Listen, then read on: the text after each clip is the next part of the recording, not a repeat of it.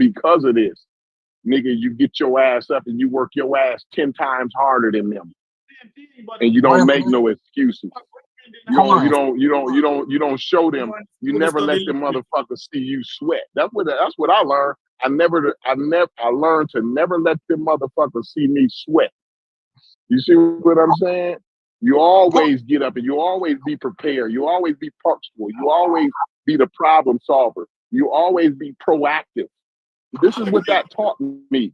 That's what that taught me. It didn't teach me to lay down. It didn't teach me to lay down. Can I say, I'm gonna let y'all keep going.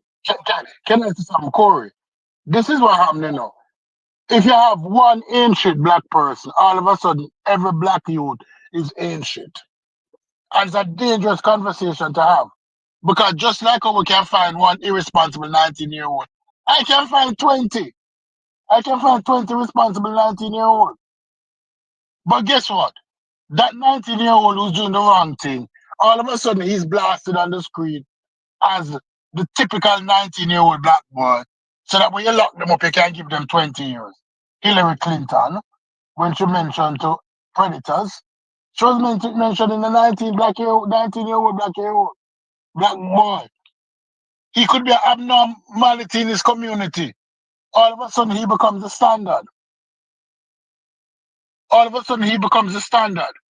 And that is not true. Dangerous. That's a dangerous thing, dangerous rhetoric to pass around. Some people take longer than other people to mature. But when they do, they do. But we don't put the same weight on the fentanyl taking white boy who nodding out, who died at rates that nobody ever died of drug anything before. You don't hear the negative stereotypes being cast in that community. But let one black boy walk down the street and take up a candy from the store. All of a sudden, you have to watch every black boy because them is candy stealers. That's a dangerous rhetoric. That's what I'm afraid of. So when I hear people make these conversations, I sometimes stay out of it because they don't understand that one of the worst things we do is that take the brush that white people painting us with and all of a sudden start painting ourselves with that same brush. Saying that we're shiftless. I'm not saying that we don't have problems in our community, we do. But not to the extent of Charlie Kirk or the other one. I didn't know that Brass felt the same way about him as I did. That, right? Who comes around and paint this picture. But it is what it is. Go ahead, Rasta, your floor. Yeah, man, no. We're not painting no white brush picture type thing, my lord. That's not what we are doing. What we're trying to say is that them same youth that's mature, they're not the standard though. They're not the example held up around the youth. They're marginalized. I was one of them. I know they're marginalized. They're not held up until they achieve something. People get older and they say, oh, yeah. Big up that man there. So. But when them man there is young, they're marginalized, man. The athlete, the entertainer, the drug dealer. Those are the people in the community. Nobody's big enough the educated this and that like that, man. We have to fight for recognition. And we act like this is not this normal standard in our community. Amongst poor black people. We're not talking about the educated middle class in them someday. A poor black people is talking about. And we have to build a better incentive for them for one for work. And what a standard, what's wrong with saying that? That don't say everybody shiftless and this and that. Because like Corey said, man, get out there and go at work. Man, go to school, man, do all type of thing. But when you look around and you look at what's promoted in our culture, it's not that. It's just not that.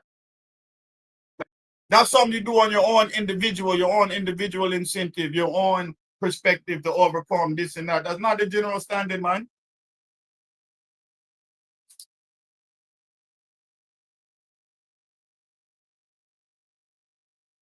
No, I do. I get what you're saying though, but like that's not what's promoted. But I think a lot of that, and I don't want to sound like some conspiracy theorist, but a lot of that has to do with like the media. You know what I'm saying? And what media chooses to show our youth. You know what I'm saying? And to big up in the Black community. They big up the athletes. They big up the actors. You know what I mean? Those are what the media actually comes to our community to big up. That's what they come to our community to find. They come to find the football players, the basketball players, you know, the comedians, the new Denzel Washington or what have you. That's what they come to our community, but they don't realize we have everything in our community. We got congressmen, we got congresswomen, we got judges, lawyers, engineers, and all that we have to be. You know what I mean? And I'm saying, like, you give Black people opportunity, right? We don't work with people. We've already demonstrated. You know what I mean? So I recognize we do have a problem with the youth.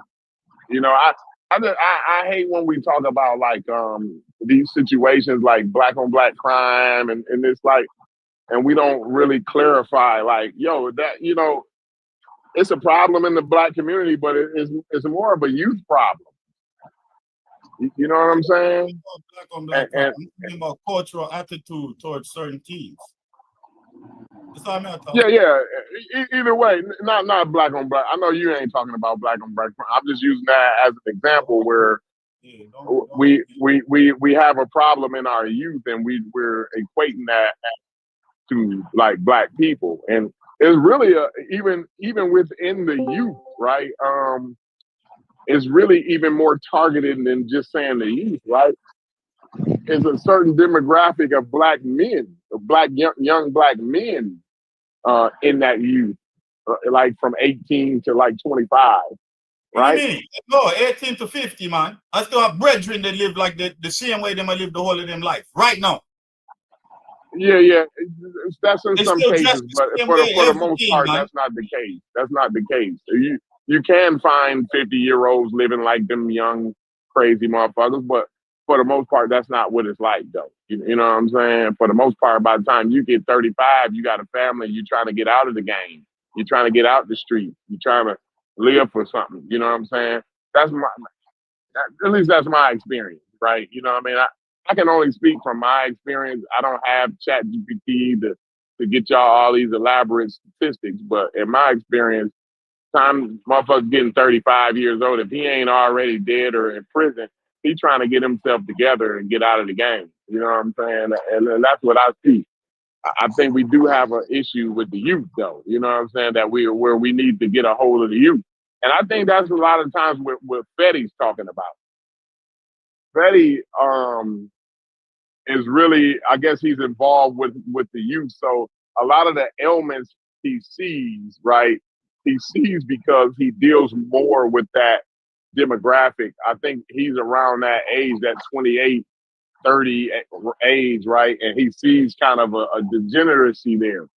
And I'm not going to sit here and act like that. What he sees, his eyes is lying to him. I'm not going to act like that. You know what I mean?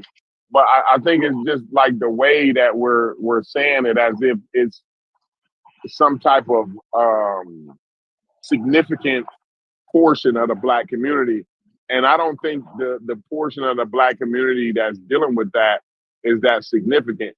Now, do we have a lot of petty crimes that add up to be something major in the Black community? Like, you know, driving while suspended, and then you end up in prison for because you can go to prison for driving while suspended. You get found as a habitual. You know what I'm saying? And then now, you know, you get that kind of thing, and now you're getting Black men in prison, and it seems like, oh, this is some type of ailment, but like this is like society that Black men is dealing with on a day-to-day basis. You know what I'm saying? So I think we need to.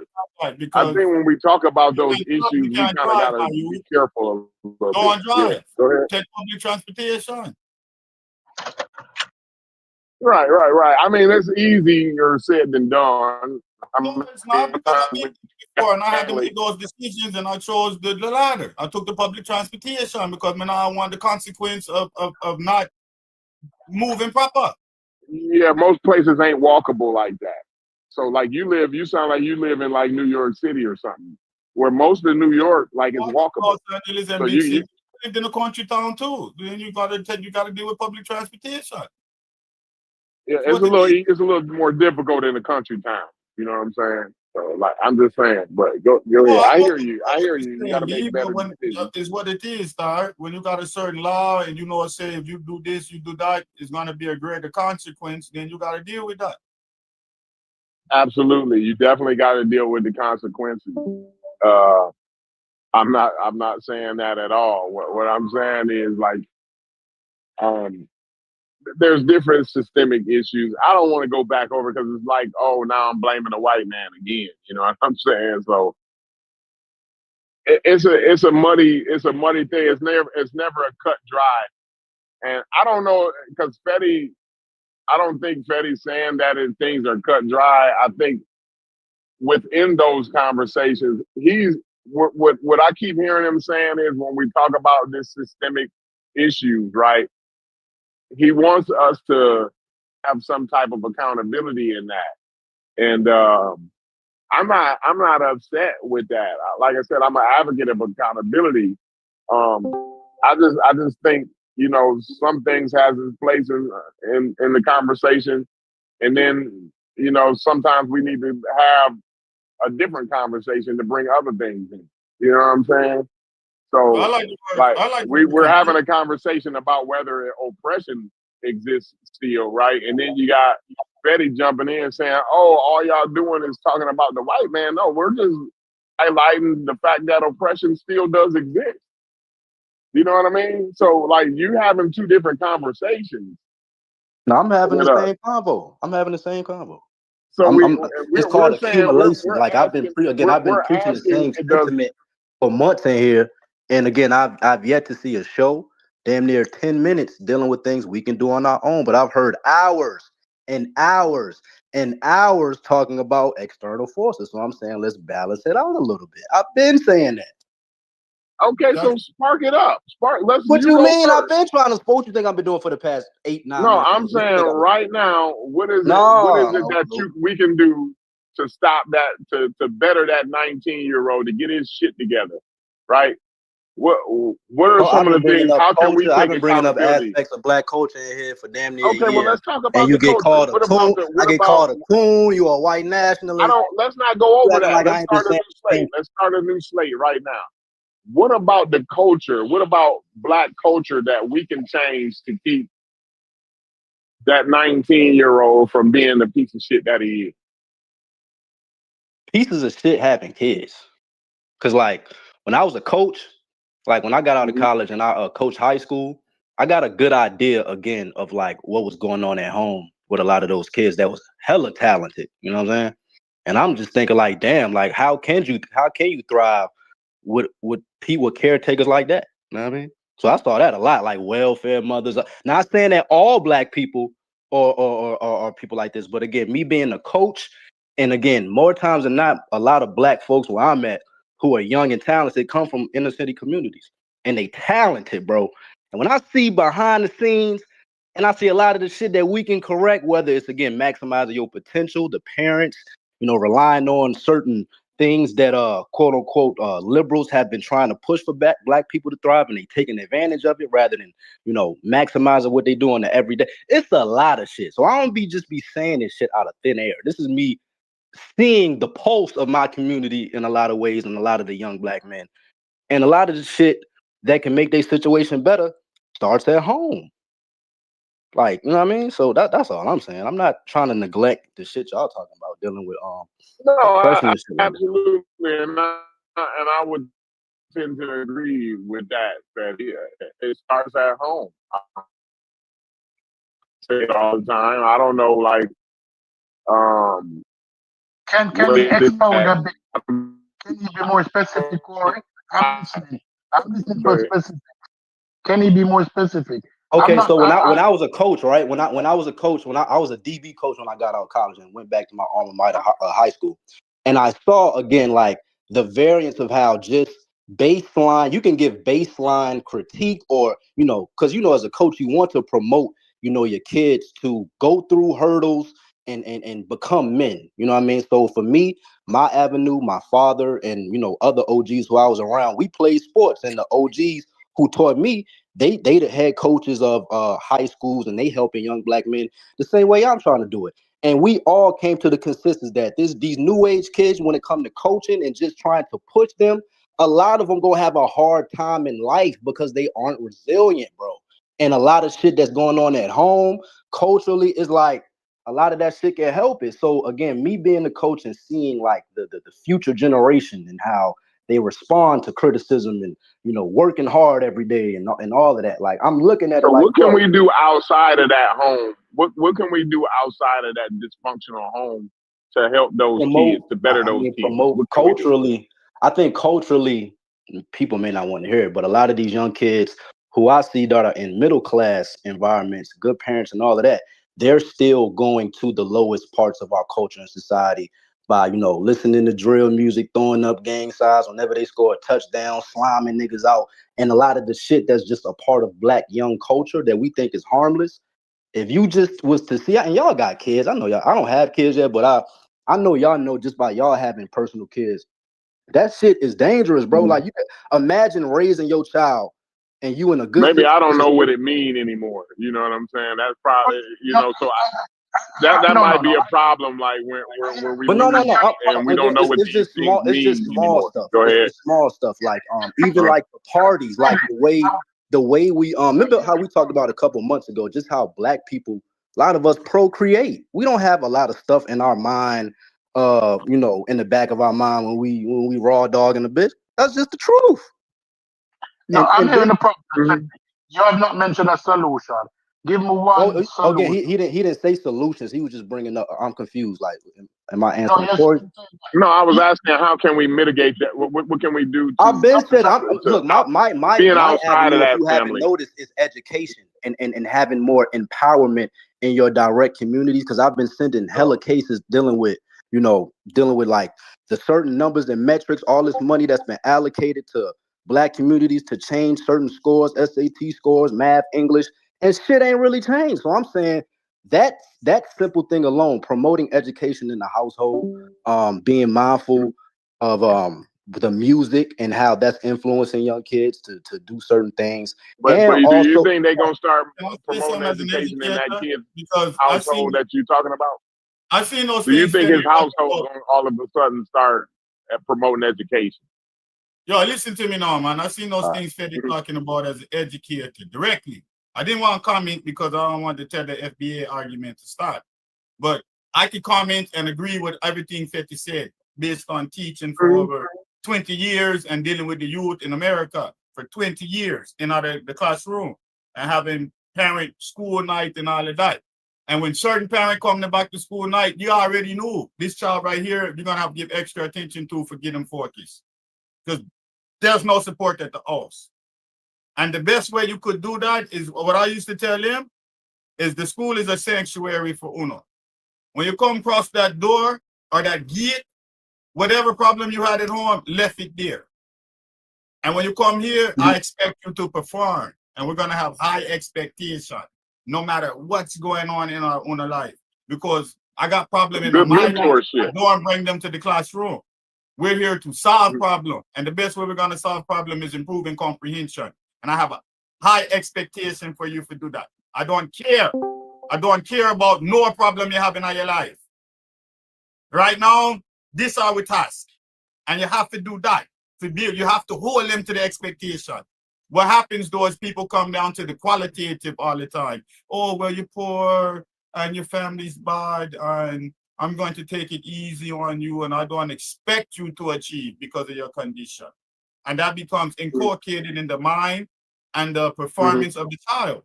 But when you have just pure high expectation, no matter what, the more the standard.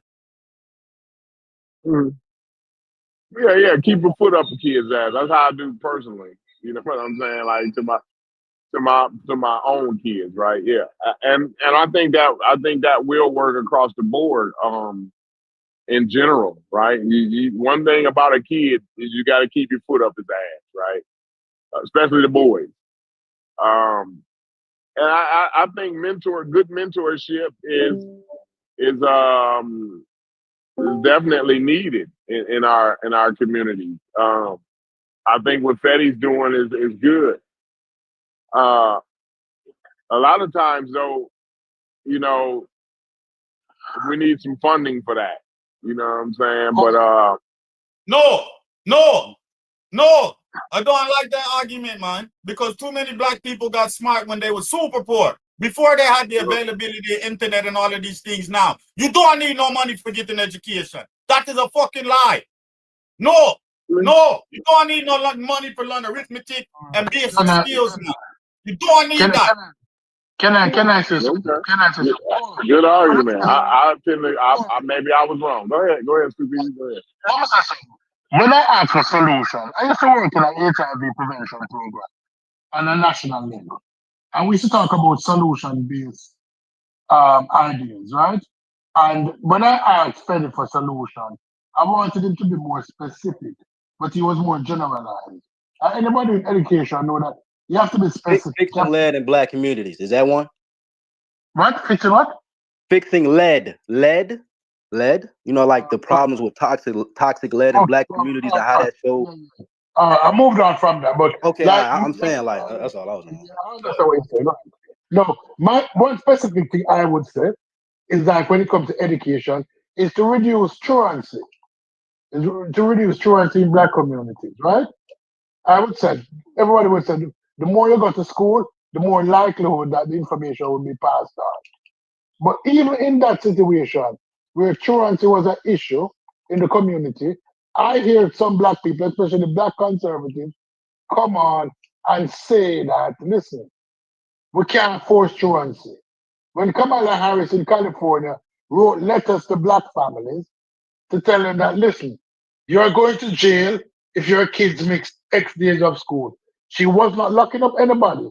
It was used as a threat. I hear black people themselves and a lot of conservative black who are like petty here say, oh here we go. Why you gotta make it a conservative and everything? Like, bro, stop this shit. Talk about the black liberals then. Talk about black liberals that fuck it up. Freddy, didn't you push back on Kamala Harris for expressing a reduction in truancy? Did I push back on Kamala Harris for trying to do what? Trying to reduce truancy among black No, children. not really. I'm not really. So again, you're trying to make an argument dealing with hold on. What you've been trying to do is connect black conservatism, right, to this bad. You not having no smoke for a lot of the things that black liberals and liberals at large talk about. You know, these programs that we need, which can you said what? A lot of the shit, a lot of the social policies have had good intentions but haven't worked. Let me finish and then you can rebut, please. Well, black conservatives, man, you trying to come on. No, many black conservatives pushed back and said that she was out of line, although she was using it as a tool in an attempt to reduce truancy. Right? But then now the same person will come back and say, oh, we need to increase education. We need to increase education. That's accountability. Yeah, we need to increase education. But yet, when it comes to methods to try to increase accountability, all of a sudden, there's a big pushback. That's why when people talk and them don't have a specific idea for a problem that they identify.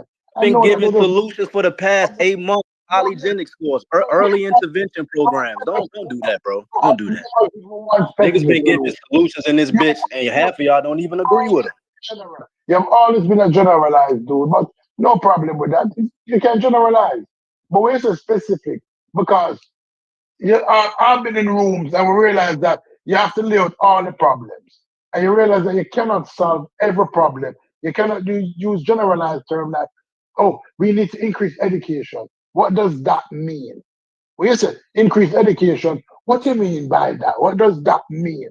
Because that's a generalized statement. That's a generalized aim. What objectives you have now to satisfy that aim? Your aim is to increase education, but your objective is how you're going to achieve that aim. And I've never heard you list an objective. You speak in generalized terms.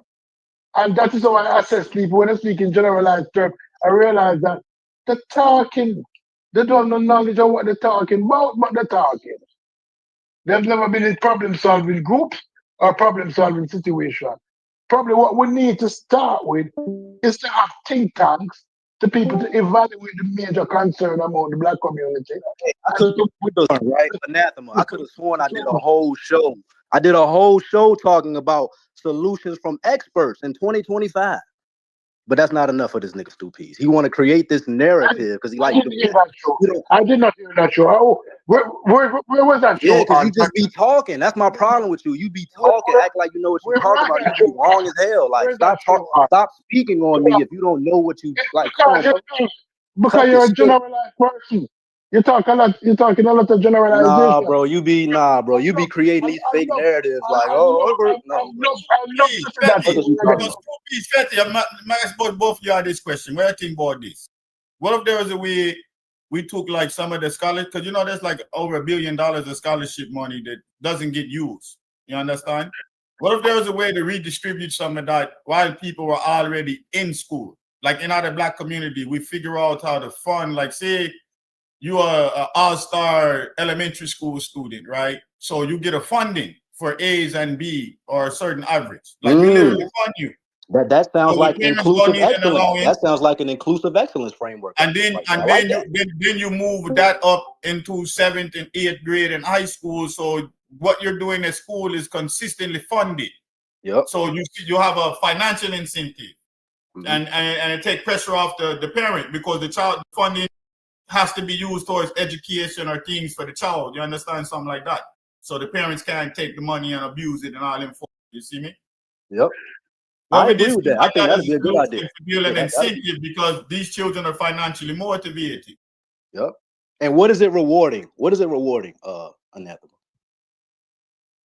It's rewarding them becoming studious, becoming educated, academic excellence, and then there we go. That's what I'm talking about. And better civic responsibility in them, son. I'm with you. So maybe we need to come up with something like that. Because I was, when I graduated with my local scholarship, I was surprised because, like I told you, the teacher them funded, they applied for that. I never would have did that. They did that, and I had a little thing around my neck. I was with my brethren because back then they used to put you in the line with your GPA. So all my brethren was in the back of the line. I was in the front of the line. Yeah. With people I really didn't know. You understand me? I say I was like maybe the 20th person in the line, and I got to sit on the stage and I didn't know none of these people that was on stage with me. I didn't know none of them. But the fact that I got paid, it changed my whole attitude. It's you understand? Rewarding the ones that you got to find a system or a pipeline to reward those ones that, like you say, is willing to work every day, maximize their potential, bro. And culturally, because again, in black culture, I know y'all a little older than me, but the person who was studying, doing everything they was supposed to do, won't at the top of the social hierarchy class in middle school and high school, bro. You was called, that shit came with social implications and judgments on you. Oh, you a square. You ain't going out, you doing it. Man, look at this square. You know what I mean? So to act like that doesn't exist is fucking crazy. Yeah, I brought that up earlier. That's why I said I don't like talking, because from the teaching, I want to seem biased, because I have a lot of anecdotal experiences that corroborate where you see it. Yeah, bro. And that's why, I know you a football fan. When you're a football coach, bro, you have no other choice but to demand greatness every day. Because I'm telling the youngins, especially due to their circumstance, your family relying on you to get up out this shit. And the small shit you doing, crying every day, throwing your helmet on the sideline, you don't realize you're gonna look back on this shit, bro, and realize you had a good opportunity to get a scholarship, maximize your potential, do whatever you want to do, but you threw it away because you ain't know how to be resilient and answer to, and respond like a man, because you've been either coddled your whole life and just shit like that. So it's like me being a former coach, it's like, bro, I saw it. I could project certain youngins who, no matter what we did, until they home was fixed, so they're gonna have a hard time in society, regardless of the white man or any of that. They can't just do simple things. They can't respond to simple adversity. You know what I mean? So it's like that's the part that made me feel a little sad. Like, damn, like And that's you're a teacher, right? And Yeah, bro. let's say we encounter a child who's underperforming. I think you have a hard time with the fact that No, everybody comes steady. You're not gonna get all. You ain't gonna save all of it. No, for no, sure, no. yeah, for sure. No. I'm not a generalized nigga because I've learned through my career that generalization don't work. So I'm going to ask Annette to walk me through a scenario. Yeah, man. I Let's go. encounter a child who's underperforming. What's the first thing I do as an educator? I do a evaluation and assessment on him to see, first of all, his learning type, his learning modality, and then I approach within that learning modality what learning deficiencies has. So then I can use his major way of learning to address his deficiency rather than just assuming. Right. So that's the first thing we do. We do assume. We evaluate the child. Then the second thing we do, we start to evaluate the external factors. Yeah. Which can directly result. You call it the qualitative factor. Is not performing. Yeah. Right? No, we cannot satisfy or fulfill all of those external factors, but we try to identify the major one. Let's say the child have insecurities because one of the things that he's faced, he does not feel comfortable coming to school because his uniform is not clean or his shoes is not good. Simple things like that can cause shyness in children or a drawing to themselves. We try to address that. We provide certain things for the child. The external factors in the home, where the child have a situation where it's convenient with learning, we try to speak to the parent, we try to facilitate the child having an environment for 2 to 3 hours where they can concentrate on the schoolwork or the homework. You do those stuff, right? We walk through certain steps. It's called what you're talking about is called qualitative factors. Right. Qualitative factors. Right. We work within the systems. We cannot generalize. We have to be specific. When somebody talk about, oh, we're going to improve education, and we're going to do this, and we're going to do that. And you say, really? And you don't know what factors affecting why this child is not progressing? You don't understand what factor why this 19-year-old is acting the fool? You don't try to say, listen, and some of the students you are gonna use a IEP if they have sufficient learning deficiency. I mean extreme ones, you understand? And then the next student them you are gonna use what I call it, you are gonna use a PSG, a personal student growth approach to them learning. So everything is kind of individualized, but it's around a standard set. You understand? So you understand? You have a general standard for society, right? It's a general standard for driving, right? Whatever. But maybe every man learn for drive and understand that in a different way. Right. And it's your job now. But you want everybody to stop at the stop sign, if you understand me, I see. It's your job now as an educator not to understand that you have generalized standards, but to realize that everybody's an individual. So we're going to meet each child at where they're at. You meet children where they're at. That's the first thing you learn, correct? Well, that's what I told you I developed with the PSG thing. Remember we did tell you about the personal student growth portfolio? We know that, but we're having no own. So you meet the child where he's at and you measure that's the child growth in regard to the standard. You don't measure his growth in regard to the next individual. You don't do that. So when somebody come on here, I've done all that shit already, you know. I've done all of that. When somebody come on here and just blast generalized statement and know that they don't have experience in the field, they might give a man begging at $10, and because they give him $10 because he's begging, they say, oh, I've done my good deed for the day. I'm not saying that you're not doing good deeds, you know. But sometimes in your ignorance, you don't even understand what you're doing. In your ignorance, You're willing to tear down somebody and not recognize to meet them where they're at and then to have a conversation. So you're successful, but you can't teach how to become successful. I used to tell my son something when I'm growing up, when I'm teaching him maths. If you know it, you can teach it. So therefore, you say you know it, teach me. Yo, you know that's part of the performance assessment, right? When the students have to perform what them know, is because now they're teaching it to a group of people. Right. So when somebody come in here with generalized term and talking about, oh, I've given Bruh, recommendations. stop with this generalized shit, bro. Like, bro, stop sneak dissing, bro. Like, bro, stop that shit, bro. Because again, bro, what you saying isn't profound, bro. I have never sneaked this you. You always No, talking shit, bro. never Fuck sneaked this out of you. here, nigga. Dude, I've never sneaked this you. I don't Fetty, sneak you this. from Los Angeles? Nah, Are you bro. from Cali? Nah, bro. Nah, nigga. I knew Fetty, what part you from, man? Nah, he's stupid. Stupid. Yo, Fetty, what part you from, man? You Hey, from no, LA, hold California? on, Natima. Hey, stupid. Yeah. Yeah. There's this term, right, called a hit dog holler. Yeah. You ever heard Nah, that I just term? put 2 and 2 together. Like he's speaking on like, bro, he's talking about generalized terms, and again, I can give him all of the nuance. So we not. I don't doing think that he was shit, talking dog. about you though. So when you say when people come in here with generalized, who was you talking about? Wait, what you talking about?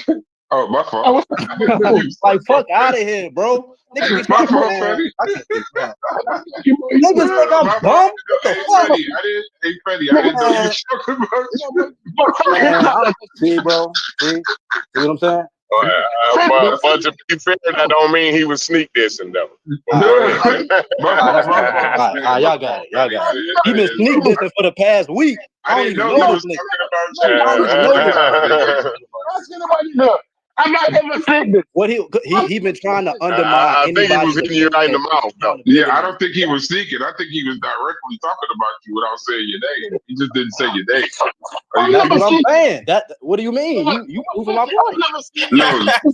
No. Well then, hey, Stu T, just go ahead and say his name, then, bro. Say my name, bro. You ain't got to be Just go ahead and say his listen, name. bro, because you haven't addressed none of the critiques I get. You've been speaking a lot of shit about me, and every time I address it specifically, you run away. Okay, Fetty. So I already got smoke with you. Oh, he got smoke. Oh shit. I know that. I don't have a problem with that. Mizzo. I know this. Nigga said I got smoke.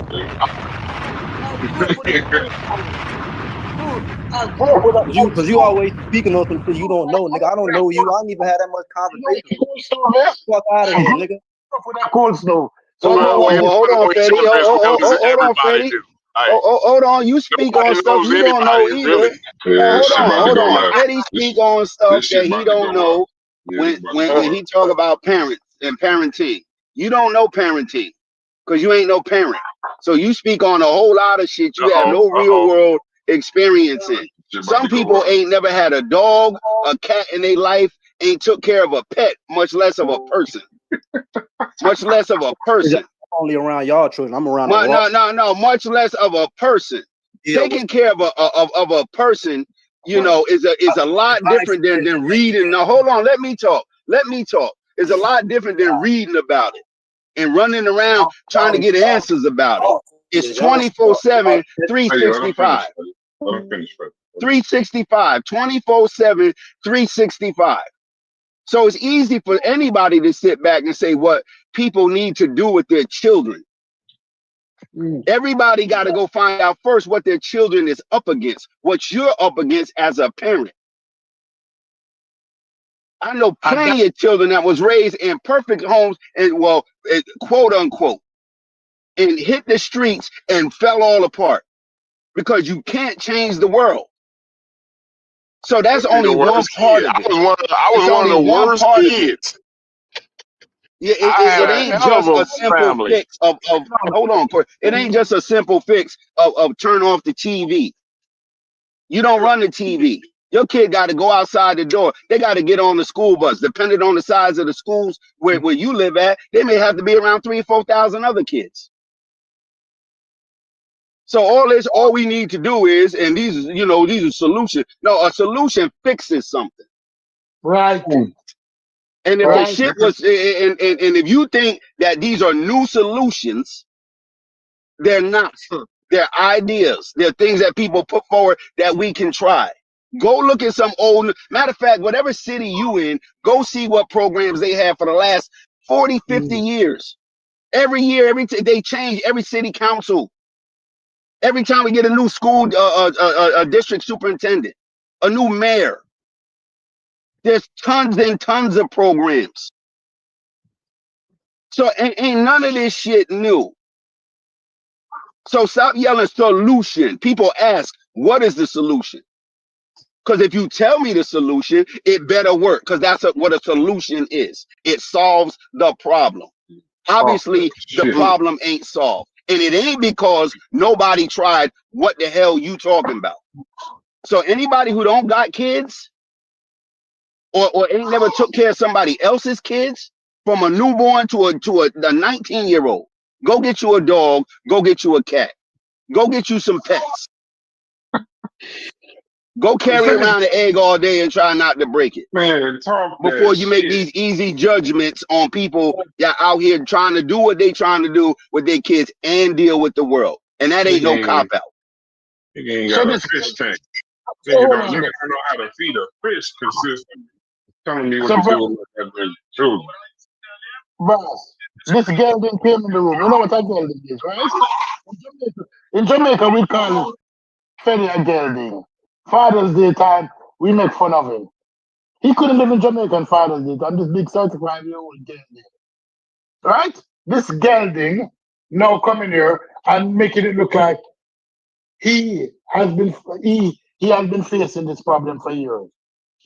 When black fathers in here has been faced with that problem. And I've seen some solution work and some solution don't work. Listen, I don't sneak this and direct this. Ask Reggie, ask anybody. Because I can take it. And if you find that I'm saying some shit, you can tell me to my face, and I will stand up and I will take it. But when you come in here and minimize what black people have been doing under the constraint that they're at, I've always said, Civil Rights Act was passed when? 50-something years ago? The achievement that black people have made in 50 years is great, but it's not what we want. But we cannot say, when we look at a Corey, when we look at a Brass, when we look at a Sheffrin, that we have not made advances. Even in the middle class, we have lost some ground in some areas, yes? And when you look at 10 years or 20 years of setback with the whole crack epidemic, we have made great advances. Give us 50 more years. And we have made advances with foot on our necks. But people come in and, oh, black people ain't shit. This 19-year-old ain't shit. When all 19-year-old worldwide ain't shit. The majority of 19-year-old worldwide ain't shit. You think they wouldn't prefer to stay out home playing 2K and texting their girlfriend and smoking some weed? That's universal. The majority, whether them black, them white, them Chinese, what makes some of them achieve is that they have patience, they have parents who has the time and the resources to enforce certain kind of rules and regulation. But when your mom have to work 2 jobs and your pops have to work 2 jobs, it's difficult.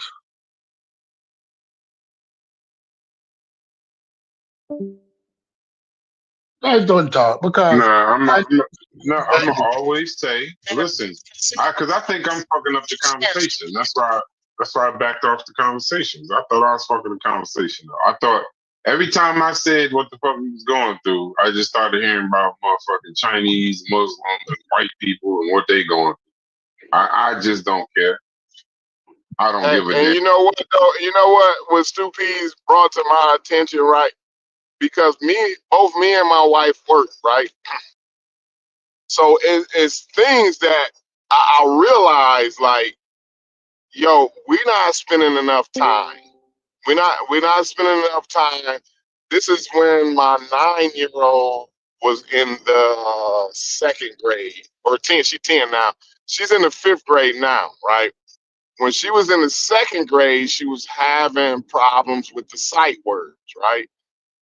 And I realized it was like, yo, they doing their job at school.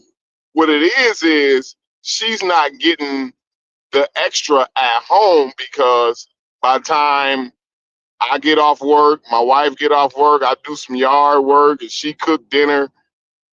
We exhausted. We might have time to go over the homework real quick, but not in a way that is needed, right? So what I found is we can actually afford a tutor.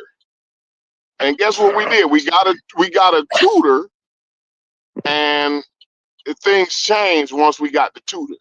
So I just wanted to say that because there is Stupe's brought up the single parent or both the parents working 2 jobs and shit like that. But even them working them 2 jobs, they still can't afford the tutor. You see what I'm saying? They still don't have after they get off work from the 2nd job at 9, 10 o'clock, they got time enough to say good night to the baby and tuck the baby in. You see what I'm saying? And that's about it. That's not saying that they're terrible parents or nothing like that. It's just the situation they find themselves in, circumstances they find themselves in. So a lot of parents across the board, but in the Black community, again, it's like my man's anathema said, things are exacerbated in the Black community. You know what I'm saying? So when you can't get that tutor, that after school tutoring or that after school program or whatever. Let me show you something, Corey. Let me show you something, Corey. You know what I did in the classroom to address the very issue y'all talk about? Go ahead. How you do that? That'll if you give us like hopefully we can use it. It's practical because that's important. I didn't expect. The homework was to write 1 sentence a night. Mm-hmm.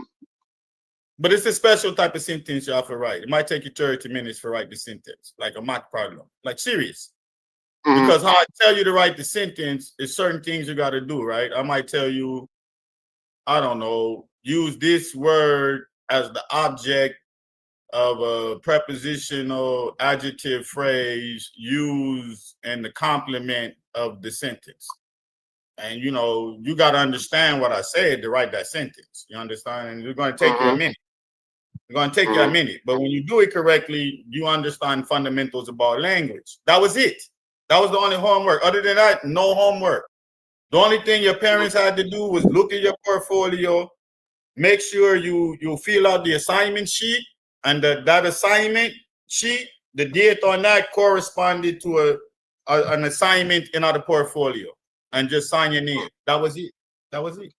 Because everything. So you use mitigation tactics before that, right? Everything was supposed to be done in class with guided practice and all of these structured things for the learning process. The learning process was not supposed to be at home. That's the cultural reinforcement thing. Because Black people don't have time to do that. And I knew that. So I never sent my children home with a whole heap of homework. Do you know I had a parent come? Literally, a Spanish man too. He came. He said, like, "Yo, man, what are you doing?" He's like, "I've never had my daughter spend an hour trying to write a sentence. You had me looking up prepositions and complements, and I never seen her so dedicated. And you only had her sentence." Because, well, I know what I'm doing, man. I'm an educator, and she knows that if she don't write that sentence and come back here tomorrow, she'll go look like an idiot in front of all of these people. So she gonna want to get that done, and that's just it. Because I know once she mastered that, and she's comfortable in just mastering because it's only 10 basic sentences. You know that, right? For master English, I can teach you 10 basic sentences. Once you master them, you can write anything. And you can break down anything anybody say to uno in the English language. Serious. So I was like, no. Once she mastered these, she's good. Her comprehension, her ability to construct a written argument position is gonna carry across all her other studies, and they get this. And I don't have a whole heap of homework. I don't know. I don't want them reading and I'm gonna have to do a whole lot of correction and wrong answer shit. I don't want to go through that.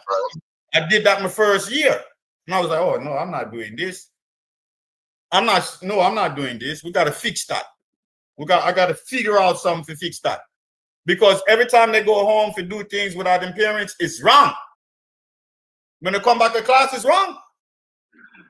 Mm-hmm. So, and then, okay, so that speaks to, that goes back to the system, right? Because, like, okay, fine, you come up with some mitigation tactics because you can figure out some of the things to consider. You know what I mean? But overall, in general, in a school system, they won't come up with those mitigation tactics because, first of all, they teach it from kind of like a general curriculum, and then do they care to even understand the fact that, well, you know, most of these African American parents, you know, is delivering pizza after they leave a factory job. You know what I'm saying? So maybe we need to do something to mitigate their after school learning to get them to be able to retain this after school. You know what I'm saying? So yeah, I think you know, that goes to the systemic issues again. All right, let me show you, right? But it ain't no question When though. I was in high school, right, and then Hold on. hold on. Let me show you how my mind But works. it ain't no question though. It ain't nothing wrong. What are we? No, I y'all never even said nothing was wrong, Bryce. I never said nothing was wrong, Bryce. I said No, you're not getting the joke. No, you're not. Oh, all right. Okay, No, go ahead. I'm gonna show you, man. When I was young, right, and I remember when you go to high school or you go to maths class, and the teacher give you the worksheet, and they tell you if you do a certain amount of problem, then at the bottom though, it would be like 2 problems. They would say, well, you don't have to do this ones, but if you do, you get credit and the extra credit. Do you know? Before I did the other problems, I would do those problems. I would do the hardest one first. To learn the concept and them something there, to challenge myself and go study and try and get the right answer, but then go back and do the assignment. That's how my mind worked, because I wanted to be challenged. I wanted to learn the fundamental. And the only way you can do that is it's for practice from the hardest. No, I tell people this. Listen, I tell people this. The syllabus for black children has to change. In high school in Jamaica, they realize that early, that black children sometimes is not afforded the same situation as, let's put it this way, poor children are not afforded the same situation. It's not about black children, it's about poor children. Let's say, for instance, the child who takes public transportation to school is at a disadvantage versus the child who parents drive. Because the child who parents drive, travel time is 50 minutes a day, 25 minutes to school, 25 minutes home. The child who takes public transportation, their travel time is 3 hours a day, 1.5 hours to go to school, 1.5 hours to go home. So guess what? That child is at an immediate disadvantage. The first child has 2.5 hours more than the second, than the latter. Simple things like that. Children who have lunch, have dinner, have food, have less stressors on them, will understand that.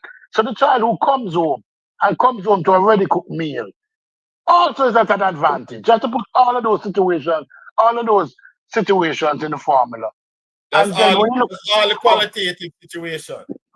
yeah, when you look at the outcomes now, how is that child expected to have the same outcomes as a child in a different situation? These are arguments that we have at government level when it comes to addressing problems. And we realize that, listen, it's what we're going to do is that we'll do an exam at the end of the high school. If a child passed 5 of those exams, we said that that child did a good job.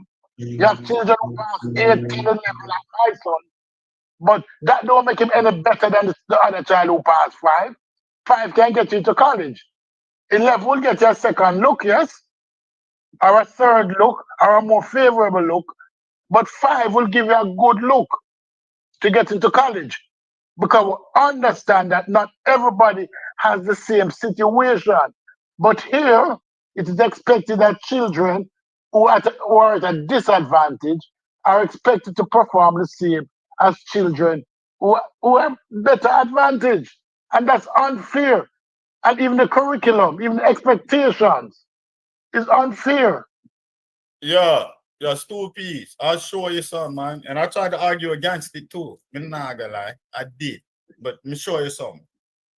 When I was teaching the AP class, because of the school I was in and the district, right? If the students got a 3 upon the exam, it was weighted like a 5 from somebody that went to Mater B. Because they wasn't even expected to be able to get, you know, you get a 1 for signing your name. You understand? They wasn't expected to get above a 1. But the fact that any one of them got a 3, right? And the ones that got 4s and 5s, forget about it. But if you just got a 3, and I used to be like, nah, man, you got to have a higher standard because I don't want my student striving for 3.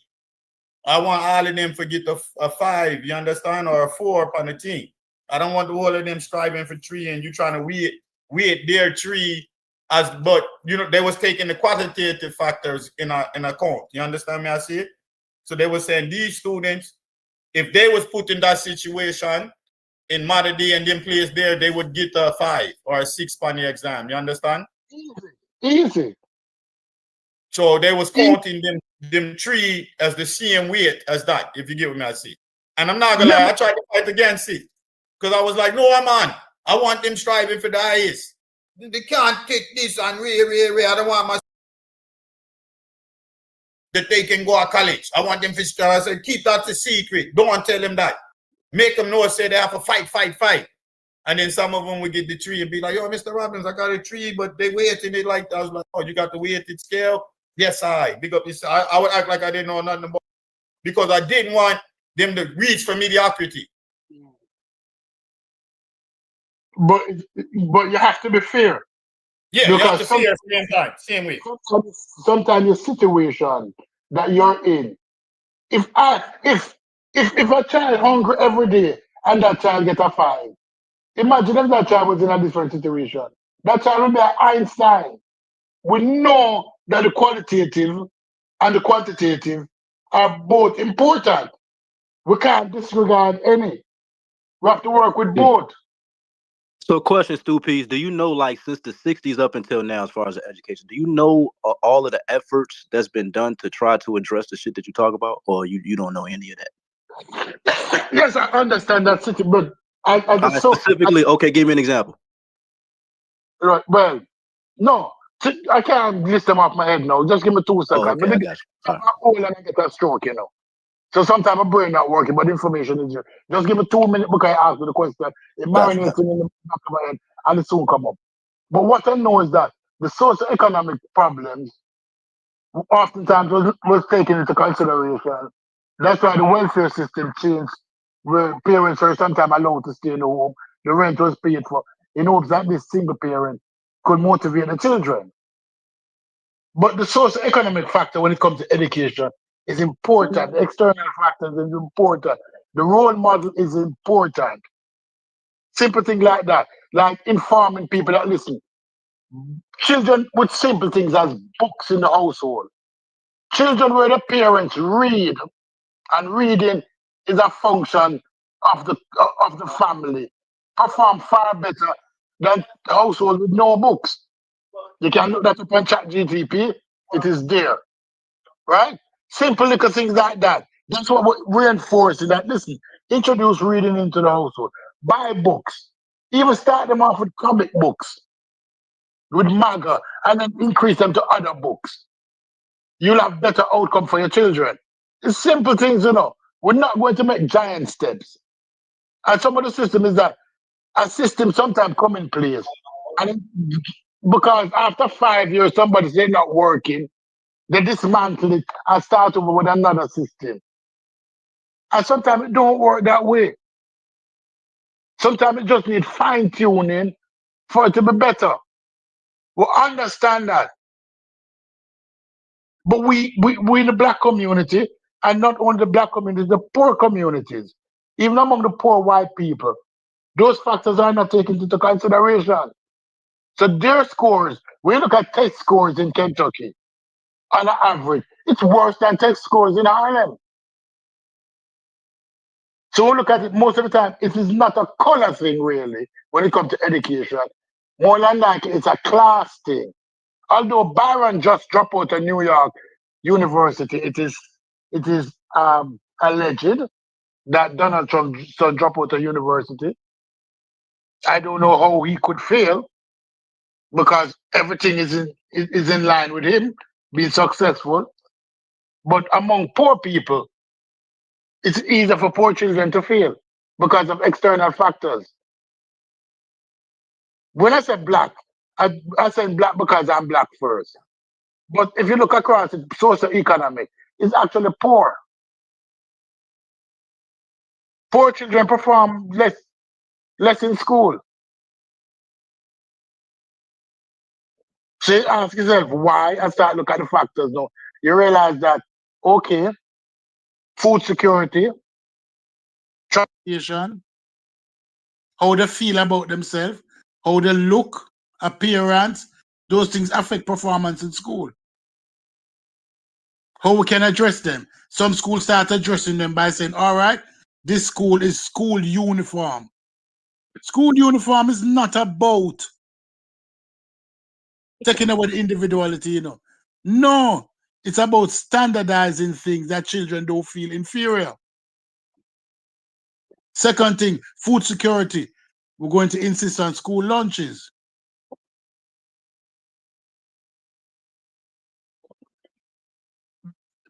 Student without parents in the household.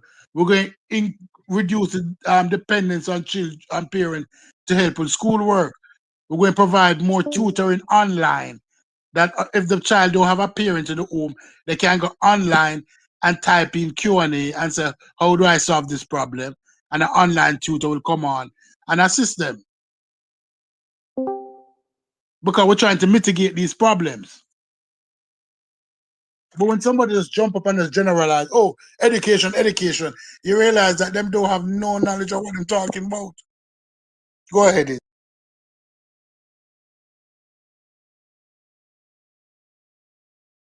Absolutely. I like the mitigation tactics, right? We're not going to solve each issue with one wrench, right? You got to bring, the whole toolbox to the table. So yeah, and especially like I think you said something, Stu Pease, but I think, and when we're saying these, we kind of understate things a little bit. You know what I'm saying? So I can remember like in my school days, right? How much a good clean pair of jeans and a clean shirt and some clean shoes can do for a student. You know what I mean? Like just that. Just clean pants, clean shirt, clean shoes. What that does for a student increase your self-esteem is you can't even put a value on that, right? The increasing a student's self-esteem is invaluable, right? And just the increase in self-esteem will improve the performance. Now, you may still have some different issues with learning as fast as others, but that hurdle, just getting over that simple hurdle of the self-esteem, him having a toothbrush so his breath ain't stinking, so he's able to go up and ask that question, or he actually took a shower so he ain't musty or got a smell to him or whatever, and now his clothes don't smell like mama's burnt chicken last night that she fell asleep, you know what I mean, drunk You know what I'm saying? And left the chicken burning or whatever have you, whatever the case is, right? Just having that amount of self-esteem may give that kid the courage to ask that question that he wouldn't have never asked. You know what I mean? And gives him that better understanding. You know what I mean? It's though all of those little simple things add up to, you know, a better overall child, you know, a better overall outcome. So, you know, I think and I think, you know, we can say, well, we threw money at it and this and that and the other. Maybe we have thrown money at it, but was the money allocated in the proper way? You know, was the money distributed in a fair way? You know what I'm saying? And are the proper mitigation tactics actually executed? You know what I mean? So yeah, I think y'all pretty much laid it down. I like it. I like what you had to say there, Stu Peas, and Anathema too. I like what Anathema had to say there too. That was pretty profound. I don't know if Fetty, if you got something to add to that or whatever. You know what I'm saying? I guess feel free, but that's kind of my spiel on it. Listen, Corey. These problems, there's no new problem in the black community. People might think since 1902, we have been faced with these issues. Many of us have triumphed out of the issue. Many of us have become educated, and the more educated one, children have become more successful. We can look at the trend. Absolutely. I'm just a nepo baby. Yeah. My success is due to nepotism. You know, I had some successful people ahead of me, so that's for me. But you know, and so, but most people ain't gonna be in the situation that I'm in, right? So, Right. You know, that is true. That is true. But you can, because of your success now, look down at your nose on people, not realizing that many of us have, you know, raised your head over water. You know, many of us have put up resistance, as Bersama would say, right? Many of us have achieved, but some of us still in the struggle. And some of the problems that existed 100 years ago still exist today. Yeah, I got cousins and aunts and uncles, and you know what I mean? Like, the struggle is real. I see it. You know what I mean? So yeah. Right? And sometimes I have to agree with Chef, although I will never say it out loud, because that will kill my credibility as the black of the black of the black. But sometimes some problems we have already had the solution for. Not you gotta all have problems. you gotta listen to Sheffrin with a trained ear, right? Yeah. So you know what I mean? Your ear got to be pretty well trained. You know what I mean, to hear some of what Sheffrin's saying. I understand that some problems we should not be crying about. Right. Yeah. Because we should have already we found the solution, and we're not using it to the fullest of the extent. Absolutely. The things we but can but take where care is this of, where's this lack of accountability that Fetty keeps bringing up? You know, I guess if you're not on YouTube all day yelling about how bad the music is and how bad the dances are and how, you know, smoking and drinking and yeah, if you're not doing that, you're not holding nobody accountable, which is insane. Don't nobody get held more accountable than black people. I'm with him. If you want to get into how terrible the music is, but hold on. Let me finish my statement. Now, if you want to hold people accountable, you got to outdo the government. You got to outdo the corporations. You got to outdo everybody, since you want to be super accountable for what a small group of people who ain't doing right. You got to get in line to hold their asses accountable. because they won't hold a job. That's accountability. You'll get your ass fired. You will end up in jail if you commit a fucking crime. That's accountability. Your kid will get his ass kicked out of school if he ain't acting right in there. That's accountability. There's tons of the shit. So if you want to be super accountable, Fetty, you got to get in line to the people already putting foot to ass. Period. Period. It's already being done. And now, okay, you tell your kid, turn off that music. It's too violent.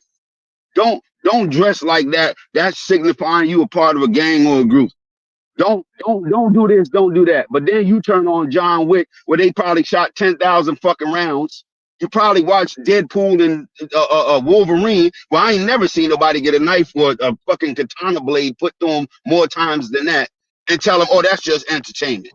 Oh, that's just entertainment. Top grossing movies, super violent. But you got to tell your kid, yeah, nah, don't do this, don't do that. Again, once they walk out the door, it's a different metric. It's a different metric. It don't work that way. Well, how come everything I see that's making a lot of money is super violent? How come I just turn on the news, they just leveled half a city? Oh, you know, that's different. That's different. But when his friends, your child's friends, is fighting on Instagram, that's the worst thing in the fucking world. Oh, for black people it is. No, it's the worst thing for anybody to see that kind of violence. Anybody to see that kind of violence. So drill music ain't no worse than a fucking John Wick movie, which they made what, 4.5 of? It ain't no more violent than anything that's grossing billions of dollars a year. And black people didn't make the shit popular. Corporations did. You can't get in every home by dealing with black people. A corporation has to make sure it's on every fucking phone, the top of every chart, on the soundtrack of every fucking movie, and TV commercials. They do that. You can't do that. Your community can't do that. Ain't enough money or power to do that. And if you can't do it, you damn sure can't shut it down. So who's not held accountable? Go ahead, bro. Are you guys, is this a live show that's on YouTube also? No, it's recorded. Or the one on YouTube's recorded? Yeah, the one on YouTube is recorded. Oh, okay, cool. No, I you was can't gonna address it. that, No, but we'll address it. So what's the problem? What's the issue with YouTube? What you I was want just, to add? I think you guys are talking about education and stuff like that. And That might I was be just, live then. It's probably live. Yeah. Probably live. Then go ahead. I was Give just us, listening. give us, I'm telling give you, us, man, like, no, it's give us your powerful. opinion on West Side. Yeah, it's a powerful conversation, man. Powerful conversation. And then, yeah, we could talk about how bad music is, and how bad music was, and how bad some music always been. It ain't no worse than no damn rap music. And all Nah, rap music drill was some ain't different like shit. that. That was some different No, shit. okay, but hold on. Okay, you wasn't here. So you telling me a fucking John Wick movie is no worse, I'm saying is drill less music. bad than drill music? Drill How? started in fucking the worst inner city community, and that shit How did it spread get around the worldwide. world? How did it get around the world? How did it get around the world? Oh yeah, I forgot. We're gonna blame them 100%. No. Tell me how we got it around the world. You gonna start talking about how the white man? No, because you can't answer. Just say you don't know. Just say you don't know, bro. You don't gotta know everything. You don't gotta know everything. Just say you don't know how it got around the world. You don't know how they got signed to a label. Say that, because you don't know. That's your problem. When you don't know, 3 little words. We had this conversation dealing with music. Let me I ask you. don't know. I'm talking We about had this conversation before. violence. I'm talking about violence. Yeah, I'm talking about violence. We had this conversation before. Yeah, just say you don't know. I'm telling you, you didn't answer then. You didn't answer now. You want me to tell you what you gonna say verbatim? No, just say you don't know, bro. And let somebody else talk about it. Corey want to talk about it. How bad the music is. Go ahead, Corey. He don't know. He don't know how it got around the world. Go ahead, Corey. I'm saying Eddie want to do a show on how bad drill music is and the influence that it got on the kids. I'm fine with it. You know what I mean? Yeah, violent behavior. Yup, violent behavior. I agree with that. But hey, if you're gonna stop, hey, then don't expose your children. Hold on, don't expose the children to no violent behavior. That means cut off your Netflix. Don't let them see no There's billboards. certain things Make that sure they don't reflect see no black culture, though. commercials. There's certain All that things good that shit. reflects black culture. That's not. Yeah, certain. That's all I was saying. Oh, okay, all right. You have some accountability, right? No, you said we have none. I'm saying have some in these conversations. Let's have some accountability. What do we echo a lot of things that's detrimental to us through music, culture, and all of that, devoid of influence of other people? But who doesn't do that though? That's amazing to me. No. Let's not go too far. Just No. What? We got some degeneracy. We got some Have that in our degeneracy. culture. Hold on. No, he made a good point. He talking about culture being expressed. Hold on. No, simple. A culture being expressed through music. That's inhuman, right? I'm telegraphing everything. Black people. I'm like black people, right? Black people expressing their culture or things they see or witness or go through in their life through song. That's inhuman. It should not be done, right? No, well, what he's basically getting at. No, let him say it, Corey. No, Corey, let him say it. Let him say it. Amongst us. No, let him say it. Agree to that. I want to hear him say it. I want to hear him say it. Black people, because that's what we talking about. Expressing anything you see or go through in life through any form of art. You can say music. Some people can say drawing. Some people can say dance. Whatever you want. A part of what you experience in your life, if you express that in song, that's inhuman and unreprehensible and should be held account, right? You talking to me like I'm not black, you know? I just asked you to know. You said let's keep it on black people. You said let's keep it on black people. If you don't see, if you don't see what I'm trying to say, I don't mind you. No, you don't see what I'm trying to say. It's fine. No, we good. We can leave it there. I'm good. Wait, what? I said you gonna keep just bringing up the influence of record labels. I'm not disagreeing with that, but to act like are we talking about music? Okay, bro. See this nigga playing dumb now. All right, bro. No, we talking about. Well, you ain't playing. I know that. I know, yeah, bro. No, we talking about what music. Do you mean we talking about music? That's what I'm talking about. You talking about? You said drill music. You said drill music. I'm telling. See, this nigga not even listening to what I'm saying. You said drill your overall music. So I kept it on music. It got spread over. It ain't a message. The country to the white man. It ain't a message. And them, like, bro, I heard you had this conversation before, bro. Drill music is a message. Here we go. See, y'all niggas are hilarious. This shit is so funny, like. But yeah, we're gonna keep running around in circles instead of acting like instead of addressing the real problem, we can keep running in circles and playing dumb. I'm with it. Well, we was talking about how we're not holding each other accountable. So we discussed shutting off the TV, cutting off the music. You said there's other aspects of our culture that we need to. Now hold on. So how do we hold people accountable? Yell at them on YouTube, get them kicked off YouTube, get them arrested if they out here committing crimes and promoting degeneracy. How do we hold them accountable? Not subscribe to their channel, not send them no cash apps.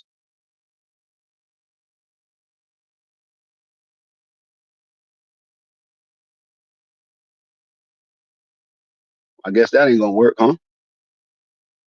No, I want to hear about this lack of accountability we have for each other.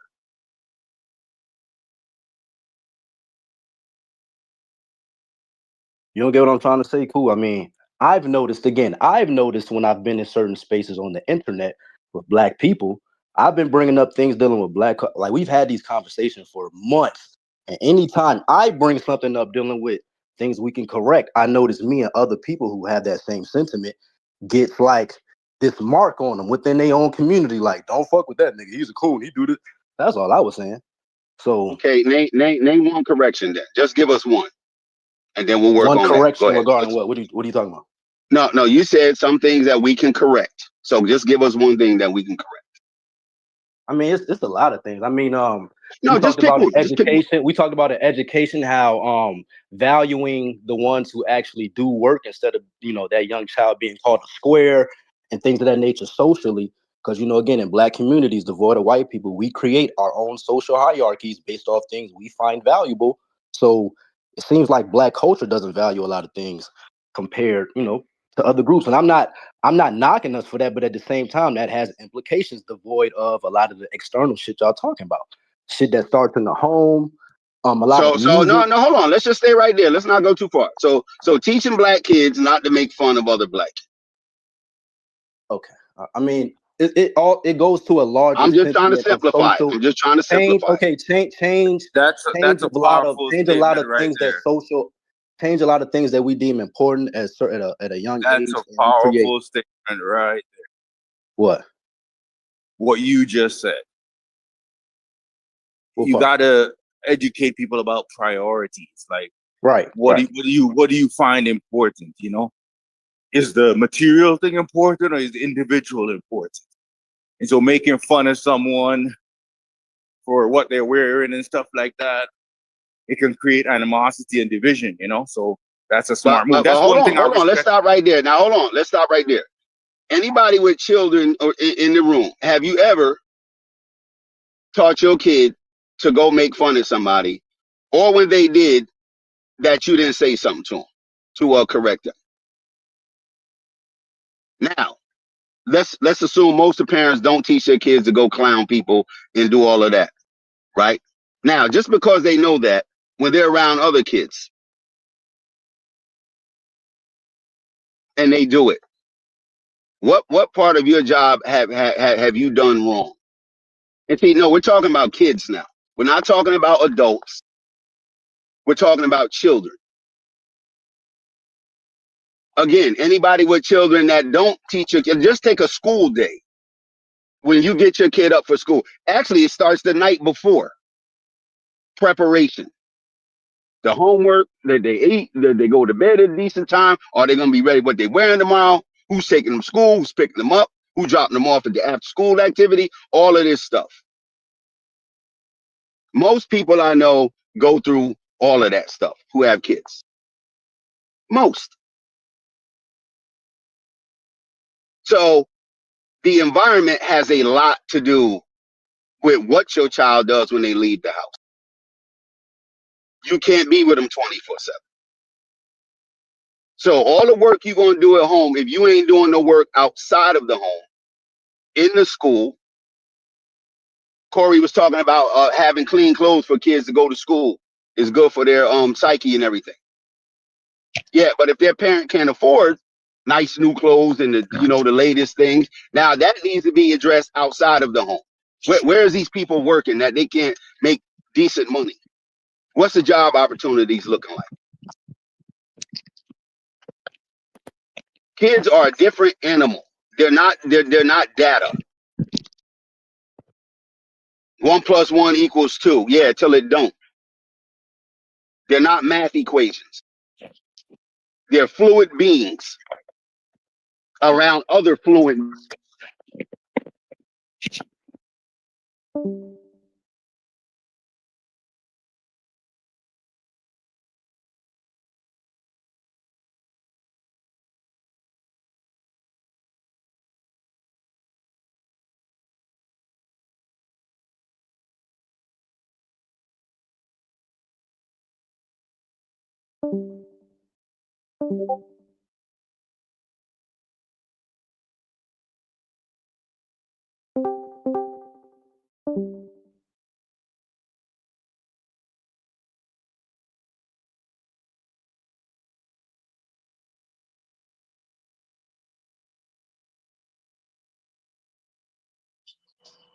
It's what can't hear you. Just stop talking. Yeah, go ahead. No, I was just gonna say my wife drove a school bus for almost 30 years. From elementary up to high school. Whole different game. Fetty was a coach. He understands. I know a bunch of coaches. Yeah, coaching kids a lot different than they act in school. A lot different than they act on the school bus. A lot different than they act when they with their friends.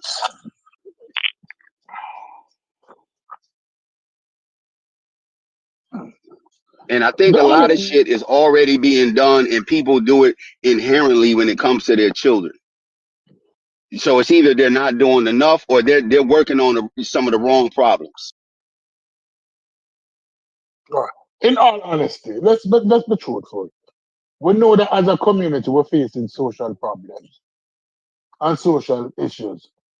Some external too, and some internal within. Right? kids are kids are easily shaped. Many times they are affected by social factors.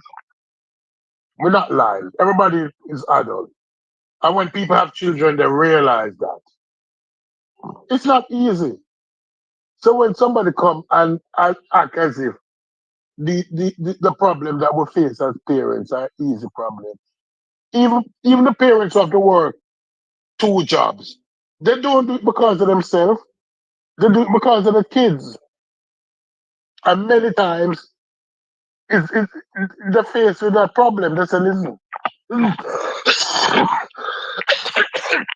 I'm faced with this situation. What am I going to do? Is it that I'm going to get the resources necessary for my children to eat, to sleep, to be comfortable, but they won't see me? It's a trade-off. It's a trade-off. It's challenges within our community. But when somebody come and act as if, oh, all solutions are easy solutions, I think they're being disingenuous. And I have a problem with that. I have a problem with that. As Brass put it, if you look at our socio-economic situation, the middle class, that means the middle class is that class of people that you put to the front. Our people make worth $200,000 less than other communities and groups. So even in the middle class, we have struggles as parents. There's no simplified or easy solution. There's none. Some of us going to make it, and some of us not going to make it. And we hope that the next generation will do better. Know that the uncles are coming out of jail, the ones who got 30 years to the crack, probably they can be the role model in the community now. To say, listen, I understand what happened to me was unfair. That's why I don't want it to happen to you.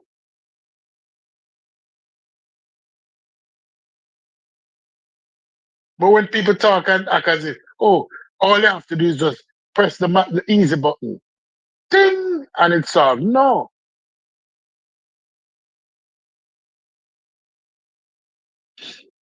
And just go back to the music. We was talking about the music. We didn't want to get too far off. Look at when gangster quote unquote West Coast music came out. Who is the biggest producer in the planet right now? Dr. Dre. Dr. Dre. But he's not independent either. Now back then, what did they call him? Oh, that's gangster. Y'all promoting gangster rap and gang violence. And y'all ain't real gangsters and y'all ain't this and that.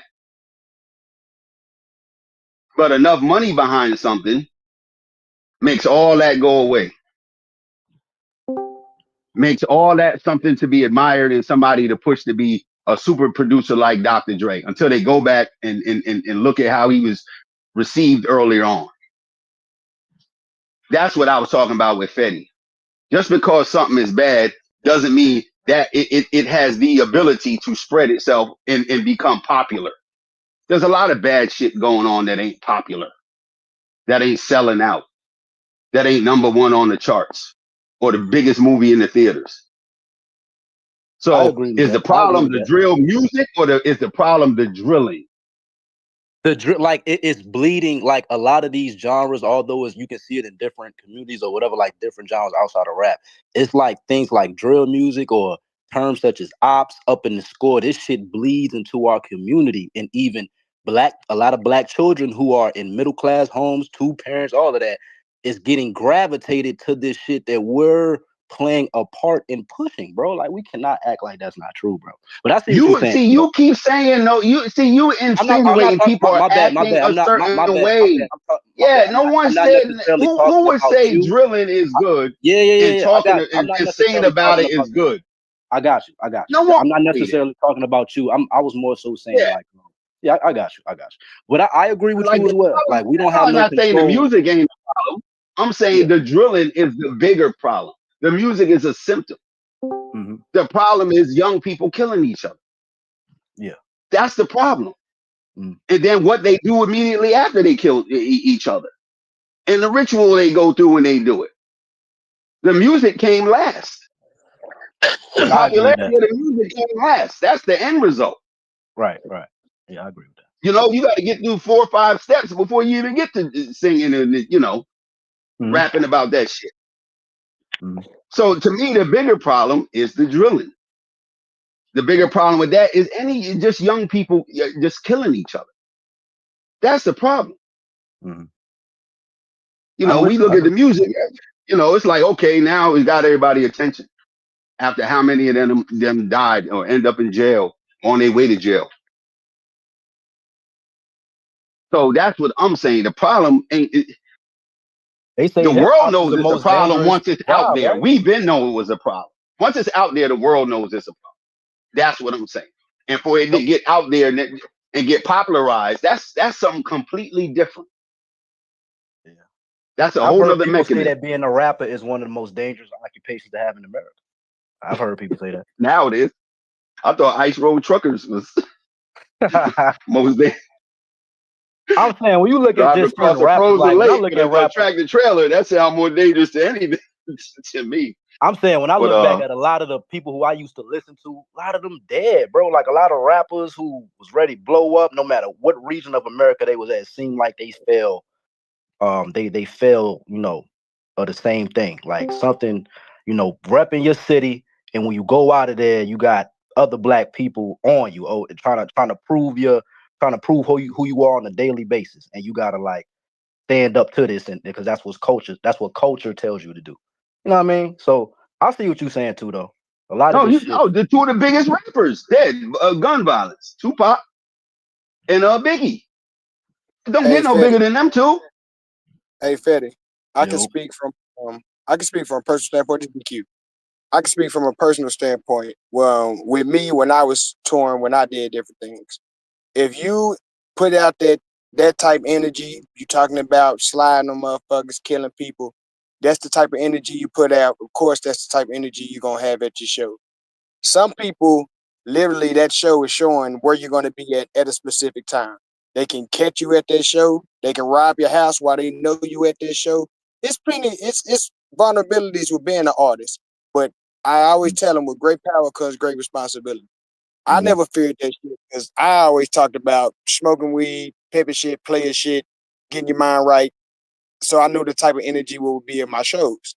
You know what I'm saying? But it's just one of them situations where both things can be true. It definitely can be dangerous if you're acting careless and dangerous with the profession. Just to sum it up. But yeah, I'm gonna go back on you. Cause like DQ, right? Like say you a street rapper and you promote certain shit, or I'm the nigga of my town, the city. When you go on tour, you expected to hit the lowest of the lows of every city to prove who you is, just on the baseline. So I'm saying you as a rapper just doing shit like that, you putting yourself into a lot of, you know what I mean? Just the fact that you got to make your money going to strip club, 3 o'clock every night. Niggas hating on you. You know what I mean? So that's it's real dangerous. Even the studio thing is dangerous. You know, I know some artists that take the brown paper bag and be like, shit, yeah, I pull up to the studio, little feature, whoop-de-whoop. Some people be like, nah, you know, I pull up to the studio, you might try to set me up. I don't even know y'all niggas like that, so I pass. Many people got different ways they do it, just the different cautionary tales that have been told or what has happened to people. But yeah, you're 100% right. A lot of artists try to go to the trenches, quote unquote, to try to prove their gangsterness, quote unquote, but you know what I'm saying? That's the reverse backwards type thinking that we have. But it is being corrected. I can see through different ways. But 100. Yeah. Well, and a lot of them are getting held accountable, right? They getting arrested. They getting charged.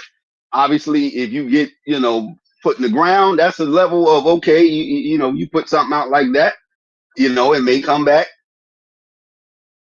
and be your demise. No, correct. So, yeah. I tell people. You gotta watch this. What you put out comes back. That shit's real. I ain't no spookism about that. Ain't no pseudoism about that. You gotta watch what you put out in this universe. Yeah, and teaching kids about violence, that it looks different from different people. That may be something later on in life. Violence is violence. I don't know how everybody raised their kids to be like, watch out for this type of person, watch out for that. Yeah, you get that when they can understand it. But most of them know right and wrong. Most of them understand consequences. May not fully understand the consequences, but they understand.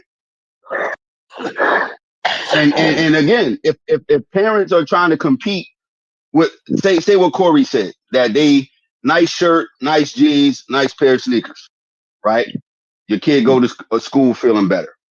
Now, how he fits into to the larger group is what kind of shirt, what kind of jeans, what kind of sneakers, right? The parent just can't go to the store and go, oh, this looks like a nice shirt for him. No, she got to know, or he got to know, the dad got to know, yeah, this going to get him clowned or whatever. Parents know that shit too. They know about peer pressure.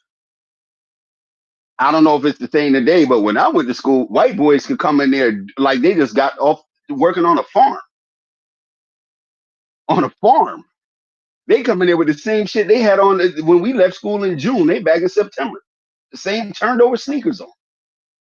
Not us. We up in there, peer pressured out. They counting how many days you come to school with, something different on. But yeah, but parents have to understand what the kids are up against outside of the home. Not just how you raise them, and that's only one part of it. You got to know what they up against. And it ain't just one-to-one peer. It's what they see on the internet. It's what they see. What's getting fed to them. What's getting targeted to them. Like this shit don't care about how old the child is now. If they got a computer in their hand, that algorithm get a hold of it, that's it. They're going to lock them in. Be watching cartoons all day. Stupid shit.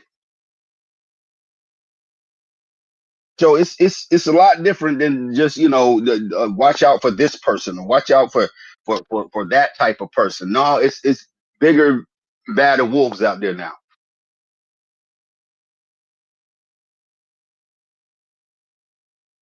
And not so obvious wolves either. That's out to get your child's attention. And if they use the drill music to do it, you think they're not gonna do it? Make something popular and then capitalize off it? Shit. My son could tell you every lyric to every King Von song. If I took him to O Block, he'd piss his pants. Yeah. If he heard you was going to O Block, he'd jump out the car. No, I ain't. If he thought I was taking the O Block, he'd call the police on me. I took him to the projects. He held me accountable. I took him to the projects where I grew up. That mother said, I'm not getting out. No, thank you. Sound like a smart kid right there. He ain't got nothing to prove. I'm not getting out. He said, go ahead. He said, go ahead and talk to your folks. I said, come on, let's go. He said, nope. But that's the point. But I mean, that means it's a job. But sometimes you take your wins where you get it. That's a job well done. He's not supposed to. He's supposed to know what a project is, but he's supposed to be uncomfortable. He's never seen nothing like a farm. Now, the funny thing is, if I take him home to our childhood home, we don't still have a farm, but, we got the remnants of one, play farming, I guess. And he likes being out there with the the farm animals and stuff like that. I take him to Youngstown Dairy. He likes hanging with the cows, the goats and shit. So I know that part of it is in him, but he don't have no hood in him. But I'm telling you now, y'all think drill music is bad. If y'all do have kids, or especially if you got like nieces, nephews, just set them up on an Xbox with 10 of their friends in an Xbox party and just walk away. These are some of the most vile. I mean, I forgot all about the game. It's the worst. Wow. It's the worst. They to each other, all kind of vile, this, that, and the other. But then I take my kid to somewhere else, and he knows. So he knows the difference. But I don't. I don't think. I think our culture is a reflection of the times. I don't think it causes the times. I don't think that now hip hop is putting a mirror up to what's going on now. Like back in the day, the music was all about the drug dealers. Now all these niggas sound like drug addicts. So did it cause the drug use? I don't think it caused the drug use. I think it's just showing you what it is. Drill music was kids. Keep telling people, Chief Keef, I don't like. That song was popping in Chicago when he was like 13, 14 years old. He'll say anything to get, to $1 or get a little clout or get a little notoriety or whatever. So Yeah, that's true. know. I don't know. They're not causing these drills. And then drill is unique too. That's another part about hip hop. Everybody compare drill music to what's going on. Drill is unique. I've looked at it and how they've adopted it in different places. London has a whole drill scene. The Bronx got a drill scene. That's where it started, Brad. Hey, Brad, that's where it started. It was actually called grime. Yeah, in London, right? Yeah, it was called grime scene, and then it jumped. When it jumped over here, it became the drill. But yeah, that was the grime scene. Yeah, so those guys. Of course, over there. I might say, let me just add this little part, and I'm out. Mm-hmm. But of course, over there's no guns like that. Said can even attest to that. They don't really have many guns over there in the UK. But you're gonna get stabbed up. You're gonna get beat to death. So that was majority. Yeah, that's what majority of how they knifing over there. Yeah, but when they jumped over here to us, we got guns, so we adopted the same low base energy. But we start talking about what we are able to do over here with guns. So it transitioned from grime music to drill music, and the drill music started going into regional regions and formulated into something else. But yeah. Leave it to Americans, bro. We take everything and put steroids on. Bro, I remember when that drill shit started happening, and a lot of like younger kids that was on social media that said had beef or was won't fucking with a group of niggas from another school or neighborhood. There was a time where that pull up, drop your low, and we gonna basically shoot it out. Niggas was really crashing out, and I'm like, bro, that shit crazy how that shit spread like on a culture, social level to where like niggas is incriminating themselves on live. You know why it was so easy and why it spread like that, bro? Because all it takes is seeing a video of 6 of niggas jumping around with guns saying they gonna slide. It's not hard to get 6 homies of yours, and it's not hard to acquire 6 guns. So it's like, it wasn't like a barrier stopping them from recreating what they saw. Everybody started doing this shit. You know what I'm saying? So I totally feel you. That shit was a wave. Now I instantly became an old head. I'm like, okay, yeah, I'm a old big bro. That's me now, nigga. Y'all young niggas. I'm like, it ain't really smart to be on live showing where you at, your home base, saying pull up. I'm like, that ain't really smart. Like, what's the bro? No, hold on. Hold on. You hit the nail on the head. It's not very smart. Mm-hmm. So obviously that person has a issue with their intelligence. Either that or they one of them I don't really care people. Well, I can bring it in. To me, that's what I'm saying. That's where the problem starts, right? You got videos of kids with guns that you could tell ain't never held a gun. I ain't talking about in the street, in their bedrooms, like they hiding from their parents and they trying to make a TikTok and the gun go off, or they trying to whisper and they look stupid as hell.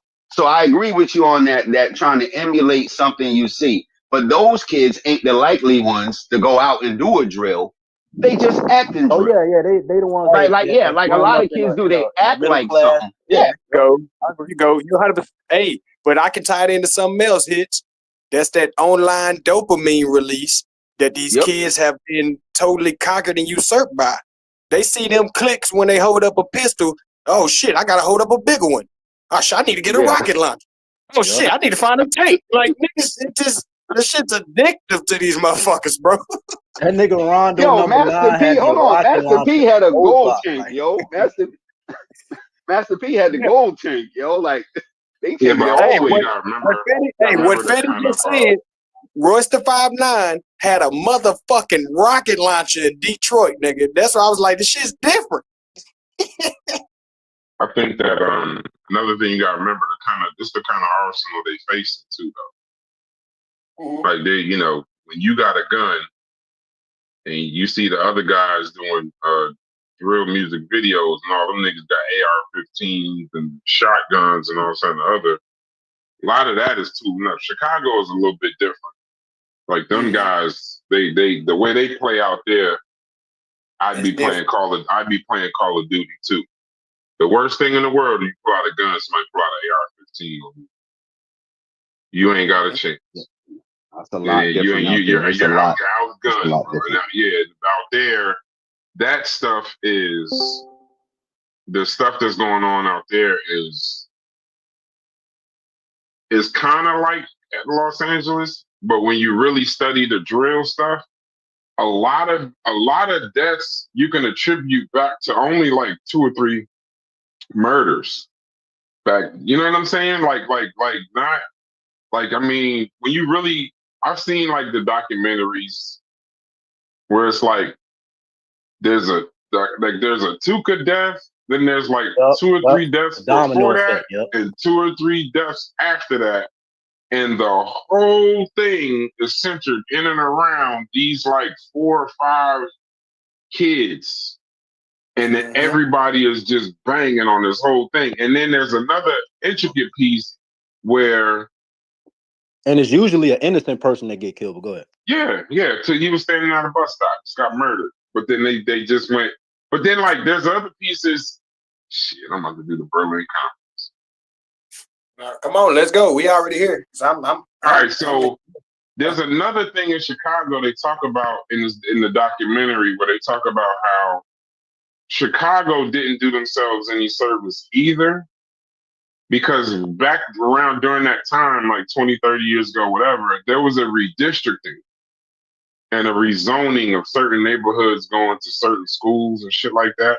And they thought that they were protecting the kids, but because they were so out of touch with the neighborhoods, they didn't realize they were sending, like in one school, it'll be a majority of one gang and then a little bit of one gang.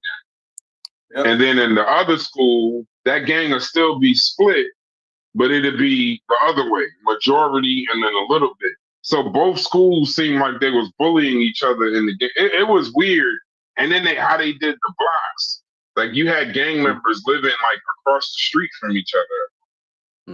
So like what then time period they you talking about, Brad? What time period you talking about? Because there's a book called Black Metropolis by forgot his name, called Black Metropolis, and they talk about like the 40s and 50s in Chicago. Yeah, I'm talking about, because remember talk about like Cooley High kids, like that time frame, around that time frame, and they was talking about how like in Chicago is GDs, Vice, like they stuff go different, like Jeff Fort and not Big Meat, the other guy, Larry Hoover. All of those guys, there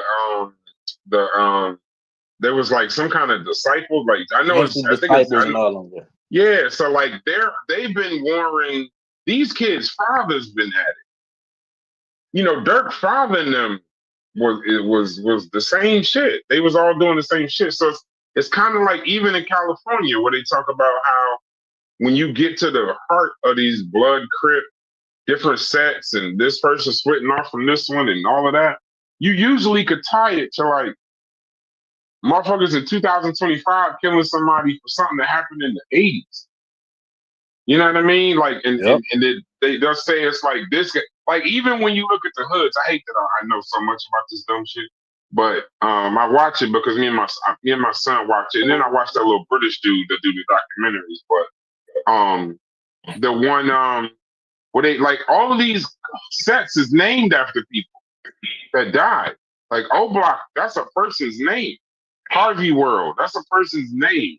Like all the Tukaville, these are all names of people that died, and the shit just goes on, and you know, Lamron and all of that. You know, all of that shit. So it's I think we could try to put it down to just senseless stuff, but to them it's very important. Bloods and Crips, that they're bastards of the Black Panther Party after it broke up. So you get some of that spillage away from something really, really positive ended up being something really, really crazy. I know I forgot which one of them groups. I don't know if it's GDs or one of them was supposed to be like positive. Like it wasn't supposed to be like some gang shit. It was supposed to be like their name even means something positive. It's not GDs. Yeah. Yeah, it's supposed to be like food programs and like the shit like the Black Panther Party. It's supposed to be like that. And there was a time when like those the guys that was trying to turn it to some criminal shit, they was warring with each other. Like, nah, stop. Like we trying to make this a positive thing. Even in the name, ain't there something positive in the name? I know Crip got a positive in the name, something revolution, something in progress, or something like that. But I know Community Revolution in Progress. Yeah, community revolution in progress. It's supposed to be like something positive. It's just, you know, it turned into something else. What? Hmm? Y'all tripping. Oh, here you go. Yeah, I realize you like to start fires and leave. You do that You all just the said time. the gang. You said the gang was what? Their name, the name of the GDs, that gang. I don't know if it's the GDs or it's the Vice Lords, one of them. When that all first started, it wasn't supposed to be like a violent. It wasn't about a violent thing. It wasn't violent. It was like a community thing, like something that they named themselves. It became what it became. I get it, but even with the Crips was a response to the Crips was a I don't know. I'm out of my depth right here. You might be talking about the Black Disciples. I didn't hear you mention them. It's right here. It's The called Black the gang. Disciples and the Vice Lords. Right. The Gangster Disciples were one of their other names was known as Growth and Development. So Yeah, growth and development. That's what I got you. I was about to put it up for you. Right. Growth and development. And I know the Crips was community revolution in progress. So it wasn't, I don't know if they didn't see it, what it was gonna be today. I don't think they would be happy with what it was today, what it is today. But I know it's just it's more than just like, oh, these guys just woke up and started killing each other. I don't think that's that. I don't think that's that. Saying the Crips started out as peaceful? No.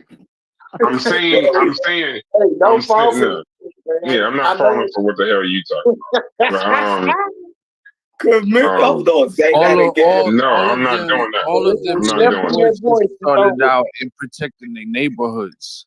So when you look at all of them, every single last one of them, they always start out something that's.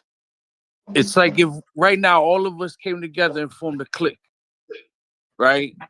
We're here to help one another and we'll help others, but at the same time, you fuck with us, you either come in pieces, you come in peace or you leave in pieces. So don't be the aggressor unless you aggressed upon. But the shit evolves and shit changes and things happen and it spins out of control and it becomes what it becomes. So I know some people don't want to hear blaming other situations and just taking full accountability, but goddamn it, the Bloods and Crips, the Latin Kings, and all these other groups, a lot of these other groups wouldn't be at the level it became if it wasn't for the government, if it wasn't for crack, if it wasn't for heroin, if it wasn't for the guns that was being brought in the communities, if it wasn't for if you have a group that was inspired by the Black Panther Party, and the Black Panther Party was the #1 national security threat to the United States of America, and now you see all these other black kids over here saying, oh, their name's Community Revolution in Progress. They're inspired by Huey Newton. They're being inspired by Marxists. They're being inspired by a Fred Hampton Jr. They're being inspired by a Cha-Cha Jimenez. Oh my God, we got to stop these ends and spicks out here. You damn motherfucking right there was interference in this shit. Should there be accountability? Yes, but there's also dynamics in it that it can't be 100% accountability because you have people that's in the shit that's not who they say they are or who they claim to be. You got people that was put in there that were plants. You have people that were paid agents that were put in there to join purposely to cause disruption.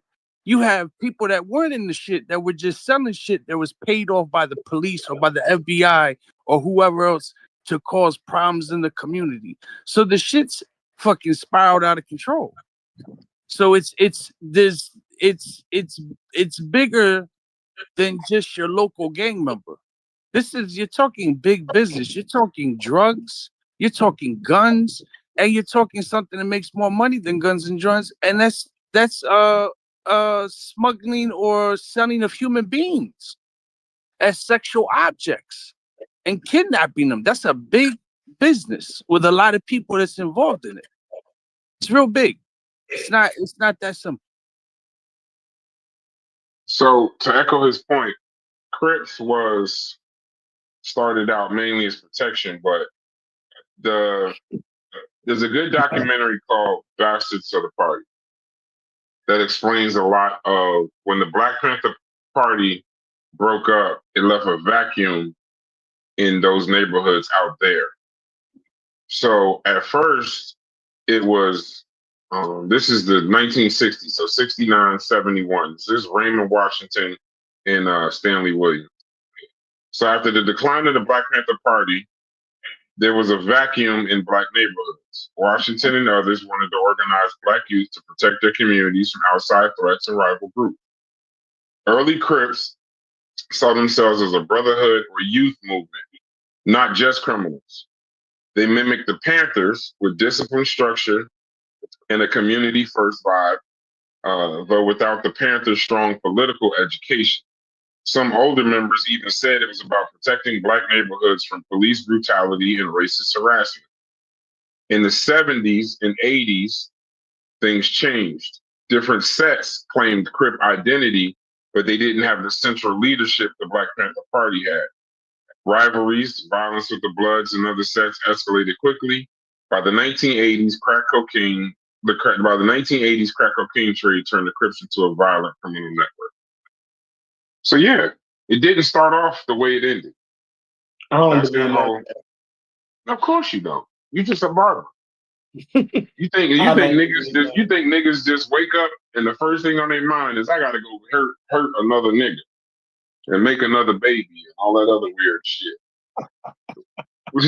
See, motherfuckers actually there's a vacuum, and if we want to say COINTELPRO didn't help us, the Black Panther Party I would say its major downfall in communities where they were actually helping people was COINTELPRO. That's the FBI. That's an outside thing, bigger than them, greater than them, to break them up. So you need a certain level of power to hold anybody or anything accountable, right? That's only works if you have relative power. Like you can hold your child accountable if depending on how good you are with his friends' parents, you may be able to hold someone else's kids accountable. But the shit that really needs that work, you just don't have enough. The only thing you can do is not participate. But that means across the board, which is almost impossible. That's like telling somebody, you don't need, go off the grid. Now, if their insurance company goes, you know what, we're going to charge you $10 a month extra just to mail you your bills. Or if you go online, if you have any issues, we don't do 800 numbers no more. Everything got to be done on the computer. They made it extremely difficult for you not to have some computer literacy to function out here. So even people who want to go off the grid, what? They try to make that impossible for you. Not that you just, to target you, but just for business sake. Everybody needs to be online. That's, So level, you have to have a certain level of power to hold anything or any system accountable. And like Brass was saying, if there's a bigger system at play, you can't even choose not to participate sometimes. And back to kids, peer pressure. Not to say they got to do what bad kids do or they got to do what good kids do. Of course, we want them to find, a happy medium where you ain't getting clowned and and you ain't clowning nobody. Where you can try to show some intelligence and not get picked on or bullied for it. Or we don't want you trying to be extra wild, so you can be down with the bullies. You gonna out-bully them. So it's all these dynamics that kids gotta face. Like again, grown-ups, there's many systems to hold grown-ups accountable, no matter what your background. Plenty systems in. Kids are it's a whole different animal. Hopefully you can get them to understand that the peer pressure don't matter. The jokes don't matter. You can get your kids somehow to realize, you're going to be an adult one day, you're going to look back, and none of this is going to matter. So stop thinking about this. Usually it's when they get their heart broke. They think that's like the end of the world. Teach them about some girlfriends. You can't explain that to them. You got to teach them for real. Like, man, the worst thing in the world hits. Could you imagine? You find out that them kids that done killed themselves over these little relationships because it was the world to them, or they done threw their whole life away, or did something crazy over a girl. It's like, bro, do you know how many females you gonna date? Even as my daughter, you know how many men you gonna come into account with? You can't be serious with every single one. Like these are your friends until they're not your friends, and the majority of them is just your friends. That's that. It's a weird thing, but Chef says that none of this is real anyway. You know what I mean? We just out here free willing. We could just fucking climb tall buildings and build skyscrapers and take over the fucking house, slap Trump in the face, all kind of crazy shit. Ain't nothing gonna happen to us. We just masters of our universe. Okay. Go ahead, Chef. Go ahead and say it. Nah, I was just tripping off of y'all breakdown of black gangs as being started off as something a positive or something like that. Is a urban myth, and y'all can have fun with that nonsense. Then y'all won't hear me going down that road, but I'm the crazy. Hey, Brad, what did CRIP stand for again? What it stand for? Community Revolution and Progress. That's the shit they say when they got caught in the RICO. 2020. Yeah, it is. That's exactly what they said. Yeah. But now, listen. For me to say it's not crime, for me to not say it's crime now, I would say by the 80s. It might have started in the 60s as what it was. Might have been their intent. But I'm very clear that right now this is a criminal network. Always. Hey, look, that's directing, that's recruiting young 16, 17-year-old shooters because they know when they go to juvie, they're gonna get right back out. That's called organized crime. If you put a bow tie on it or a suit and tie, people think mafia. No, it's all organized crime. It's not nothing new for us, and we're not super Negroes.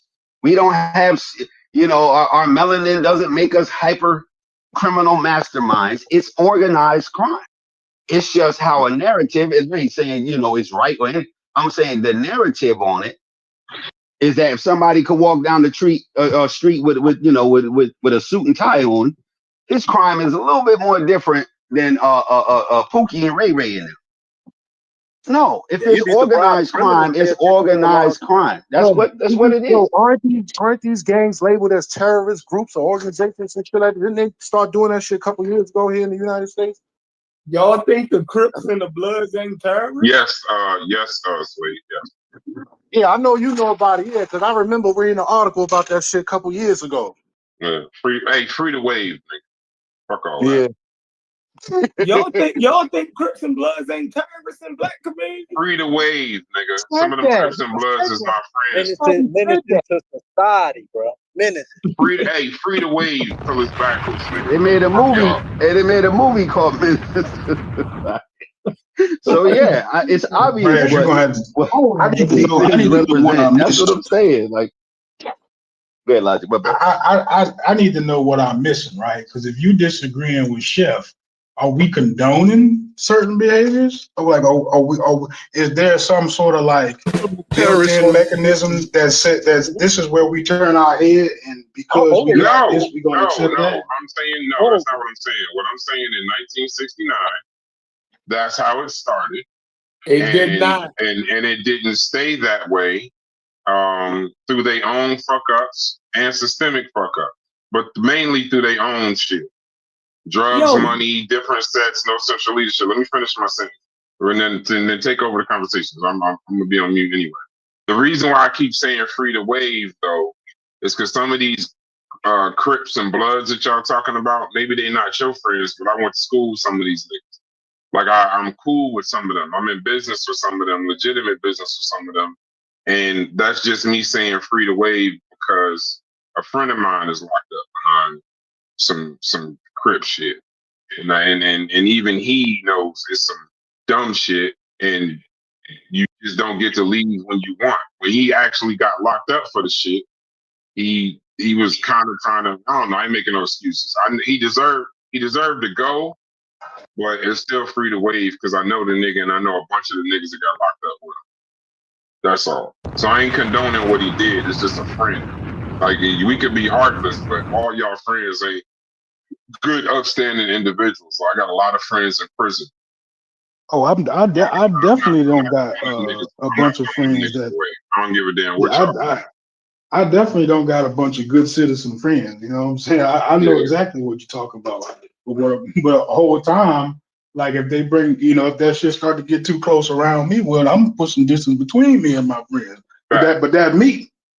Right. You know what I'm saying? He could be my friend all he want, but I mean, I'm not about to just, jeopardize what I got going on. No, I don't think nobody is condoning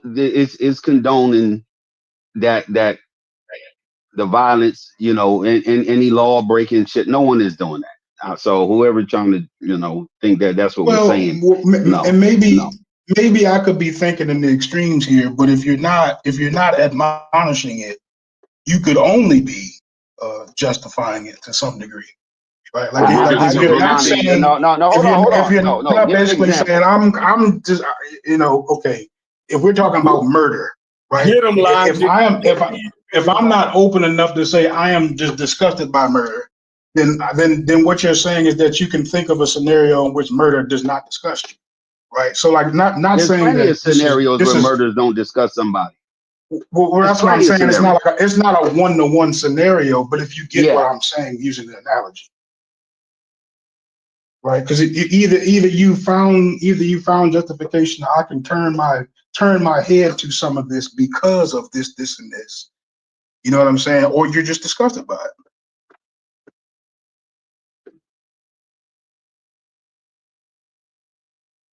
Who's not disgusted by young black men killing each other? Free to wave. Everybody. Community. What was it again? Let me write this shit down.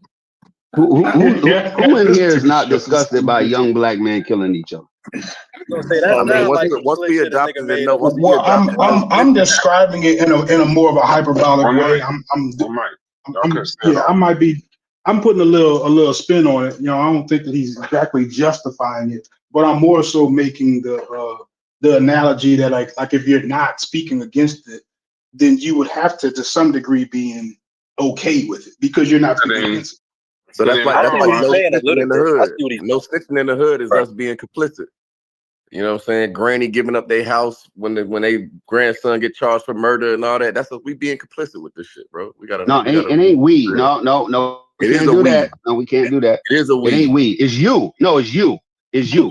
Right, so it's you. I ain't gave up my house for shit, so I don't know what you talking about. If that's you, that's you. What I said. That is not what I said. Okay, no, you said it is we. No, it ain't no we. Turn that W around. That's me. Well, if Granny wants to save her grandson, then she's complicit in saving her fucking child. She's trying to save her child. Saving her grandson. What the fuck? Like, since when is a grandmother putting up her house for bail to get her son out or grandson out. Whether The same as no trying to save snitching. a son is still complicit in That's her son. criminality. That's her grandson. Bail is a legal form of Yeah, so black people the can't use system. Like bail. that don't even make sense. Like, Yeah, so like now you can't put bail up. y'all just be making up. I'm not Now, bailing if you out act no murderer. outside the law, You you bailing out bad. a murderer? If You bail out a That don't you murderer? even act within the fucking make sense. confines of the law, you You bail bad. out a Like, you murderer? just bad all the way around. You bail out a murderer? Killing other She, people, a baby. grandson to most grandmothers, their grandson could never be a fucking murderer. They're like, you don't know, like that's just a grandson that Shit, I know some grandmothers that'll say that nigga did Oh some my wild God. shit. Watch that nigga Yeah, up. no, Yeah, I'm sure King Von's parents, they probably still speak about him like he an angel. I'm sure they do. How many Yeah, like, people? but y'all Hold on. just How want many people everybody didn't to put their house up? man, come on. That don't How make many it. people That didn't don't. put That their don't. house up? Let's be realistic too. Let's not get so far down the lane. There was a video not too long ago of a mother. It was a grandmother or a mother. I put it in the Discord maybe about a month or two ago, where she had been telling this little boy to stop doing what the fuck he was doing. You're gonna end up in jail, this, that, and the other. And the cop knew her. Like, he worked with her in the community, this, that, and the other, but the boy committed capital murder.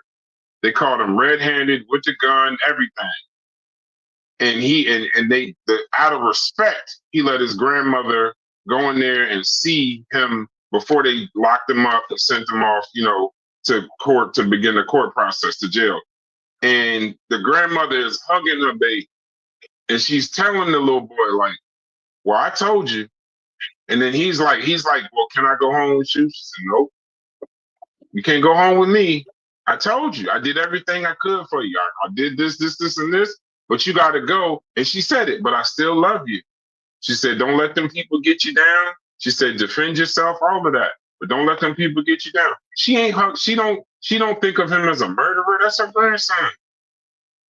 Well, I don't know, but if she was to get He's bail for her ignoring it. grandson, He's ignoring Sound that. like grandma. But hold on, bail is a part of the legal system. Bail is illegal. You can use bail. But bail is a part. It's a legal mechanism. Like, I can see. I thought you were saying, should somebody put up their house for their kids to sell Stop drugs saying out the or snitching, but do y'all some skip wild right shit? over that. No, Mr. for Gray, bail and and then shit. Like, y'all that's a holding on part to of the that. legal I system. said part of the no That's snitching complicit too. I said that first, but y'all skipped that. But it's all good.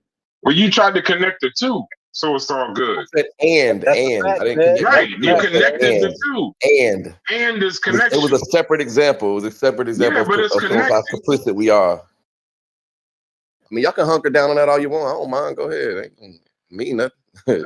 You still be complicit. What the fuck? no. Hold on. I missed the whole snitching part. What was that about? The no snitching movement? The community What was that? rebuilding in progress. No snitching and all that. Okay, so Yep. a group of All the little criminals is kids on them telling each other. Hold on. all that, and ain't nobody don't say So nothing. hold Like, on. Hold on. A group of criminals is telling each other, if we get caught, don't nobody say nothing, and that somehow became the mantra of the whole black community. I'm Pretty confused. much. Pretty much. A group of criminals Yes, sat around and are you said, trying if to we get deny caught, culture? Are you trying to deny that? Where did y'all niggas grow up? no, you making it sound like that's what we all that's what we all agree with. Don't know who agree with that shit. No, we don't. Hey, Chef, let me ask you a question. Where'd you grow up? You grew up in a Jewish neighborhood, you said? Yep. Okay. So let me tell y'all about this no snitching shit, since all y'all so fucking tough. Oh, he got Do you snitched know on. that if you Chef go got to a snitched on. courthouse, do you know as a civilian, you take your dumb ass to a courthouse and point the finger at the neighborhood drug dealer, the neighborhood gangbanger, you about to get yourself killed? Y'all don't know about that part too of the no You're just snitching? describing how So they supposed to, not. no, I'm just saying, so they supposed to just be, now I understand in certain circumstances that don't apply.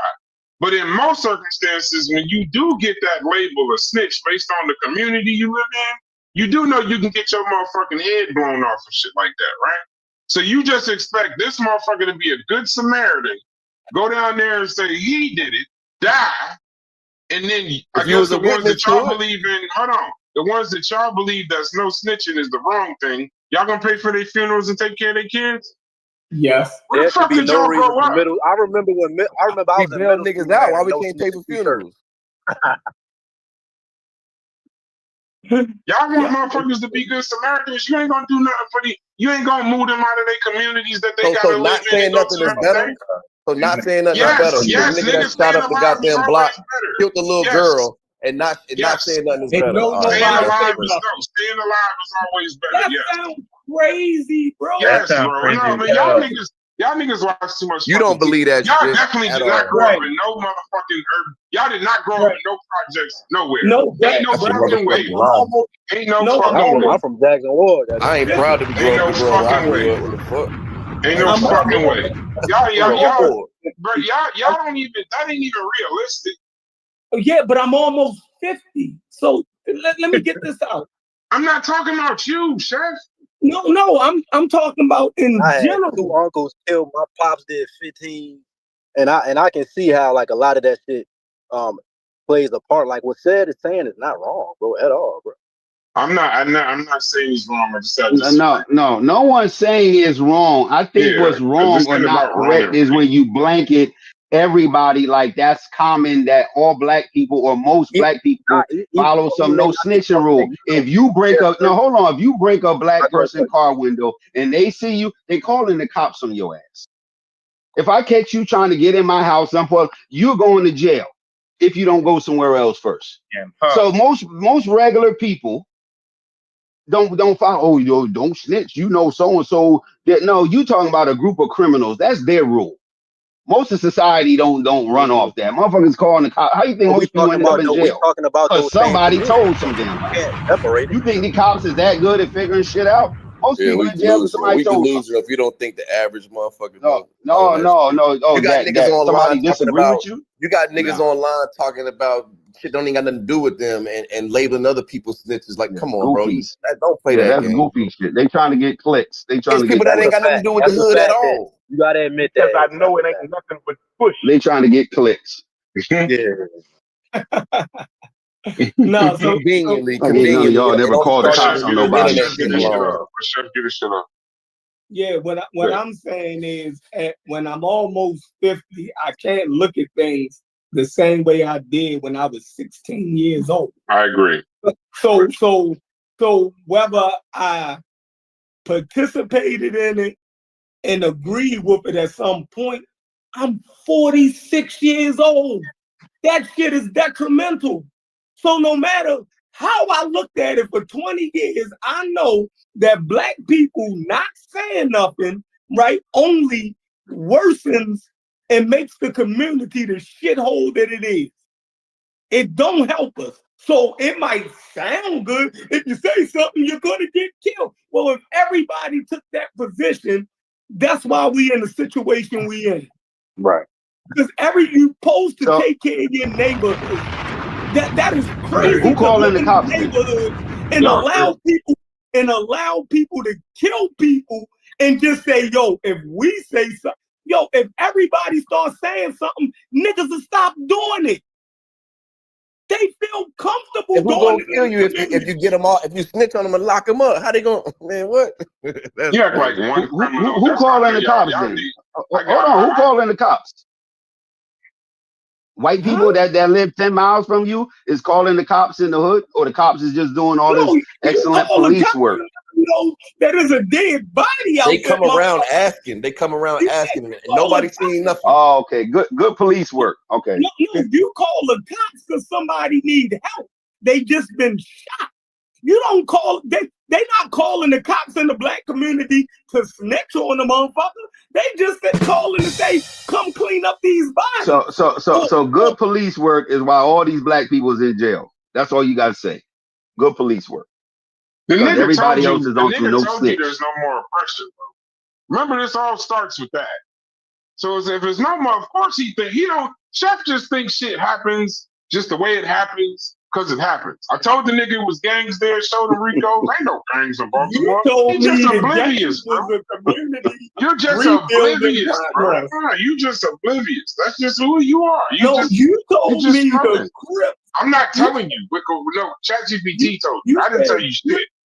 Well, it's time to stop listening to ChatGPT. Okay. Community rebuilding in progress. No, I didn't say that. That's how oblivious you are. You ain't even listening to what the fuck we're talking about. What was the R then? I'm not. You got to say, hey, remember how fly you told me your ChatGPT was? Fuck up your algorithm. Not mine. Well, whatever it was, somehow you forgot about Tookie. Remember that? No, he's the one that founded it. I remember Tookie. So when Tookie Williams founded the Crips, he called that shit the community rebuild or whatever in progress, or was he a violent criminal who went to jail for murder and they put that nigga in their gas chamber or something? So somehow the leader started off as a good Samaritan, A revolutionary. And somehow got put in Ended up a murderer. What? How y'all, you know, it's funny, the way y'all talk about everything in the Black community, it's almost as if y'all grew up outside of it. But I'm pretty sure y'all grew up inside of it.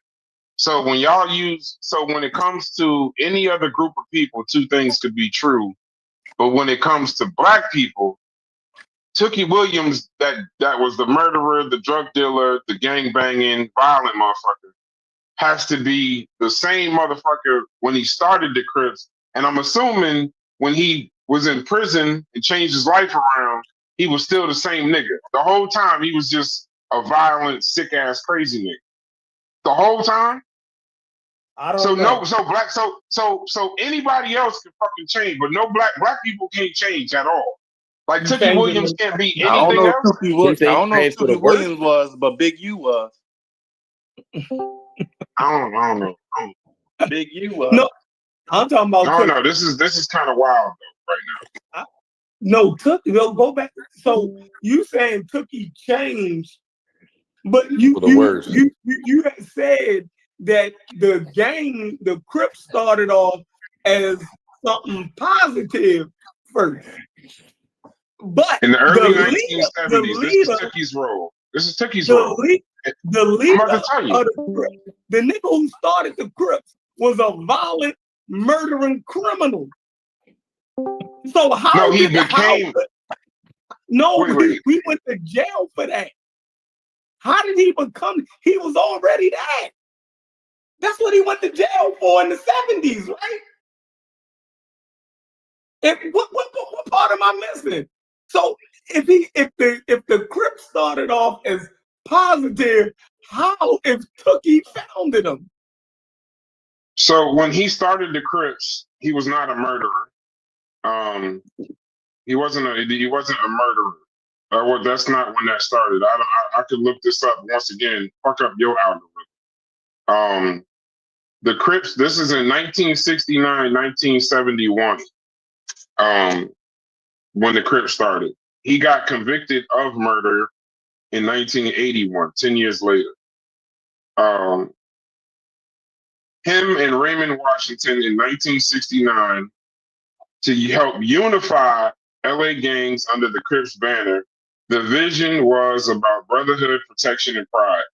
Tookie himself said the original intent was to keep young Black men safe from outside racist attacks, harassment by the LAPD, predatory street violence from other groups.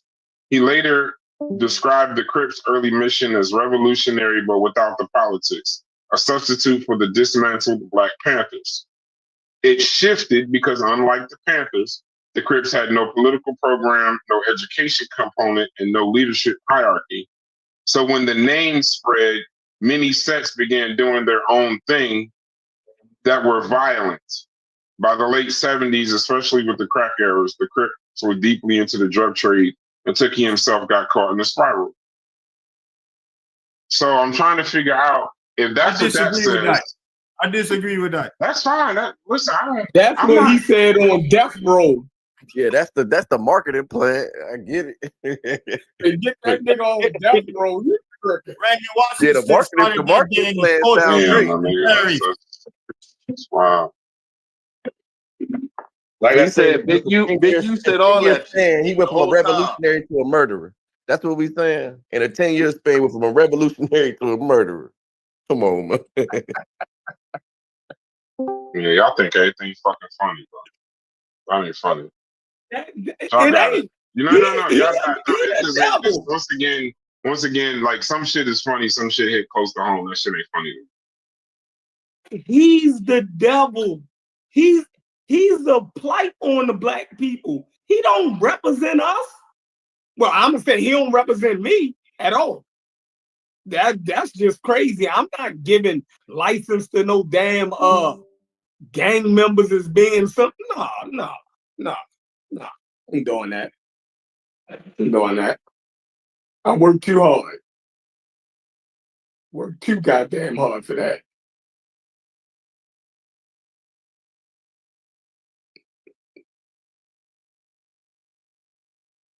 Community rebuilding. Chucky was the one that spread it. Nah, we wild as hell today. To the west side into Compton. Yeah, I ain't know. Organization to terrorize other young black people. I don't care what nobody says. It's terrorists. Terrorists. Why do we defend criminals so much? Like, what is like? Man, that was court thieves, man. Their main thing was stealing courts. They'll take your letter court and beat you up for your AC-doocy and all them something there. They're not telling the real history. They're doing that political bullshit, man. Go talk to the real Melvin farmers and the real niggas that they was court thieves and they was terrorists, man. They used to go to the wax festivals and terrorize that shit. And start riots and fights and all of them for free. That's what they would do. Well, show the community program. I want to see the community programs that first decade before he turned into a killer. Show me the community programs that they had, please, so we can settle this. They had 10 years to set up programs and all this stuff. Show me. And they got the laws. They're the first one that got the laws changed to where the minors start going to prison and all of them something the other young kids. Raymond Washington was in prison by he was 18, man. Fighting with the BGF, fighting with the Black Panthers, fighting with anybody that was positively black. They're talking about he's going to bring the Crips and all the prison. Well, yeah, man, y'all telling the wrong story, man.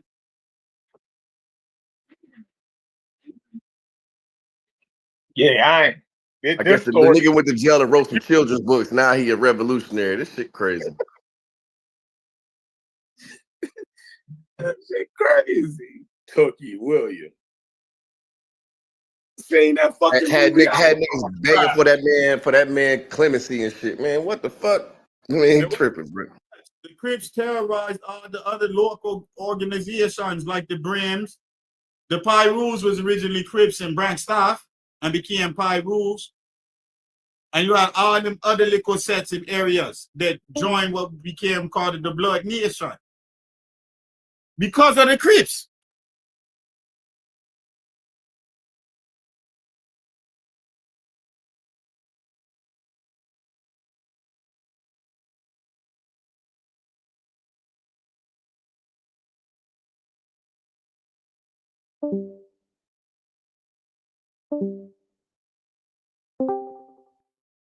No, I know these things because I had to be heavily steeped in all this to teach school in Los Angeles. Like you can't come in there with the fronting, B, because they know the true story.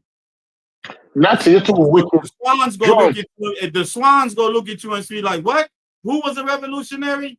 Are you crazy?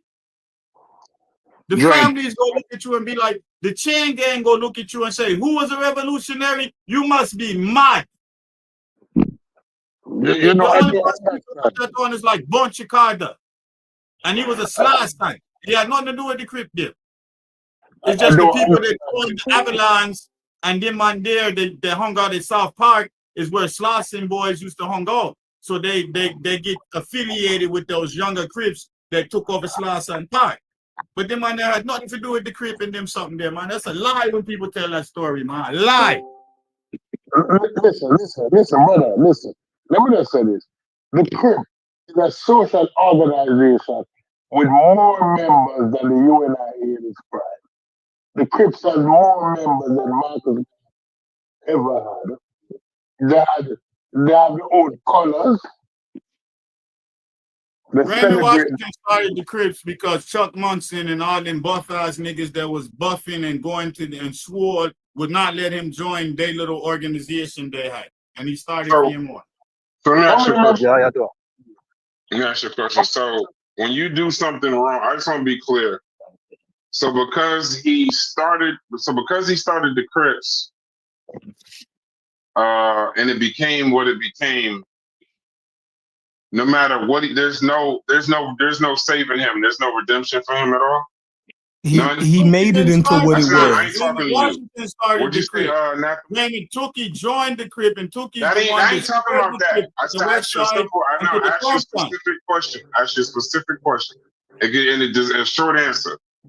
Because him and Raymond Watt, whoever started the Crips.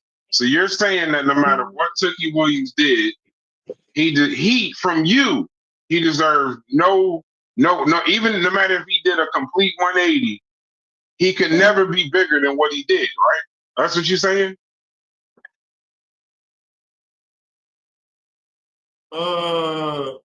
Yeah, some people can't be bigger than the crime. So, they can do a 180. Okay, they can so do a 180 and you I can heard reflect on the character change and all of that. I heard you. But it's not going away the damage because the I whole heard you. intent was to terrorize and rob other young black people. Okay, cool. So I just want to talk a little bit about these little children's books that y'all niggas is laughing at. So he wrote 9 books for kids, including Life in Prison, 1998, and Tookie Speaks Out Against Gang Violence series. These books explain prison life and gang life in a raw, honest detail aimed at scaring kids away from following his path. It was used in schools. It was used in juvenile halls, community programs in the U.S. and internationally. This body of work led to his Nobel Peace Prize in Literature nominations 4 times. Developed the Protocol for Peace in the 90s, a set of principles encouraging rival gangs to stop killing each other and settle disputes non-violently. His model inspired truces in Los Angeles neighborhoods. It was studied as a template for future gang mediation in other cities. Organized peace summits between gang members, even from behind bars. But this particular work, it wasn't 4 Nobel prizes in literature. This was 5 Nobel Peace Prize nominations. Letters, essays, recorded statements to schools and youth centers worldwide, worked with educators in the U.S., Europe, and South Africa on gang violence, launched the Tookie Street Peace Foundation via supporters to distribute his message. He corresponded directly with young people, answered their letters about gangs, drugs, and prison life. Many teachers testified that his story turned kids away from gangs more effectively than lectures from police or parents. He was recognized internationally in Brazil, South Africa. His work was translated and circulated globally, especially in countries dealing with youth violence, nominated for a total of 9 peace prizes by academics and human rights advocates who believed his transformation was saving lives. In 2004, he brokered a peace agreement between the Crips and the Bloods in Watts, Los Angeles through written correspondence. That truce lasted for 2 years and inspired similar agreements in other places.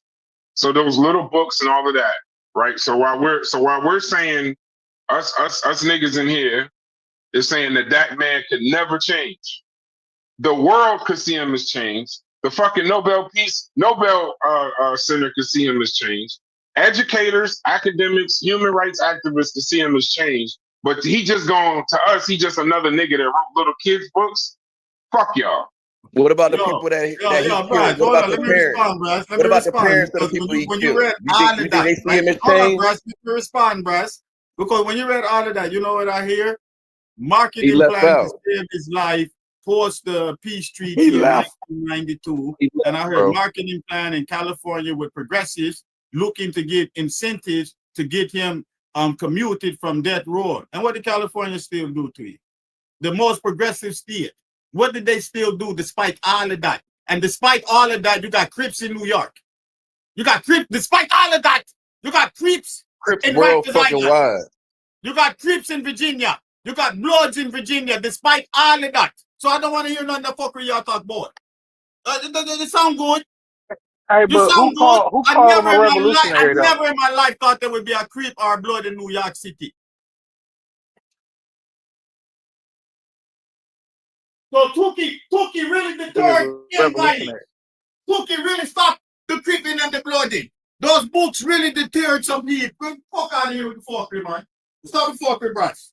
Stop the fuckery, man. Stop the fuckery, man. Cookie Williams didn't get him to get him to join. Knock it off. I'm still trying to figure out. I'm trying to figure out what's wrong. Like I'm with Brass on this one. What's wrong with somebody changing their life? He was already finna go. He was already in wrong prison. with it. So Changing their life for what? You changed your life because you went to jail. What the fuck? You ain't changed your life because you wanted to. Regardless of what reason you changed your life, he had to want to in jail. You forced to change because he was on death row. A nigga on death row. He was trying not to still going. You could still go inside of the prison and still be on the same shit you was on the outside. You do not. How you know he was? That's what the character witnesses in your were best saying. interest. Matter of fact, it's not in your best interest to change once you get in prison. It's not in your best interest to soften up and start writing children's books when you get into prison. It's not. When you trying to get soften yourself up going to prison is not what you're trying to do. That's what I'm saying. He wasn't trying to get clemency in the beginning.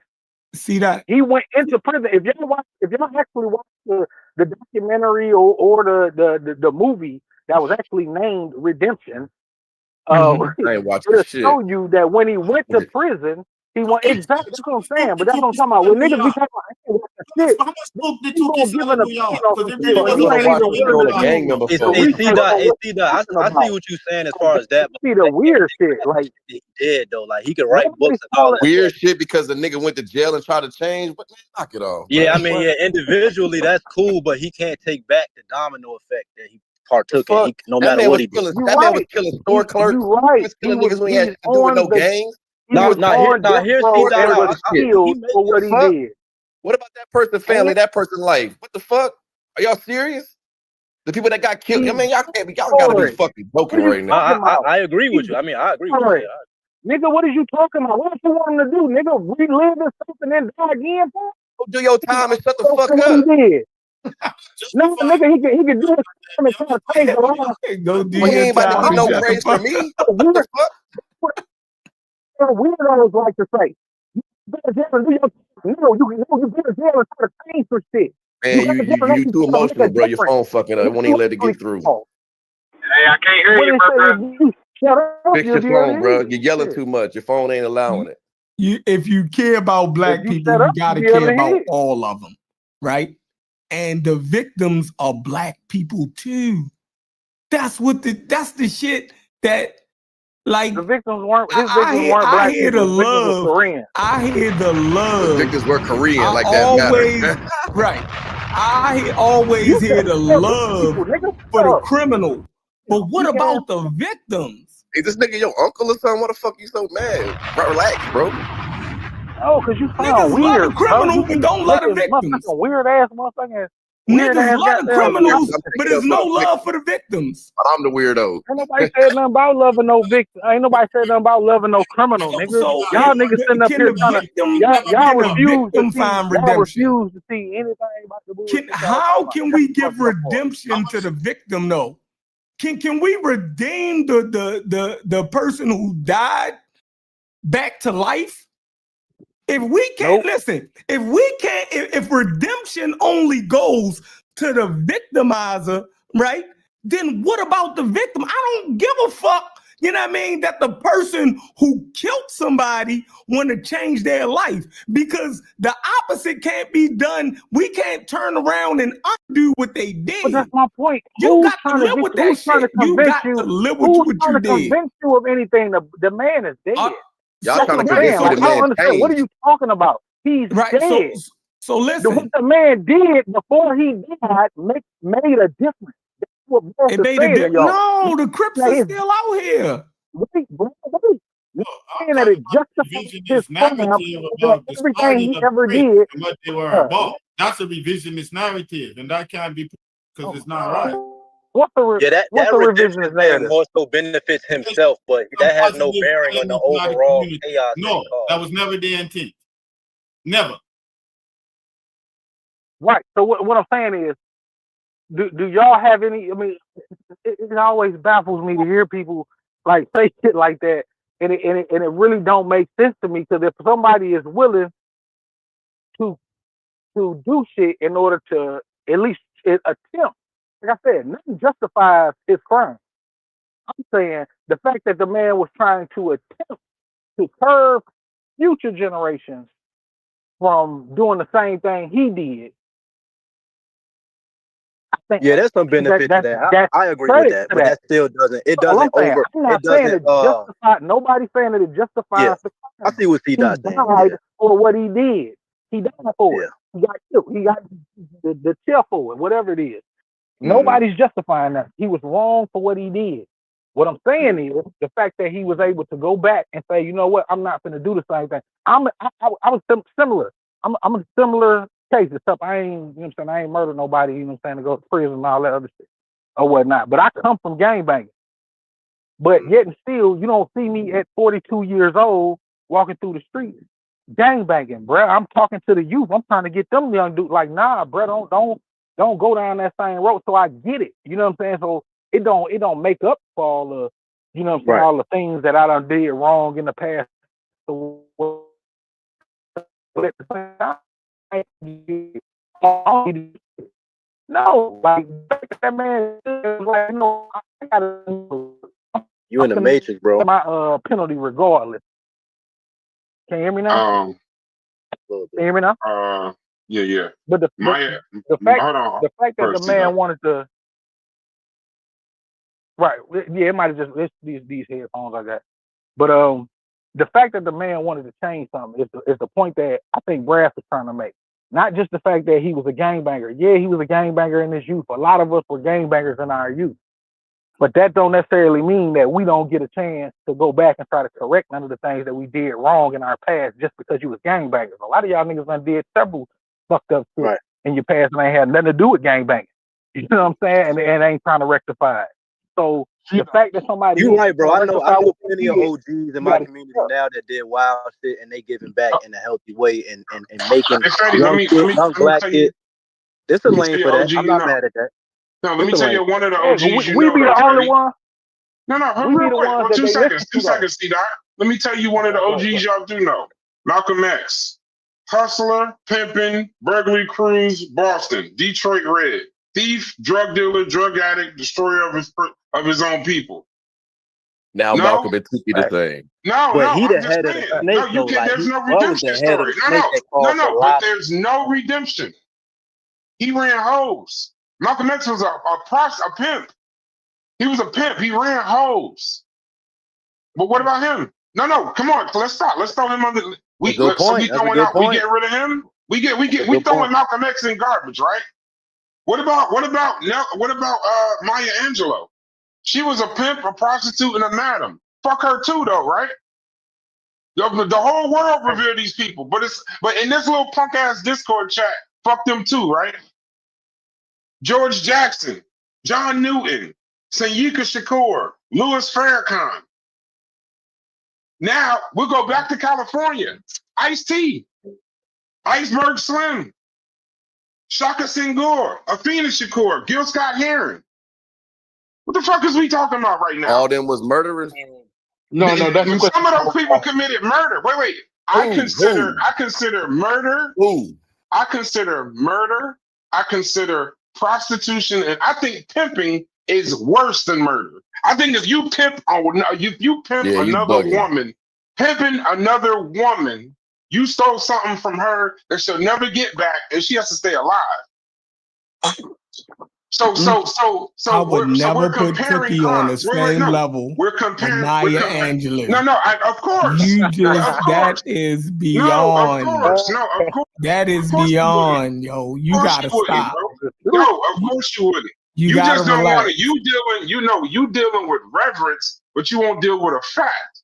Malcolm X was in the same relax. No, I don't have to relax. Malcolm X was in the same black boy. I know the cutoff game don't work with me. When you talking about Malcolm X when he was Detroit Red, he was a pimp, a thief.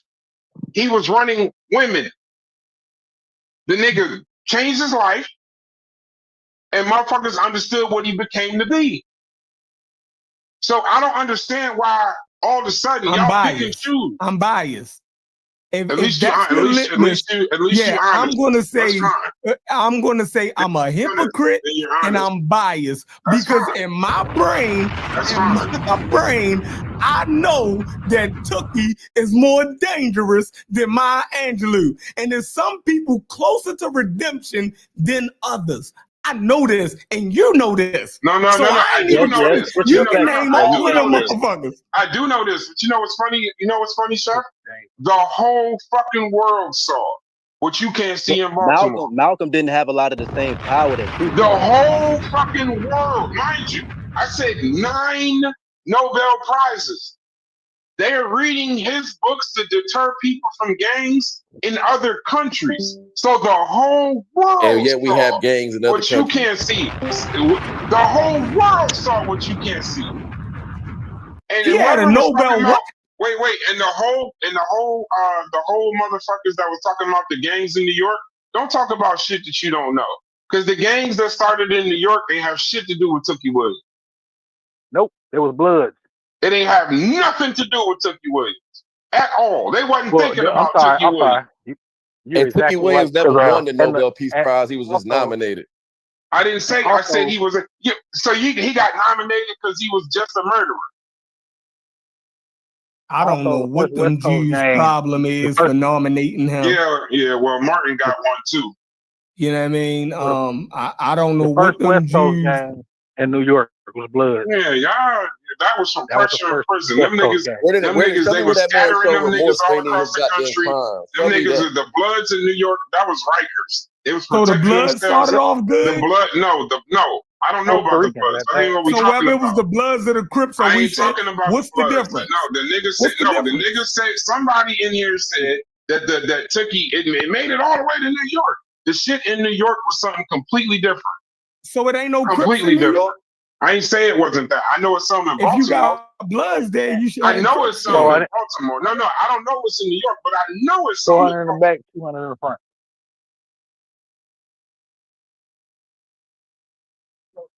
Just throw niggas away. Y'all, you crazy as fuck. We throwing trash What y'all away. can do. Y'all can go, Trash y'all can go away, argue. though. Y'all can go argue. Y'all can go argue with those We're victim not rights throwing good advocates. motherfuckers away. How you calling black people trash, bro? That's crazy. dangerous. That's dangerous as fuck. Go Right argue with the So victims' because rights. they black, Those they victims' can't rights be That is trash. wild as fuck. that That's spoke wild at as his fuck. that spoke at his shit, bro. That's Go argue wild. with the That's victim wild as rights fuck. advocates. That's Y'all can go wild as argue with shit. them. That's wild as shit. I think y'all So think the I'm victims' wild. rights advocates, You they're just wrong. called that man a piece of trash. That's wild. Yo, That's if wild. you have, So what do y'all compared say to me, about those he's victim trash. rights advocate groups I don't that know spoke about at the his rest shit? of you, man.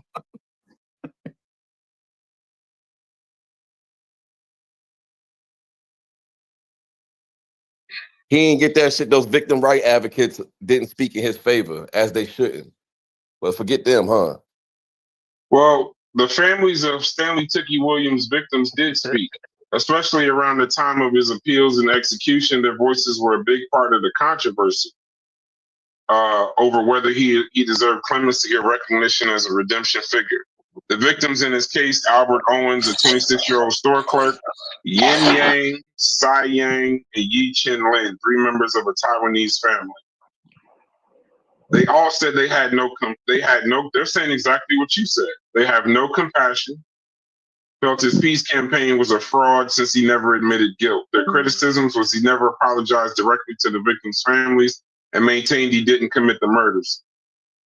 So I'll do the balance. We heard from the victims. The victims did not accept whatever the hell he was trying to do.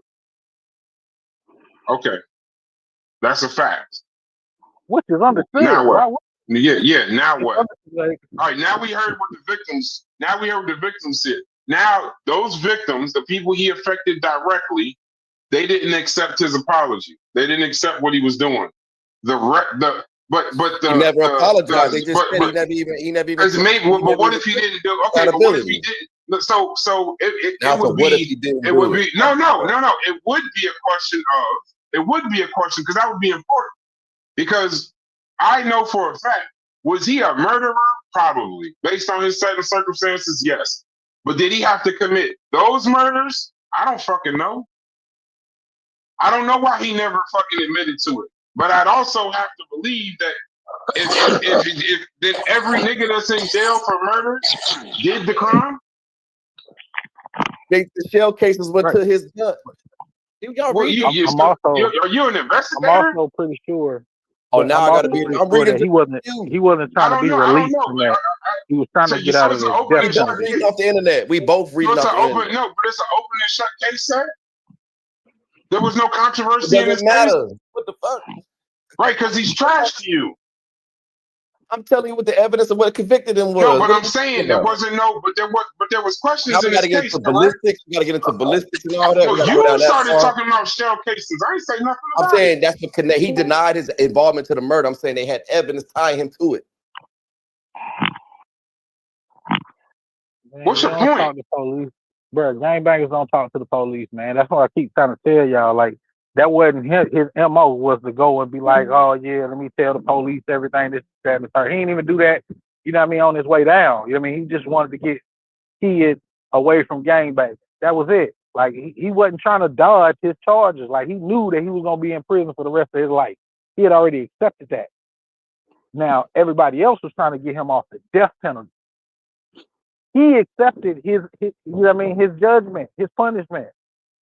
So we got to stop acting like that man was in there begging for his life or something, like, because that wasn't what he was doing.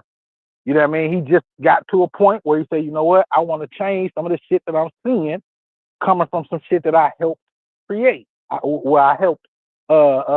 He helped make a massive thing. Like I said, Tuki wasn't the creator of the Crips. He was just a guy who popularized it, you know what I'm saying, a lot more than Raymond did. So everybody saw Tuki and ran with his image because he was the big threatening, you know what I'm saying, dude. So he was the face of it for a minute. But everybody knows that Raymond Washington created that shit. Tuki was just, like I said, the dude didn't try to flee from what he knew he was guilty of. And I think that's where we kind of misconstruing that whole thing. You know what I mean? He took his L. He knew he did the shit, and he just took it. So number one, y'all make it like nobody tried to make him a martyr. Y'all started talking about shell cases. The prosecution's case relied heavily on testimony from informants who received reduced sentences or other benefits in exchange for testifying against them. Supporters argued gave them incentive to lie. There was no physical evidence. There was no DNA. There were no fingerprints or other direct forensic evidence tying Tookie Williams to those murders. In 1981, they gave him an all-white jury, despite the trial taking place in Los Angeles County with a 70% large black population. During the sentencing, prosecutors reportedly compared Williams to a Bengal tiger playing on racial stereotypes to push for the death penalty. He denied committing the murders. He admitted co-founding the Crips and to being violent in its use, but he never confessed to the 4 killings. They say his refusal to confess was the proof he wasn't redeemed, even though he stated there was no DNA, fingerprints, or direct forensic evidence. The gun casing that you're even talking about was a gun casing that matched a shotgun, but not necessarily the shotgun that he owned. That ain't what this say. That ain't what this say, but whatever. That ain't what this say, but it's all good. I'm not about to argue the legitimacy of Tookie Williams' case. I don't know. You brought it up. Yes, I said he denied his involvement. So He innocent now. He innocent now, y'all. No, but you brought it up. You said you're not about to argue it now, but you brought it up. Yeah, because I said I'm not gonna go to because his lawyers argued the efficiency of the ballistics test. I'm not about to get into all that because neither one of us are ballistics experts. No, we're not. But you brought it up. I'm just responding to what. I'm just telling you what the facts of the case are. Well, you don't gotta get mad at me. I just gave you the facts of the case. No DNA, no physical evidence, no fingerprints. Okay, but the shell cases that's not enough. It's one shell casing for 4 murders. Oh, one shell. It just so happened his gun just really discharged in that store. Got it. Right. You know what? We don't need white people, bro. We can do it. We'll get us out. We'll get ourselves out of here, bro. We will get ourselves out of here. We don't even need. If black people, we can't even do some wrong shit, then do some right shit. The whole fucking world will say you're a redemption story except the niggas won't tell you that. That's the what. This is raw. Redemption has a spectrum, though, This Brad. shit is Would you agree with that? crazy. That redemption. Would you agree that it's certain things that you would even put a pin in when you talk about a person can't redeem themselves and come back into the society they was in? Would you agree to that? No. I don't. I think. So you saying rape? So you saying rape and all that, and other Yeah, you can. I don't think any human being on this planet is the worst thing that they've ever done. I'm not gonna sum up a whole person's life into the worst thing that they've ever done. No. It's not that, but I'm saying with a person like Tuki. No, do you understand what I'm saying? Hold on. Let me finish, bro. Because I actually in a lot of combos when Kendrick was doing all that gang shit on stage and the pop out, we was debating about Tuki Williams, and I was saying like the redemption thing he did was commendable on his like to get right with himself. Yes, that's good, but nobody is obligated to accept that like as that's what it is. I agree with that. He know what he did on a mass scale. And that's a lot of shit that can't be redeemable on. So I think comparing Tuki to like a Malcolm X or I didn't compare Tuki to Malcolm X. The West Side. Y'all did. I didn't compare Tuki Williams to Malcolm X. Y'all compared Tuki Williams and Malcolm X. You juxtaposed them next to him. No, I didn't juxtapose them. I just told you that when y'all, because I think sometimes y'all don't think, like sometimes we be so quick in here. Sometimes we be so quick. Sometimes like he was doing shit that was. Let me finish my sentence, bro. Go ahead. I didn't put. I want to be clear. I didn't put Tuki Williams next to Malcolm X. I'm just telling you. Y'all told me, irregardless, Tuki Williams, he's a piece of trash. He couldn't possibly have he couldn't redeem himself. Look at the victims. Look at the murder. He was in prison. And I just showed you just other people that we all have given redemption to that were under the same set of circumstances, and Malcolm X was one of them. He was a pimp, a burglar, a thief. He went to jail. He redeemed himself and became who he became. The only Tuki Williams didn't get out. I don't redeem murderers. Sorry, I can't do it. Well, said, can I ask a question? I ain't redeeming nobody that killed my family member. I'm not redeeming that man. Fuck that nigga for life. The fuck? Oh, okay. Well, can I ask a question though, said? Because I don't know a lot about Tuki history, right? So other than the murders that he went to jail for, right? Are you more so saying he's irredeemable because he started the organization that is like, are you pinning everything else that everyone else did on him, or is there more stuff that we actually know about other than the murders that he went to jail for? If the co-founder of a gang is convicted of murder and the rest of them follow his lead, I mean, come on. He started the West Side Crip, though. You know what I'm saying? It was more other founders other than Tuki when Raymond Washington started the shit. Tuki came a little later. There were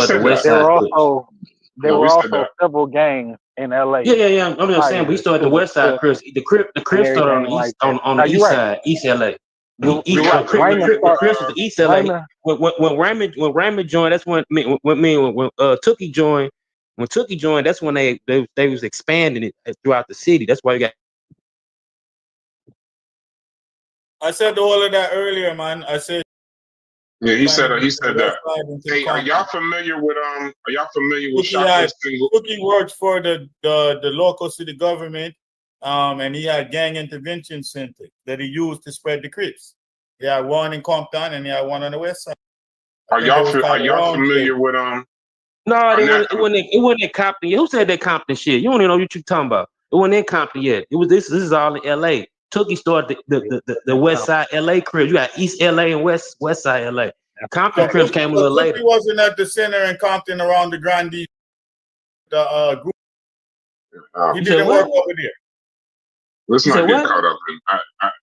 Let's not get caught about the history of the Crips. The geography like that. That's what we talking. No, I'm saying it extended in Compton once they spreaded it, bro. That's what I said. That's what I said. He went to the West LA and then he used that community center to spread the organization because he worked at the community center that was part of a group home.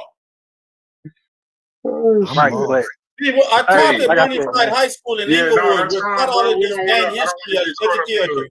And I live Hey, We smack literally dab go to in the seminars, hey, Mansfield and I Crip live in the neighborhood. community. I'm I sitting in lived the on 47th Mansfield and Crip Deeper in the 40s. neighborhood right now. That's where I hey, I live. used to go all on the east side, the Anathema. west side. I'm good all over there, and Slimes, I'm Anathema. good over Have you ever there. heard of In the Lived here for Wild 12 100, years. all of them from there. Man, come on, man. I know what I'm talking about. Anathema? You ever heard of Shaka Senghor? Shaka Senghor. Yeah, You Shaka talking about Senghor. the karate dude? SHAKASENG. No, it's a black guy. Senghor. Yeah, Shaka Senghor. Shaka SENGHOR. You ever heard of him? No, I don't know that one. Okay, born James White in Detroit, grew up during the crack era, got involved in the drug trade. At age 19, shot and killed a man during a street dispute. Sentenced 17 to 40 years, served 19 years. In prison, he started reading philosophy, psychology, and literature, began writing letters and journals, adopted the name Shaka Senghor, inspired by Shaka Zulu. While incarcerated, became an author. After his release in 2010, published Righting My Wrongs, Life, Death, and Redemption in American Prison. 2013, reissued in 2016 in Oprah's Book Club, memoir, become a bestseller used in schools, book clubs, prison education programs, became a TED Talk presenter, motivational speaker, advocate for criminal justice, New York Times bestseller, created the foundation, Kellogg Foundation, worked for Facebook, MIT, Oprah, Trevor Noah, Google, Apple, and Samsung, and other major platforms as a story of redemption. So is he still a piece of trash because he's a murderer? To you? To you, Sad?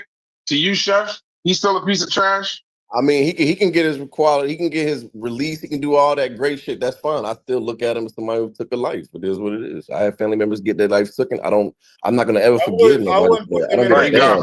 And he has people have the right to do that. That's my personal Thank God.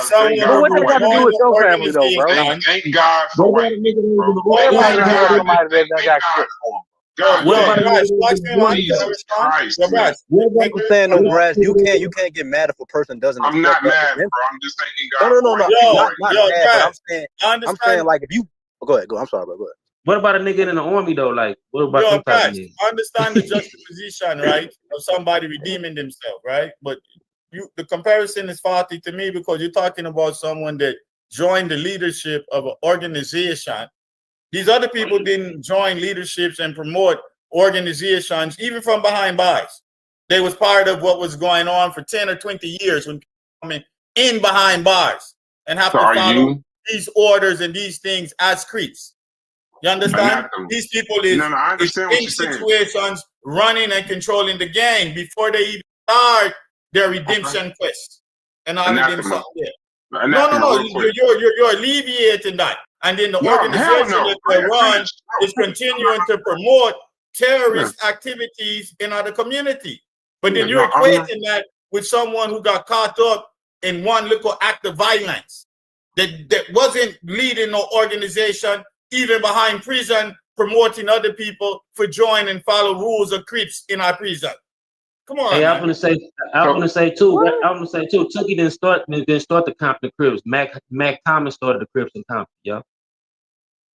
Anathema. I appreciate that, Gullah. Let me ask a question, Anathema. I said is any human being on this planet the worst thing that they ever did? Is that who that person is? The worst thing that they ever did? That's what that person is? Well, actually, that when I think about Dylan Roof, when I think about a nigga like Dylan Roof, I like children book. You can kill well hungry if you fuck around with some kids or something like that. I don't give a fuck what you did. I mean, what do you mean, man? Certain things you do is beyond redemption, man. No matter how much good you do after that. Do you know how many? So then, let me. Okay, then I'm gonna reverse it. No. Wait, stay right there. Since you're saying you joined the group, right? Since we being that literal, because I just heard murder. I didn't hear all the shit that you were saying, but I'll accept that. If that's the new thing, fine. So let me ask you a question. Motherfucker joined the military. United States send this motherfucker over to wherever the fuck. And this motherfucker's killing people in the name of whatever the fuck, because he don't know. He's just doing what he's told to do. He's somehow not a murderer because the United States said it was okay. Are we doing that? Are we saying? Now, Are we saying that? that's Are we all I'm saying saying. We that? was talking about No, Apples and are we saying oranges. that? No, I'm just saying because we all talk about how dirty the United States is That's apples and and the cool. oranges. No, it ain't. Okay, I No, like it's apples not. and I like them Murder's both. murder. I like Nah, apples. I like murder. apples and I like oranges. So my question is, if you train a motherfucker, hold on. So if you train a motherfucker to do drones, let's say you didn't even join the military. Let's just say you train a motherfucker to do drone wars and shit during the Barack era, right? And you motherfucking, they like, hey, you just blow that. We need you to blow that house up, and a minimal kind of like probability of other people dying. We cool with like 10% random death. And you press the button and you get a motherfucking medal for it. So you different? You different. You somehow not a murderer in the name of some shit? Yeah, hey, you call me a murderer. If a nigga come up my crib, my kids, I'm laying his ass out, yo. Dome shot, everything. So what's the difference? That's protecting your. What's the difference? That's protecting what? You don't know what the fuck. He You said don't they even come know in why his you house. press the button. He said if they The came in niggas his that house. press the button don't even know why they press the button. When they blow up that one building in the middle of a city and they kill 10 other motherfuckers that ain't got shit to do with it, just walking down the street, they not a murderer too, since we being that technical? That murder, now it's gotta be gang murder somehow more than whatever. Now let me ask you another question. Let's not get away from the technical, right? though. We were What talking about the about motherfucker? terrorists. Hold on. He's just saying What about all the these motherfucker crimes that have work at redeeming the? qualities. That's cool. That's cool. But what about the motherfucker that worked at the motherfucking what's them opiates? Percocet factory. And you just going to work every day making Percocets. You don't know what the fuck going on. But your shit is doping up the whole goddamn world. Motherfuckers, kids dying. Yeah, for people that Motherfuckers abuse doing all it, yeah, if kinds of you wild abuse shit. anything, you're gonna have consequences. What? That's Yeah, not but the I'm trying to same. figure out why y'all It's doing abuse. different grades of murder. What's the different grade of murder now? We doing different grades of it? I'm not grading murder. I mean, I'm telling you, this man So that committed drone murder in his own operator is community. somehow different. We Committed murder keep in it his in own context, community. Brass. You have a choice to We're get keeping in context. You don't right? have a choice to get Now, shot. y'all by choice though. Yeah, Shot bro. by And choice. why do you think he We was murdered talking people about in the terrorism in community? black They was community, bro. killing That these was the people. original This nigga was murdering niggas down the Because he street. He didn't started murder black murdering people. every People are murder. human beings No, too. because he started He because didn't he murder started the black Crips. people. See that? No, it's see Yeah, that stop because saying he that. started the Crips. Every Crip that was ever murdered was his fault.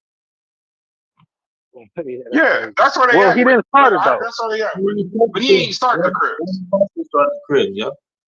It say that he was a I'm founder. sure he I welcomed don't. the murder of other gang I don't members. know what Yeah, y'all yeah. saying Bro, now. I'm telling you, bro, we don't He need. ain't We a don't killer. even He ain't start the to hang Crips. up to He hang us not a up. We Crip. do not need no black. We won't I need mean, no. We do not need white people to do no work. Promoted We from the east side good to to the kill west ourselves. side and promoted Crip philosophy in Compton, man. I'm telling you, man. Yeah, it's his fault, man. Hey, y'all need to go All listen to all the Monster gang Kobe, bro. murders. Suki did it. Damn, Monster bro. Kobe Motherfucker, keep hey, it a Wait, buck. how you go? Crip Wait, died wait. yesterday. How you blame He been Compton dead 10 on years. Suki He though? did that one yesterday too. Come on. all right. Well. See, I'm not talking about none of the whether it was in Compton or that. I think that's getting away from the point that we were making. Now, I'm not from California. I don't know what. Listen, when I read the wiki, it say he's a founding member of the Crip gang. Now, I don't. If it was in Compton, if it was in Rancho Cucamonga, I don't care. You can look at you still looking at Mac I was TV, just yo. I was just responding to the fact that you were saying that he killed his But people in his see, own what y'all don't community. understand, So hold I on, was man. saying that he didn't Let get me explain something to y'all, charged man. with killing people in his community. He was Y'all charged with don't. killing Taiwanese people. Main Street, back in other days, Main Street was the divider in Los Angeles and West Side. It was not the 110 freeway. There was no 110 freeway when they. So when y'all think the West Side, y'all in your mind, if you're present, you're thinking the other side of the 110 freeway, and that's not true. The West Side Crips were just across Main Street. So all of them Crips across Main Street, all of them people is West Side. If you don't believe me, go look at the fucking mailing map and look where the West Side and East Side divide. And it's not the fucking freeway. But who you? It's on Main Street. Why are you saying all when this? you No, a lot of Yeah, I people don't. don't Yeah, understand how close. I don't. No, a lot of people don't understand in modern time. They don't understand in their time how close East and West was. It's just across Main Street. So when Tuki is on the west side, he's right across Main Street. And if you know Los Angeles and you understand that geography, then you understand. By the time black people is moving backwards into those deep areas that we call the West Crenshaw and all of that, that's later. The original west side is just right across Main Street. But why you? Yeah, I don't think No we was arguing disrespect. that. But why though. you telling? But why you tell? I'm just curious why you He's said. explaining the geography because y'all making it seem like it was a big difference. He's explaining the geography because y'all tried to act like it was a big difference. No, I didn't say. You said y'all. Hold on. The modern people trying to express. Y'all gotta turn my mic down. Or does this seem like he yelling? Okay, man. No, I didn't say. But I'm saying who brought up geography. You keep saying y'all brought up geography. I don't know nothing about the geography. So who brought it up? No, they were saying he started the West Side Crips. Yo, Chef said he don't care where the people was from. Rancho Cucamonga, Okay, no, I was asking a serious question. Yeah, I just didn't know why. I'm trying to explain, D. You're not listening. Okay, Chef brought up geography. He said he don't care if it's Rancho Cucamonga, this and that. But I'm trying to give y'all to let y'all know it's a closer proximity than what y'all think. It's just like a one block like difference. There's not no far expanse the way people think it now because of the spread of the game. Nobody said there was no long distance, none of that. You assumed it. Ain't nobody said that. And Chef don't know. When Chef brought up geography, he didn't even know what you was talking about. Right, and I think the brother was. He don't know what Rancho Cucamonga is. He wasn't being serious. Bro, the brother was disputing whether or not the West Side was in Compton. He started the Compton Crib. So bro said, nah. Matt Thomas started Compton Crib. I never said Tuki started Compton Crip. I said he spread it cripping into Compton when he had the little center over there. That's all I said. Because he was already known from the east to the west side and to Compton, but those little Roman areas in him time are very, if you know Los Angeles geography. It's not like Tuki was coming from deep in the back of the 60s or something to go way to Compton. It's not like that. This is like small little 5 mile, 6 mile radius. Right. Which I agree. I mean, but I think that's where the confusion. I just wanted to make sure we understood where the confusion came into play at. Because that's what it was. You know what I mean? The whole Compton discussion or whatever. Then bro was telling you that he wasn't in Compton, or he didn't start the Crips in Compton, and then we started talking about geography and shit. How is the influence from the senators if Mac Thomas and him was around the same damn age? He did it all, Gullah. Yeah, I mean, and that's another thing too. Like I feel what bro saying, because like it's like everybody trying to put the whole thing on Tuki. Bro, it was gangs in LA way before Crips even thought about existing in LA. Yeah, there was white they didn't start we got all that. Exactly. I'm just saying when Tuki joined, nobody's talking about the personal crimes this man committed and what it redeemable. That's the question. Were they redeemable? Y'all don't even know whether he did the crime or not. Oh my God. I believe he did. Yeah, I know, because y'all we don't need white people, bro. I keep telling you. We are worse enough against each other. We are worse enough against each other that we don't need any group to somehow now we the problem. Us over, bro. Now we the problem and not Tuki. Now we the problem and not Tuki. No. Now I'm gonna skip everybody else. That is insane. No, you. There's questions. No. There's questions in this case. There are people smarter than me, smarter than you. There are lawyers. There are people in the justice system that have questioned this case. Yeah, okay, you happy about it? That's the wild. No, I'm just saying. His lawyers that's way smarter than me. He deserved it. So, he deserved it. That's what you said. And I'm gonna say too, Raymond Washington started the shit in 69. And Tuki and all these other leaders, they came in after 71, yo. They don't really care, bro. Just so you know. They don't. Yeah, I'm not really into the they're not really like gang. they said it. And Raymond started Raymond, I mean, Gang Raymond wars, baby. started. He came in to No, spread it. the reason Raymond started. I fuck with that history same way I fuck with Italian mobster history. I look at it the same way. Like motherfucker can look at their history, look at mob history, but we can't look at our own mob history. I look at No, all we this can't. shit. We just terrible, bro. We the worst niggas on earth. Niggas that watch Godfather 1, 2, 3, all kind of shit. But it's us though. It's just us. That don't even Gullah, go we can't outside hear and you, try to Gullah. reenact it. What are you saying here? Gullah, your mic. What's up with your mic? Hold on. If you're gonna teach in Los Angeles, you So have as to long as you understand. kill, You go have to to jail study this. and You have write to know books about and it. redeem yourself, you're good, is what we saying. Yeah. I just told you all of the shit he did, and y'all keep saying all he did was write a book. I didn't That say shit all funny. he Now, did. now, I now said I'm gonna assume that if you y'all go to jail, trying you to do. I said if you misunderstand go what to I'm jail saying. and do these things, you get redeemable quality. I didn't No, say it's that's not. all It's he not. did. No, I didn't say that. I'm saying I'm that y'all asking. keep saying. I can't get I'm past gonna answer it. you. No, I'm gonna answer you. I'm gonna answer you. So no, if you just write 9 books, no, you did that. I don't think you just going there writing children's books would qualify you for any kind of redemption. But I'm gonna tell you the things that probably would qualify you for some kind of fucking redemption. Not the 9 books, but if those books were used in schools and juvenile halls and community programs in the U.S. and internationally, nominated for Nobel Prize literature nominations 4 times, you might be working on redemption. If you develop a protocol for peace, you might be working on redemption. If you set up 3 gang truces just by writing letters and get nominated for a Nobel Peace Prize 5 fucking times, you might be working on redemption. If you create shit, like you create structure, you broker peace agreements. Like if he was just trying to not get the death penalty, he could have did less. And matter of fact, I think he was doing all of this. I think he was doing some of this. I don't know. Before any of the clemency and all of that had anything to do with anything. The clemency shit came later and from other people. So he actually began to create systems to fix the shit he did wrong. But fuck him, no, because he's trash. That shit's wild. Y'all want to call him trash? Y'all have at it, bro. He's a piece of shit. You know what's ironic in this? And this is the shit that I don't comprehend for the life. He is crucified. Gangs are crucified.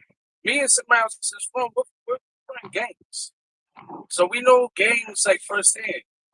But there's no smoke for your government. There's no smoke for the police. There's no smoke for the FBI and the CIA. There's no smoke for Biden. There's no smoke for none of these politicians that said all the things they said. And they get a pass, what? Because they played a saxophone and put sunglasses on and was on a black man's talk show. They get a pass because they passed a bill that pacified people. They got a bill because they were in a McDonald's commercial and shit. Like, that's the crazy shit right there. When they're the ones that's pulling the big fucking strings. Meanwhile, y'all going after the guppies. Y'all attacking the guppies and the goldfish, but y'all not going after the fucking killer white sharks. That's the shit I don't think. Not the what about Chicago argument again. This is crazy. See, I knew somebody was just gonna just completely dismiss the whole shit you said. I knew it, bro. Shit's funny, bro. We can't never stay in one spot for too long. We gotta squirm and wiggle around. That shit crazy. I think I'm clear. I just know all y'all keep saying is he wrote books, but I also don't think y'all know everything he did. And I find it funny, Cuban, that the world, literally, the world uses his books. The world was calling for his clemency. The world was using him as a redemption story. But it's just these like niggas in the Discord chat saying he's a piece of trash, bro. I've Shit's never wild. seen a Stanley And he Tookie ain't never Williams book touched in Barnes nothing and in Noble. the Matter of fact, I'm gonna go to Barnes and Noble in a minute. I'm gonna go look for the Stanley Tookie Williams baby books. Children book. And This shit crazy. Nobody reading that shit. That man was trying to get out of jail. Same, but so when we do the weed, What school system I wish my daughter's school system would have had some damn Stanley Tookie Williams books in there to read to the kid. Man, y'all tripping, yo. Who had that? Who needed that? Who in here read it? They so profound. Who in here read it? Right. Nobody. Hold on. Who gave those books out as gifts to his family members? Who else spread his message? Why would I need to read anything written by? Why y'all advocating? How far have you advocated for this man's shit? How far? Just tear them down. I mean, at this point, y'all doing okay. What's the point? I ain't tearing them down, but I ain't about to build them up. Y'all did. Y'all told. Y'all building them up. Which one of y'all brought y'all kids? The Stanley Tookie Williams collection. Forget about the murders. His books helped Dr. Seuss. I ain't talking about. Dr. Seuss. I'm telling you, I'm not tearing them down. I'm telling you though, what the world said about it. You think that's me building them up? He's saying I disagree with your sentiment.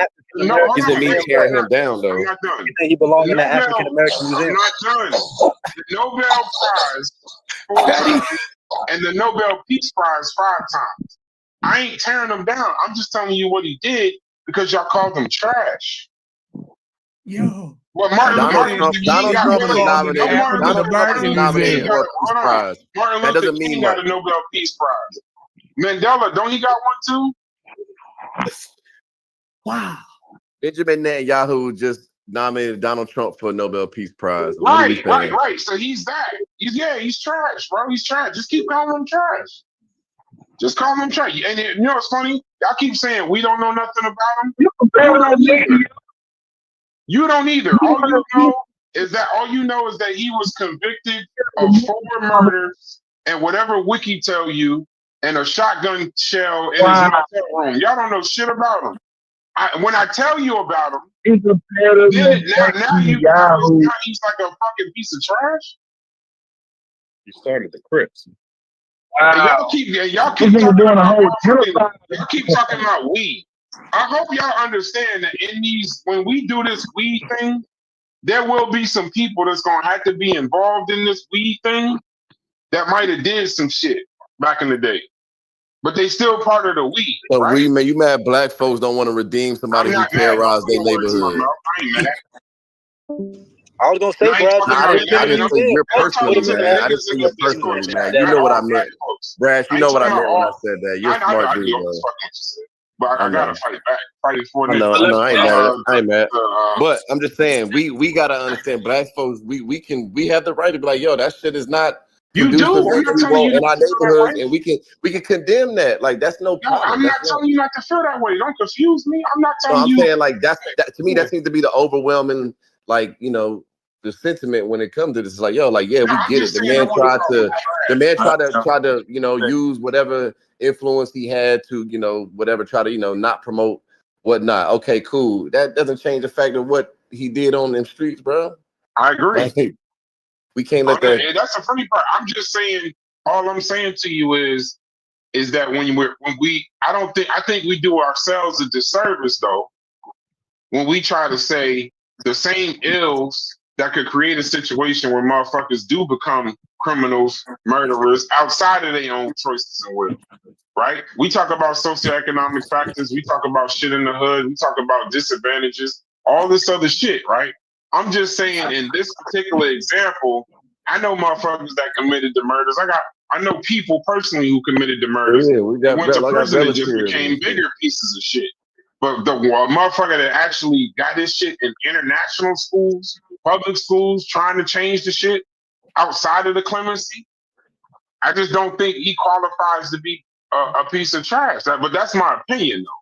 I could be wrong. If Tookie Williams would have did 25 years and would have got out, I'd be like, okay, the man, the state of California felt like he did his time. He did what he had to do, whatever. I wouldn't have batted a goddamn eye, but I still not gonna change my perspective on like, yo, bro, this nigga was. I don't want you to change your neighborhoods. I don't want you to change your perspective. That ain't my fault. Anybody like would still probably be like, yo, that's still he did his time. That's our law system. Cool, fine and dandy. He went in, he got out. However, we still be like, I would still look at you like, bro, you are, you know what I'm saying? You murdered I'm not gonna make black, you murdered black youth. when I was in Los Angeles, right? I had a brethren in high school. I live in Los right? Angeles. In Right. high school, he had the feelers on. He had on black feelers. And you know how the feeler used to have the little red thing inside of the F? That was the only red thing on his shoe. You know they beat that man to a coma? Do you know Tookie Williams did? They beat him to a coma for having that little red on the F. They Tookie Williams? Beat him to a coma, man. This is not the 80s, man. Because you wasn't there when they had a thing called Crips Don't Die, We Multiply. And the seriousness of this gang violence, it was from extreme, my lord. And No, I'm see, y'all saying, are think you this saying Tookie Williams did it? this internet gang violence is what it was. But if you was in Los Angeles when these things kicked off, no, son, no. Tookie Williams stopped the kid? No. No. Okay, now that you said that, well, just for clarity, and I'm not trying to be sick or silly, are you saying Tookie Williams stomped the kid or someone stomped the kid? I didn't catch what you. The Crip organization, the mentality that was promoted about being a Crip, about not dying and multiplying and nothing else can be around. And everybody have a Crip. Tookie was behind that mentality. And that mentality went into the minds of youth. It spread across this country. Despite his books. Why do you keep running for that? I never thought I would see a I'm not running from I never thought New York would adopt Los Angeles gang culture. I never thought Virginia and the South. I never thought Pookie would be a Mississippi Crip. I never thought I would see these things. I never thought there would be 60s in Texas. People naming themselves after streets in Los Angeles they never even been to. And you telling me that somehow that promoting this, the spirit that was invested in this, he wasn't a part of that. You are fucking crazy. Because I New York City had gang. Wait, time out. No, and he was a gangs and the gangs. I don't know why you keep bringing up. I don't know why you keep bringing up New York City. I just want y'all to understand something, bro. Before Tookie Williams before y'all did anything in Los Angeles with Bloods and Crips, all these other places already had gangs. I mean, yeah, they had gangs in New York for sure. Yeah, like I got my OG was in the Decepticons growing up. They used to say LA niggas was stupid for banging on colors. Stop it. Stop the forkery. The rest of the country used to see that. What are you talking about? And there was I know New York gangs prior to Bloods and Crips. In the 50s and the 70s, New York City's had Savage Skulls, Black Spades. Decepticons. There was many gangs before y'all niggas. What are you talking about? Yeah. But okay, so you trying to tell me the rest of the country wasn't laughing at Los Angeles? They banging over red and blue. So you're trying to tell me that, and now the rest of the banging over. And you're trying to equate that with a local gang culture. That is disingenuous, Bryce. That is disingenuous. No, they adopted LA gang politics. There are Brims in Los Angeles. Y'all niggas. There are no black spades in Los Angeles. Yeah, bro. There are no black spades in Los Angeles. Yeah. He's bringing a valid point. What he's saying is that in the early 90s, New York and then Jersey, you have Bloods and Crips, right? And that was never a New York, that was never a New Jersey thing. We had our own shit. You know what I mean? And he's saying that people from a whole other side of the continent is emulating a gang that they really don't know shit about, never been to that block, which I agree with him. And that was my issue. Yeah, but most of it starts in jail and shit like that. It's not just like that. I'm saying this to counteract he wrote all of these books to detour gang banging and the promoting of the Crips and Los Angeles gang culture. Somehow his Nobel Peace Prize book was counteracting this spread. No, that's a lie. What'd you say? What was the last thing you said? That's a lie. The book was counteracting the spread. Nobel Peace Prize books was counteracting this spread and deterring this spread, and somehow was dropping the. I don't think they put a dent in it like they're promoting it. Like I don't know. That's up for debate. Despite what he did, his name promotes. Irredeemable. Whatever. Hey, all right. So, you think the gangbangers looked at Tookie for books he wrote? You man, you crazy. Yeah. So he brokered 4 peace treaties. 4.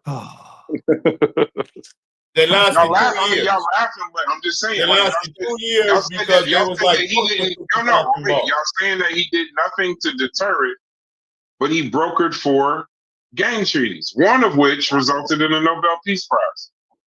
Well, a nomination. That's called political politics to get this nigga some credit to get knocked off the death penalty. Yeah, Get them on death row. Yeah, put them Yo, on. man, I need y'all to hold this truce for 2 years. This coming from the big homies because we trying to get Tookie up off this death penalty. Man, We got some money from the politician, so I need y'all to hold this. You don't know how Los Angeles work, man. What No, I the fuck don't. you talking about, man? I don't. Why you think it only lasted 2 years? I don't know nothing about it. I don't know. I'm telling you how it work over there, man. Yeah, when they got accounts of him still, no, since I don't know what the fuck that means he's still but I want running to the be clear game. though. But it was academics, teachers, and his school and his books from the schools too. So he's a teacher that we're listening to. I'm gonna listen to the other ones too, not just him. Yeah, but Brass, come on, Brass. You No, you wait, smarter I'm than I'm that. just saying I don't know shit, but I'm just saying that the academics in that area said, Of course, I mean the academics are gonna try to use whatever tools they can, bro. Money invested in that. That's part of the anti-death penalty campaign. Yeah, right. Kill them. There's a whole political academics besides anathema. There were other scholars besides anathema. There were other school systems besides anathema that said something different. So I will listen to anathema, but I'm gonna also listen to remember the 2 things can be true. I'm gonna listen to anathema and not downgrade nothing that he's saying, but I'm gonna listen to these 9 Peace Prize nominations also that has been used in Brazil, that has been used in Africa, LA County school systems, the 4 peace treaties too. I'm just saying 2 things is the same. I don't know why y'all so upset. Y'all said 2 things can be true, right? So I'm listening to him. He's a teacher, and everybody else. Brass, listen, man. What's wrong?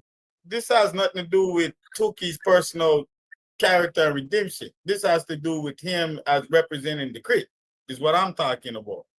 And how you try to say that the Crip started as some benign organization. And I'm saying, no. That's the history of the group. He became benign later in his life after he realized and matured the trivialness of all the fuckery he had committed.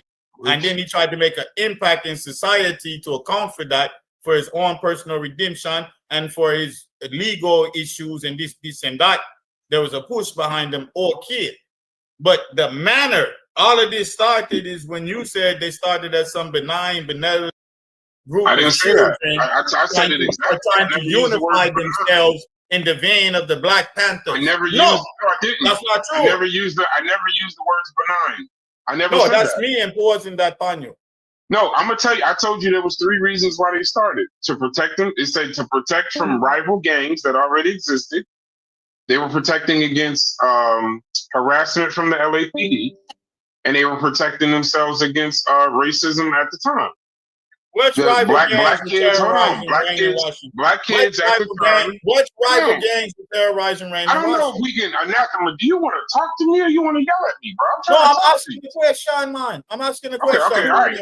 Let me finish saying what I'm saying. That's cool, but let me finish saying what I'm saying for you ask a question. So what I'm saying is, there is. I know when in these Discord chats we be talking, and I know sometimes we think that what we're saying is 100% correct, right? But the history of the Crips, there's a documentary. The reason why I brought up the Black Panther Party, and I didn't say in the vein of the Black Panther Party, I said in the vacuum of the Black Panther Party breaking up. There's a documentary called The Bastards of the Party. That's not about Crips.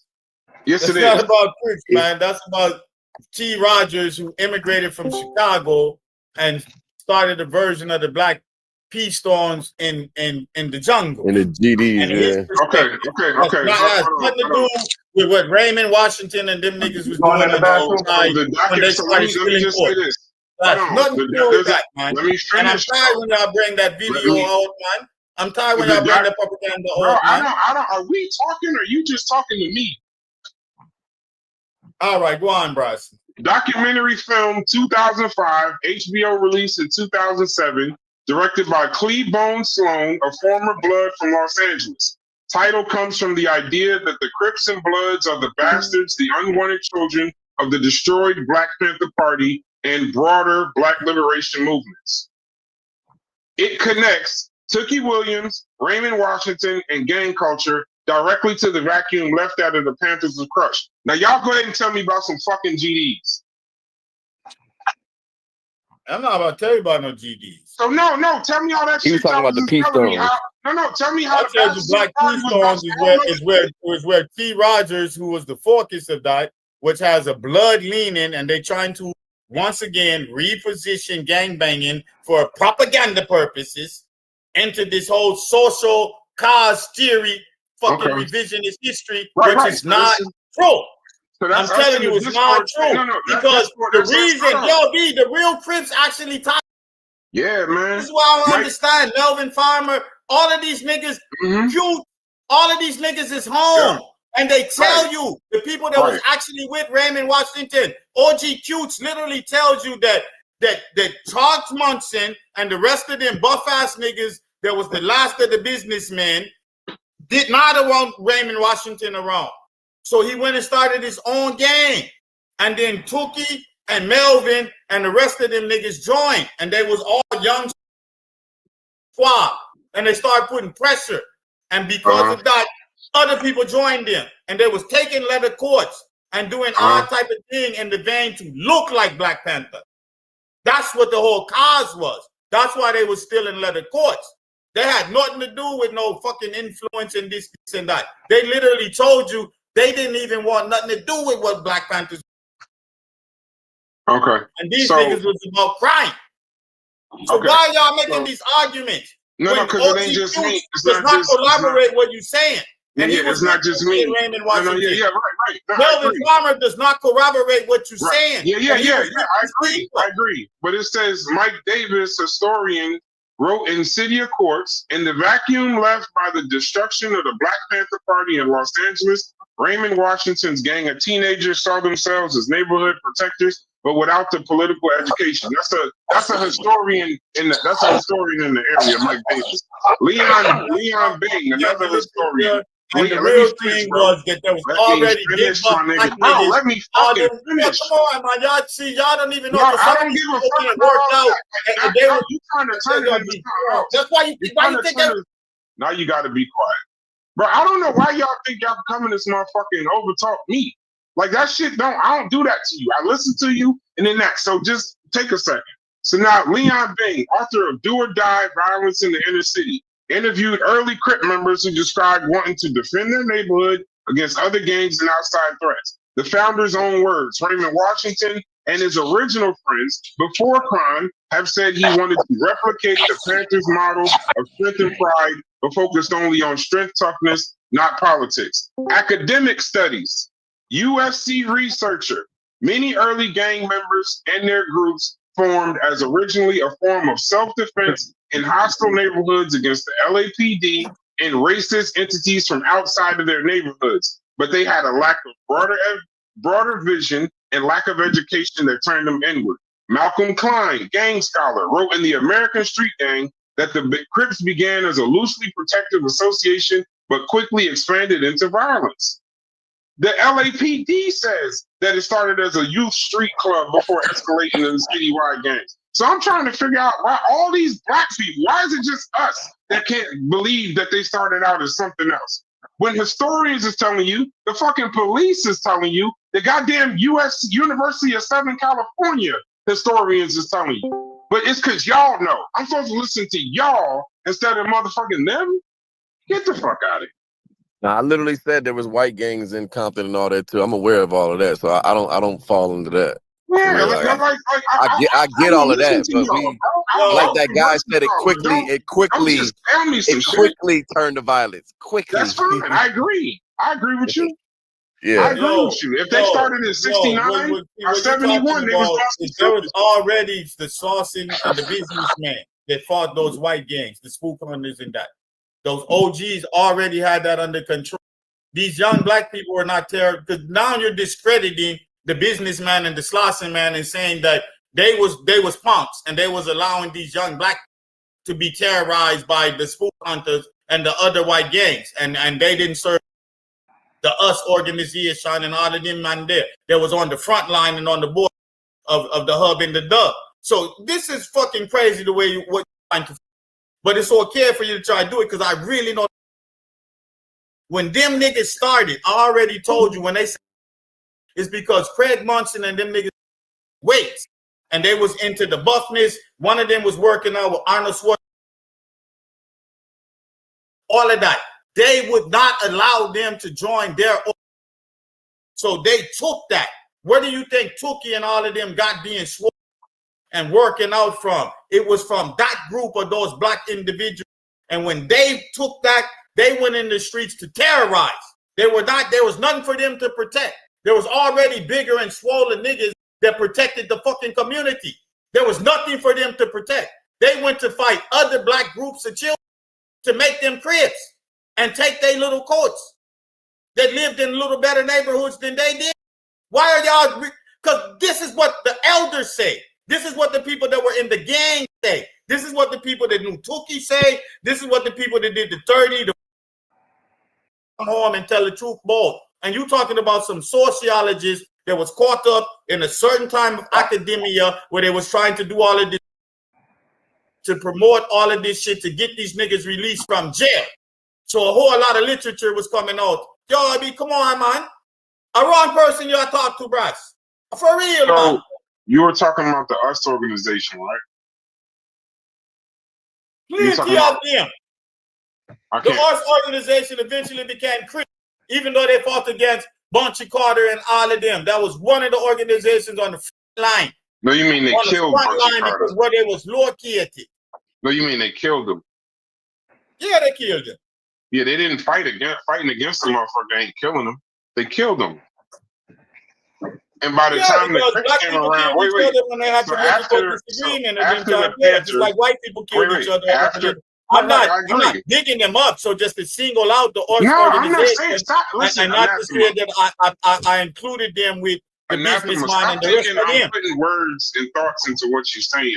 I'm listening to what you're saying. So when I speak literally, I'm trying to get the literal versus the philosophical part of it. But my point to you, the reason why I'm being specific is in '69, a shootout at UCLA killed Bunchy Carter and John Huggins of the Panthers. Many Panthers accused the US members. Later evidence showed FBI COINTELPRO pushed the whole conflict. So this is evidence. This is evidence of what was going on. You would think that US and Panthers was just going crazy, but you'll forget that COINTELPRO admitted that they were stoking the conflict because they wanted both of them gone. US was the nigga Karinga that started the Kwanzaa movement. That's in the documentary. Yeah, I know Karinga. Right, wait. I'm just mentioning organizations that was existing. Okay, no. And showing violence to the youth and why the youth started their own violent, ignorant organization. But it wasn't violent. This is my point. After the Panthers were dismantled by COINTELPRO, and the US organization lost their influence in and around Bunchy Carter and the John Huggins. After the US organization lost their influence, there was a vacuum. Into that vacuum stepped street formations. It wasn't just Raymond Washington. It was other groups also, but Raymond Washington's group was named the Crips. As the Bastards of the Party documentary put it, and why they called them the Bastards of the Party, it says, we were the unwanted children of the Panthers and the US organization, the Bastards of the Party. But Fred Munson, the guy you keep naming, he's cited in oral history and interviews as one of the original West Side Crips connected with Raymond Washington. In his interviews, included in the Bastards of the Party, Fred Munson describes how the Crips formed the street units after the Panthers and US collapsed. His key point is they started as protective neighborhood crews. We became violent sets because we did not have the Panthers' political education. One of his lines that's paraphrased is that the Crips were trying to be Panthers without the politics, echoing what Tookie later admitted. So go ahead and tell me about Fred Munson again, because Fred Munson agrees with me. I definitely will be, because Tookie, Raymond Washington and Tookie, what they did has spread so much that the older niggas went and joined their organization. That's what that's about. And that's at the same time when they was doing that revisionist history to try and get this new shit passed so they could get these laws. This is what I'm trying to tell you. But when you listen to the real people, because remember, Craig Munson never did no time. This nigga was just a bodybuilder. He never put no work in out of the hood. He just knew Raymond Washington and them, and then he joined the afterwards. He had nothing to do with the founding of it. So now, this little revisionist philosophy at this time that you taking as a real historical is okay. And I'll grant you that. But that's the context in which it should be considered. Remember that. Remember that part of it. So you're saying what he said, what first you used Fred Munson as I'm saying exactly what he's saying was bullshit. So but you used him as an example.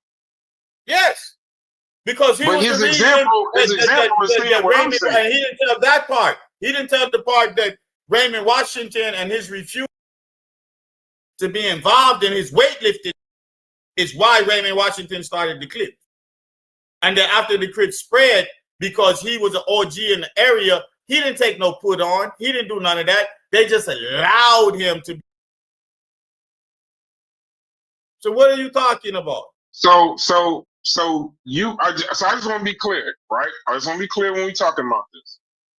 So when we're saying this, the LAPD said they started as that. Now I'm listening to OGQs. I don't give a fuck about what so OGQs. I don't know who that. Okay, OGs and what they say out there. Right. So OGQs. The people that was there.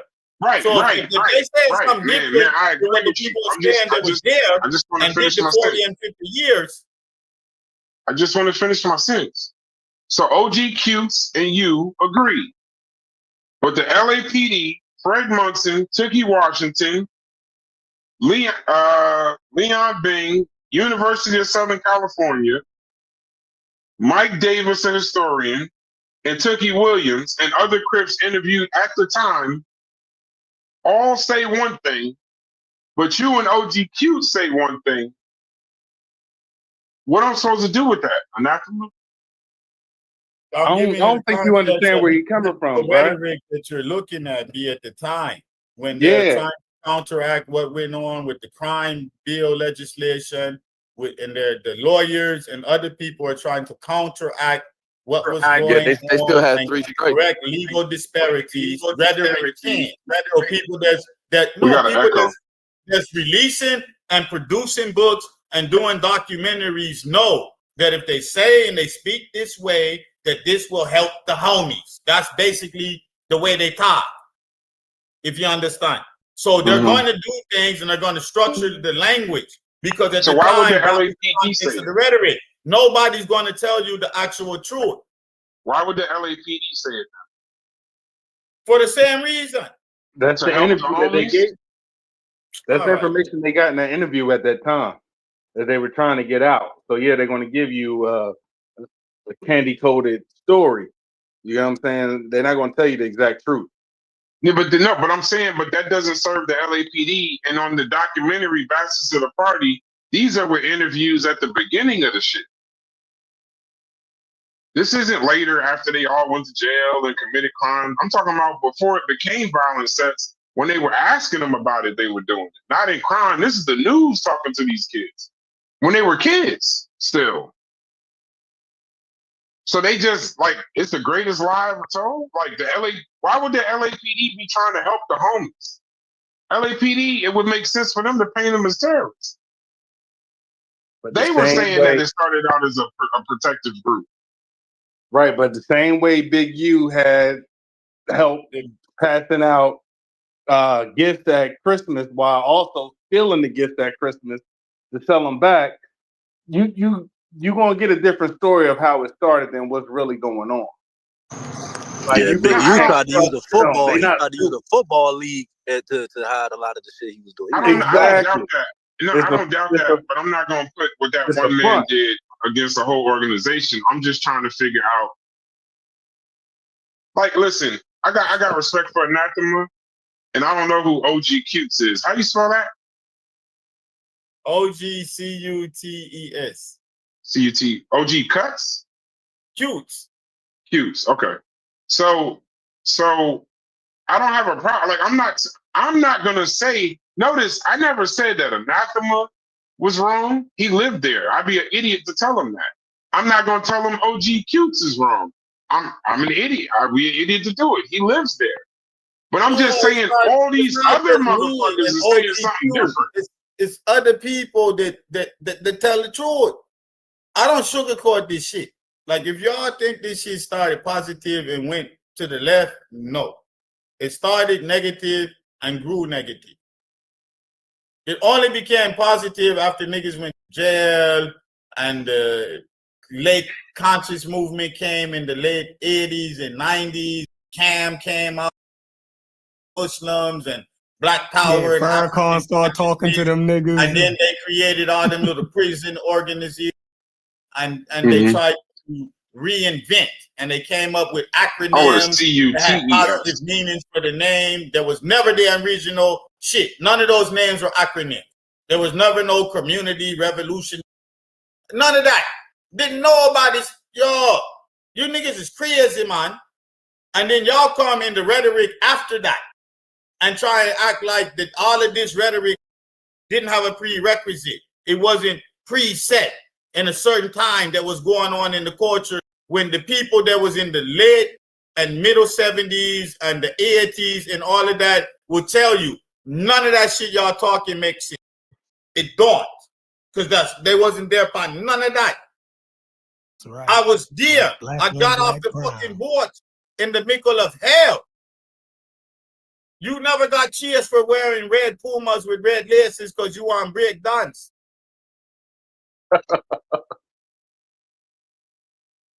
Talk to him. And you I know more break dancing. So Donald I Archie, can't wear the LL Red Kango. I can't be influenced by hip hop.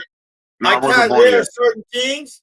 And this is in like 80, 83, 84, 85. Yeah, I was born in 86. I can't wear hip hop. Man, I'm sorry for you. That's fucked up.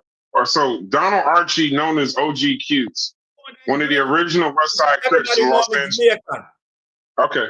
One of the original West Side Crips in Los Angeles in the early 70s. He was close to Raymond Washington, the other founders. He helped establish Crip sets on the west side of LA, sometimes described as co-founder of the West Side Crips, but not the overall Crips. That's Washington and later Tookie Williams. What he says about origins in interviews, including Bastards of the Party and other gang stories, OG Cutes confirmed the Crips started as a protective street organization, filling the vacuum after the Panthers and Us organization collapsed.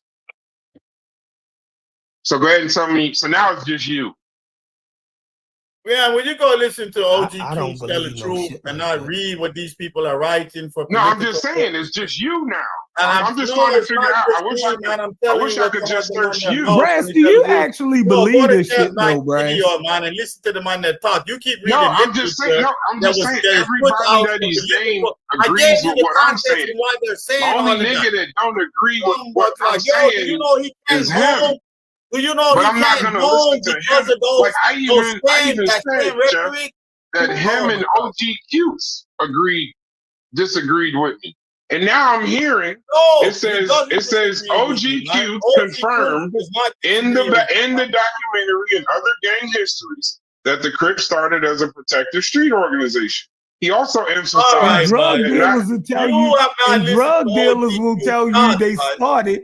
Hold on, Anathema. And drug dealers will tell you, I started just to feed my family. I don't.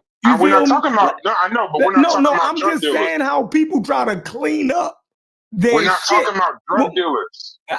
I'm just talking about with criminals. Don't change it. Stay right here. You just heard the man say OG Cutes said something different. I'm not listening to. Listen, I'm telling you, he said something different. Yeah, and I'm telling you what's in this documentary sourced out. It's in Bastards of the Party. You, Brass, do you believe it? Yeah. Yes. Okay. See, that's what I'm saying. I don't believe this shit. I don't believe that the gang started for benevolent purposes. You know what I mean? And somehow the white man got in and corrupted their minds and led them astray, and then they started a internecine warfare amongst each other. I don't believe none of that. So if that's what y'all jacking to sanitize the gangs and all of that filthy shit, you feel me? For some way to blame it on white America for that shit that's happening in black. Well, that's the only thing that can happen. No, I'm not doing that for that. I'm not because doing then that y'all for say it was what they say. Then they put moles inside of the gangs to stem to violence and all right. Wait. Hold on. Wait a second. Let me answer Chef's point before we move on. And then ask me a question. If the thing that bothers me, Chef, boggles my mind, right? It's like every now and then we can believe that something is a conspiracy theory, and then we don't have proof of this conspiracy theory, so we'll just say some shit that might not be true, right? But when FBI COINTELPRO admits that the killings of Bunchy Carter at UCLA, they stoked the environment with moles, with people that were involved, with fake stories, with fake actions that ended up in the murder of Bunchy Carter at UCLA. You just said, I don't believe it, but the fucking FBI said it. So you right because you just don't believe what they said? Bunchy Carter was the Crips? Man. No. He's talking about I told you what I didn't believe. Hold on. I told you what I didn't believe. So now, and you brought up Bunchy Carter. Because that's connected to the story, bro. The Crips said the historians and the people that I named all said that it was created. They were trying to, the Panthers and the US organization were protecting the people in that area that have food programs. You know about it. I don't got to teach you that, right? I don't really got to go into that conversation.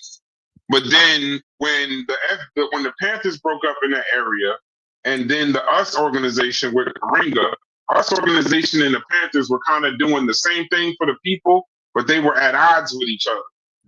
And nobody kind of knew why they were at odds with each other, this, that, and the other, until later on, after Bunchy Carter was murdered. This is before the Crips.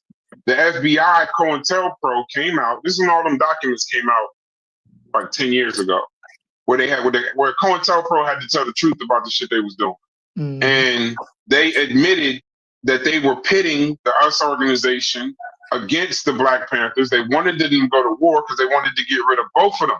Now, we know US organization and the Panthers were trying to be on some positive shit, but they did put moles into that shit to break it up. Now, when the Panthers broke up and then the US organization broke up, that's why they call the shit, the Crips, the bastards of the party, because they're saying they're the bastard children of, when they first started, they were trying to do what them niggas was doing. But what they didn't have that those niggas had was political education. Just education, period. They didn't know, they didn't have a political ideology. They just thought we just about to start protecting the neighborhood. Yeah, right. And then when I don't trust what you're reading. I don't trust what you're reading. Right. Real quick, Bryce. When did the shooting happen in UCLA?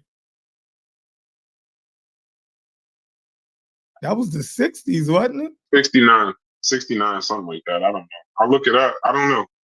Yeah, look it up. But that's the connection. And which, go ahead. No, go ahead, Chris. No, I wasn't saying nothing. I was just saying I was finishing my sentence. Y'all saying that the government stoked the violence that we see amongst Black gangs.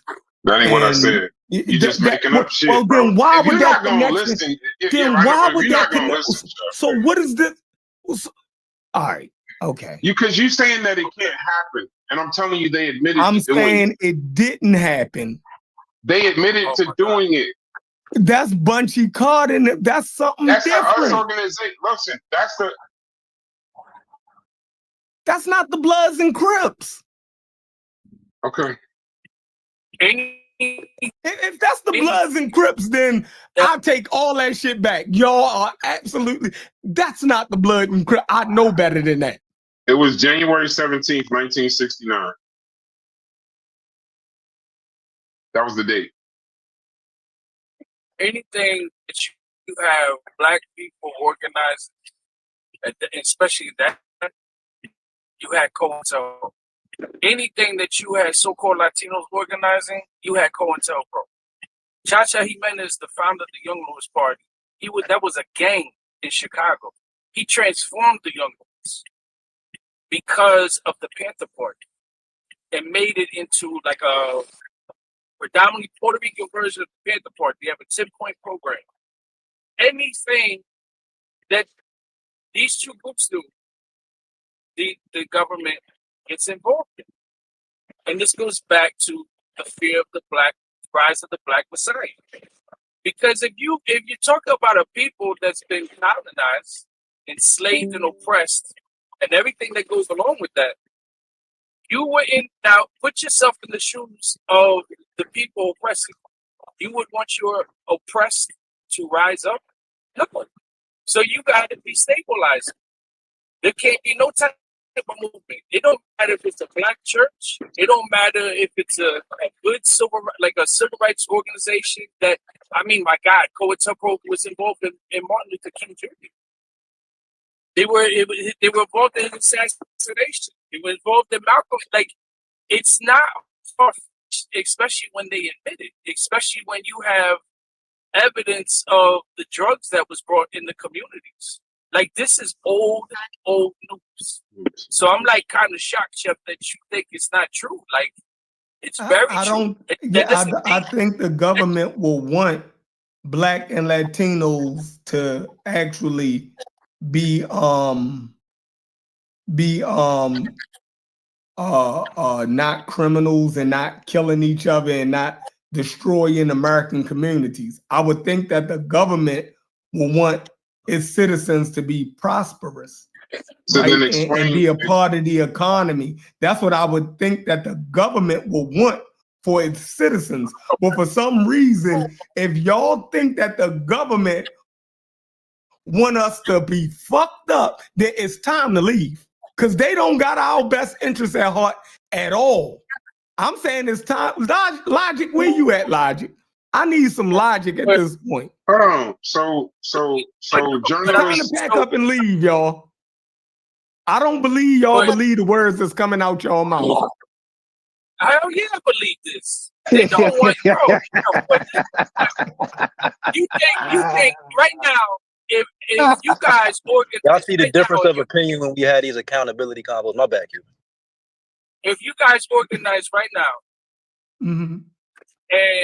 and look at any of these groups recent, then you have Black identity extremists. Or what is a black identity extremist? What does that mean? And are they all extreme? Now, if you're talking about, if you're talking about crazy people, talking about enslaving white people, making them their slaves and taking over, your Howard Shot's gonna come out the sky and all this, that's crazy. Right. But you're talking about stabilizing your people economically, educational wise, mental health wise. The government will help us. They would help us. Okay. They'll help, right? But to what degree? Look at Newark, New Jersey. Whoa. Look at Newark, New Jersey. Chef, how did you turn Brass into a blackologist this fast, bro? Brass, am I lying about Newark, New Jersey? Nah, you're not lying. I just don't think we have a serious conversation. If you're looking at the NABC, the Newark Anti-Violence Coalition, that started on Elizabeth Avenue some years ago because her sister was killed, right? Yeah, I know about it. Who was involved in the NABC? The New Black Panther Party, Zaid Muhammad, Sharif Imhotep, right? These other brothers, Keisha, when when she became the chairwoman of the new Black Panther Party, Ross Baraka, all these other people. Do you know the flack that they caught for just wanting to assemble, to get licensed, to get a permit to assemble, to be able to address homicides in the community? And look at all the good things they've done, but then now look at the compromising that's taking place. So this it's yeah, there'll be a help, but your help only goes so far, because once you start crossing that boundary that you're talking out too much and you're saying too much that's going against the interest of those in power, the Democrat, Republican Party, the politicians, you got a problem. And vice versa, right? When you go too far against our interests, you got problems. You know what I'm saying? And vice versa. Like that's a two-way street that you talk about. When you see you talking about like people that when you say that, I mean the same as when you're talking about us potentially making moves that don't benefit our interests. Like it's the same. I mean, obviously we're not talking about the same particular consequences, but the larger group is going to get you for that. You know what I'm saying? Or the most influential group. See, the most influential group, what we hate to really say, the most influential group in the Black community is the criminal element. We submit to that shit. But let me ask you this: why would that be? I think the Black church is up there too. I think the Black church is up there too. HBCUs are up there too. HBCUs are up there too. Damn. Yeah, Hey, they are. yo, can I ask a question? I'm trying to find a way to disagree with that, Chef, and I can't. After Chef said that, I ain't got nothing left. Chef just made up. I'm actually trying to find a way to disagree with it. Because niggas are honest. Like, think about it. I don't have the energy. I don't have the power. I mean that's a Fetty type of comment, but I have a hard time disagreeing with it. Jesus, damn, Logic, come on. Yeah, but y'all jump up every day and turn on ESPN to watch a bunch of Black people play sports.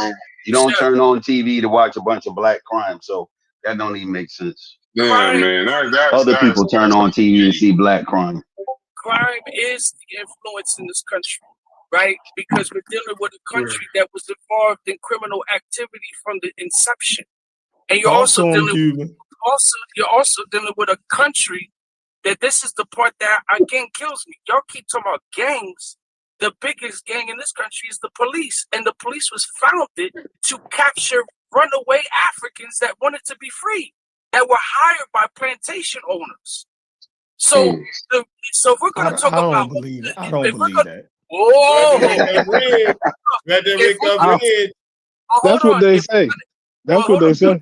That's what they say. Well, hold on, that's a fact. But so if we're gonna say the inception of these gangs have no good, right? Let's run with that. Okay, they have no good. Nor does the American government, nor does the police. So, what's more crucial and what's more detrimental? The blood of Crip or the politicians or the police department? Because I don't know any Bloods and Crips that have hospitals. I don't know any Bloods and Crips that have institutions. I don't know any that bullet that hit an innocent bystander in the Black community. So does the police. I'm saying, but again, it's not an either or thing. We're just highlighting, menaces that was in our community that look like us. So it's not about a compare. But why was all these gangs? The gangs came about because of shit like that. The gangs came up. Even if you look at do we take into account if the police fuck up, we can sue them, and niggas be fucking up, we can't say nothing. But, we just got. We can't say nothing. Police can go out on camera. Did we take that into account? It sounds disgusting, but like I guess we kind of. I might be talking a little bit too much reality right there, right? We citizens, we can hold the police accountable. Logic. Hold on, Cuban. I just got a question. I just want to get everybody. Hold on, Cuban, real quick. I just want to get everybody's stance. So, Fetty, Logic, and Chef, y'all all for real, no jokes. Y'all think the most influential element in the black community is the criminal element? Yeah, I do. I'm thinking about it, and I'm having a hard time disagreeing with that, yo. Yes, no. So, Fetty, you agree also? I can't find in it. your direct community from your own people, again, the crimes that was committed by a lot of gang members hits more home versus external forces that we want to blame. Yes. Yeah, I hate that sounds right, but it kind of do. Like most of the people I knew growing up, like we damn near a whole high school full of niggas who's basically trying to be a real nigga. You know what I'm saying? And some of them trying to be basketball players fall off because I'm they're gonna say trying to this, be a bro. real nigga. All right, I'm gonna just say this, and I'm gonna tap out, folks. We deserve when this is live, but this is gonna be replayed. I'm gonna change the banner real quick. We deserve right now whatever anybody wants to call us, bro. Whatever y'all want to call this shit right here, call it, bro. That's the Logic, Chef, and Fetty. Did anybody else agree? Just so I make sure I get everybody. Who else truly believes that the most influential what's this element other in side let of me this finish my argument? sentence, bro. I don't like how they worded it per se. If they would maybe word it in a different way and say maybe the heads of the households are probably, our uncles and fathers, our black male figures, were they gang leaders, I might could see what they meaning, because but No, they said the black community, so I want to be clear. Whoever that is talking, I want to be clear. When you say that means everyone, listen, when you say the black community, that's the 12-13% black people in these United States. That the most influential element in their community is the criminal element. That's everyone. I'm not talking about blood influence. I said influence. Right. You're saying which one would be the biggest influence on the larger group? What do we export? What part of our culture do we export the most? I just need to know who agrees with y'all first, Chef. That's all. Who agrees? I'm willing to defend my stance. Like that's fine. I don't even need nobody else. Of course you can. No, I just want to know who else it is so I can treat them accordingly. So the most influential element in the black community is the criminal element. No. That's what I agree with that. No. That's not. Yeah, I don't like it, man. I'm drawing off of my personal experiences, bro. Wow. I grew up in a house. I grew up in a 3-story house and raised by the elected official of the district, and I still wanted to sag my pants and shit. You know what I'm saying? I'm growing up right there with a motherfucker that's successful, doing all the right stuff, and I still wanted to blast the music and do all the other stuff that I seen other people do. I didn't want to go be a doctor or a politician.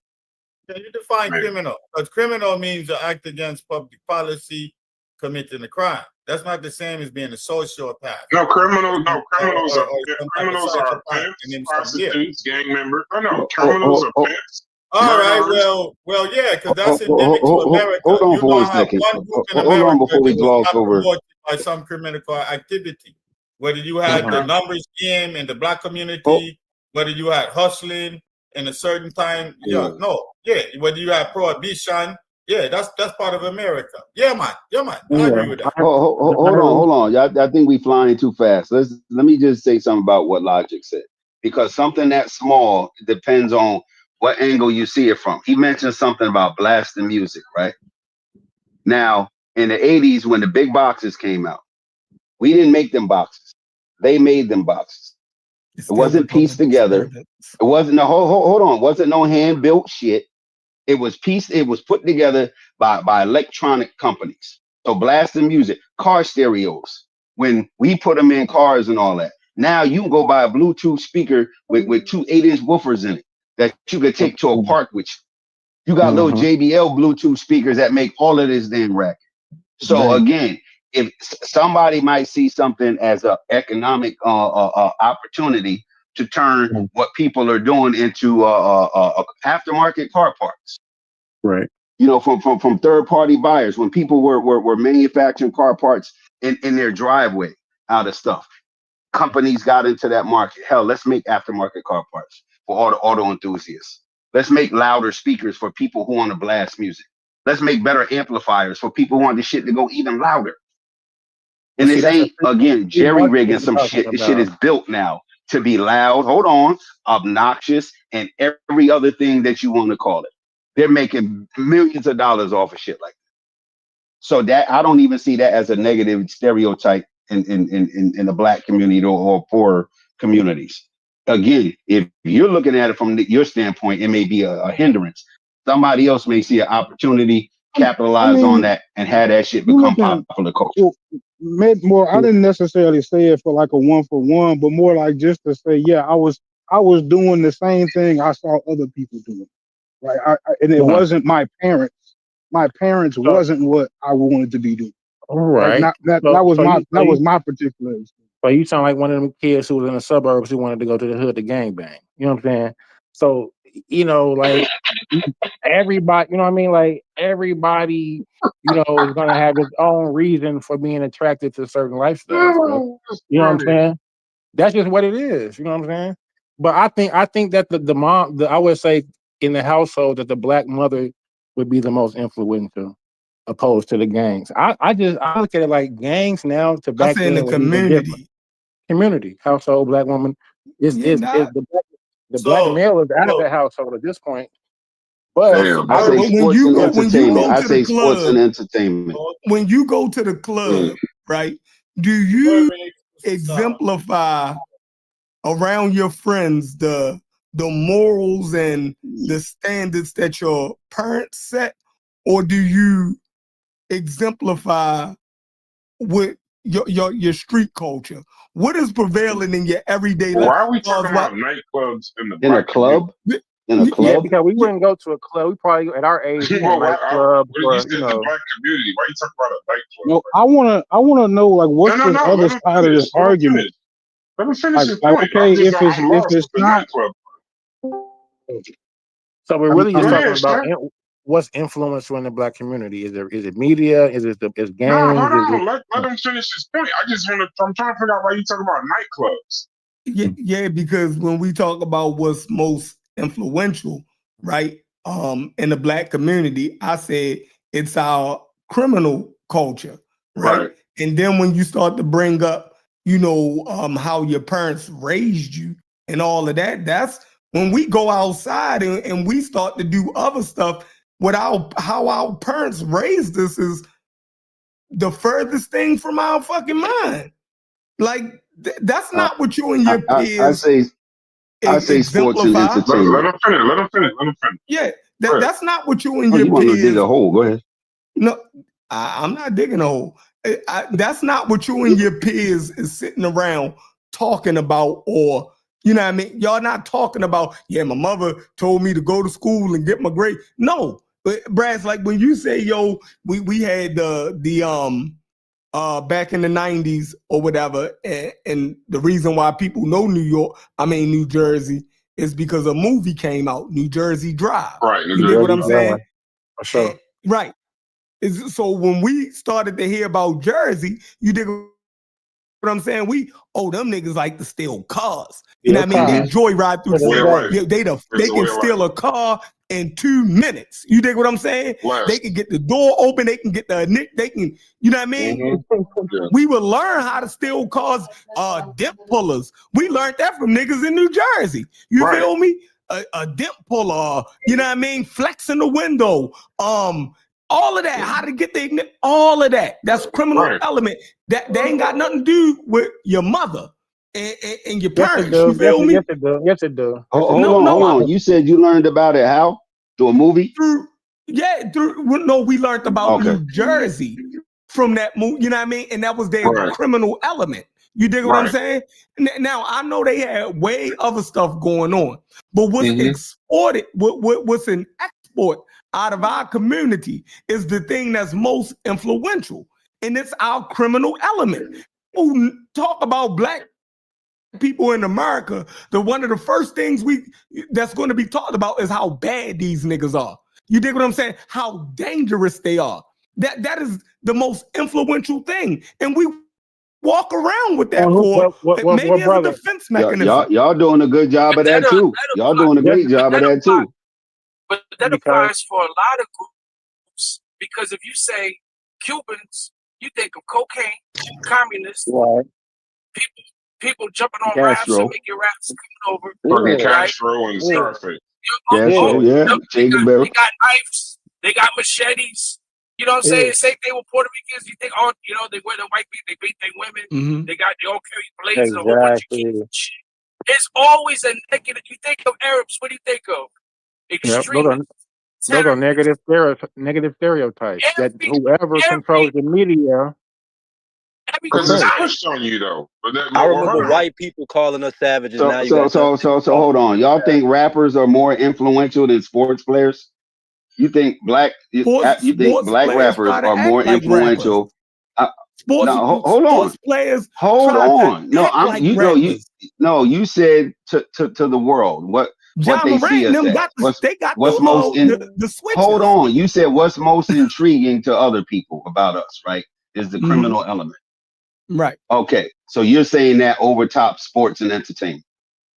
I'm saying now hold on. No, hold on. Listen, y'all let me just finish want to my mess point. up what I'm You saying. finish your point.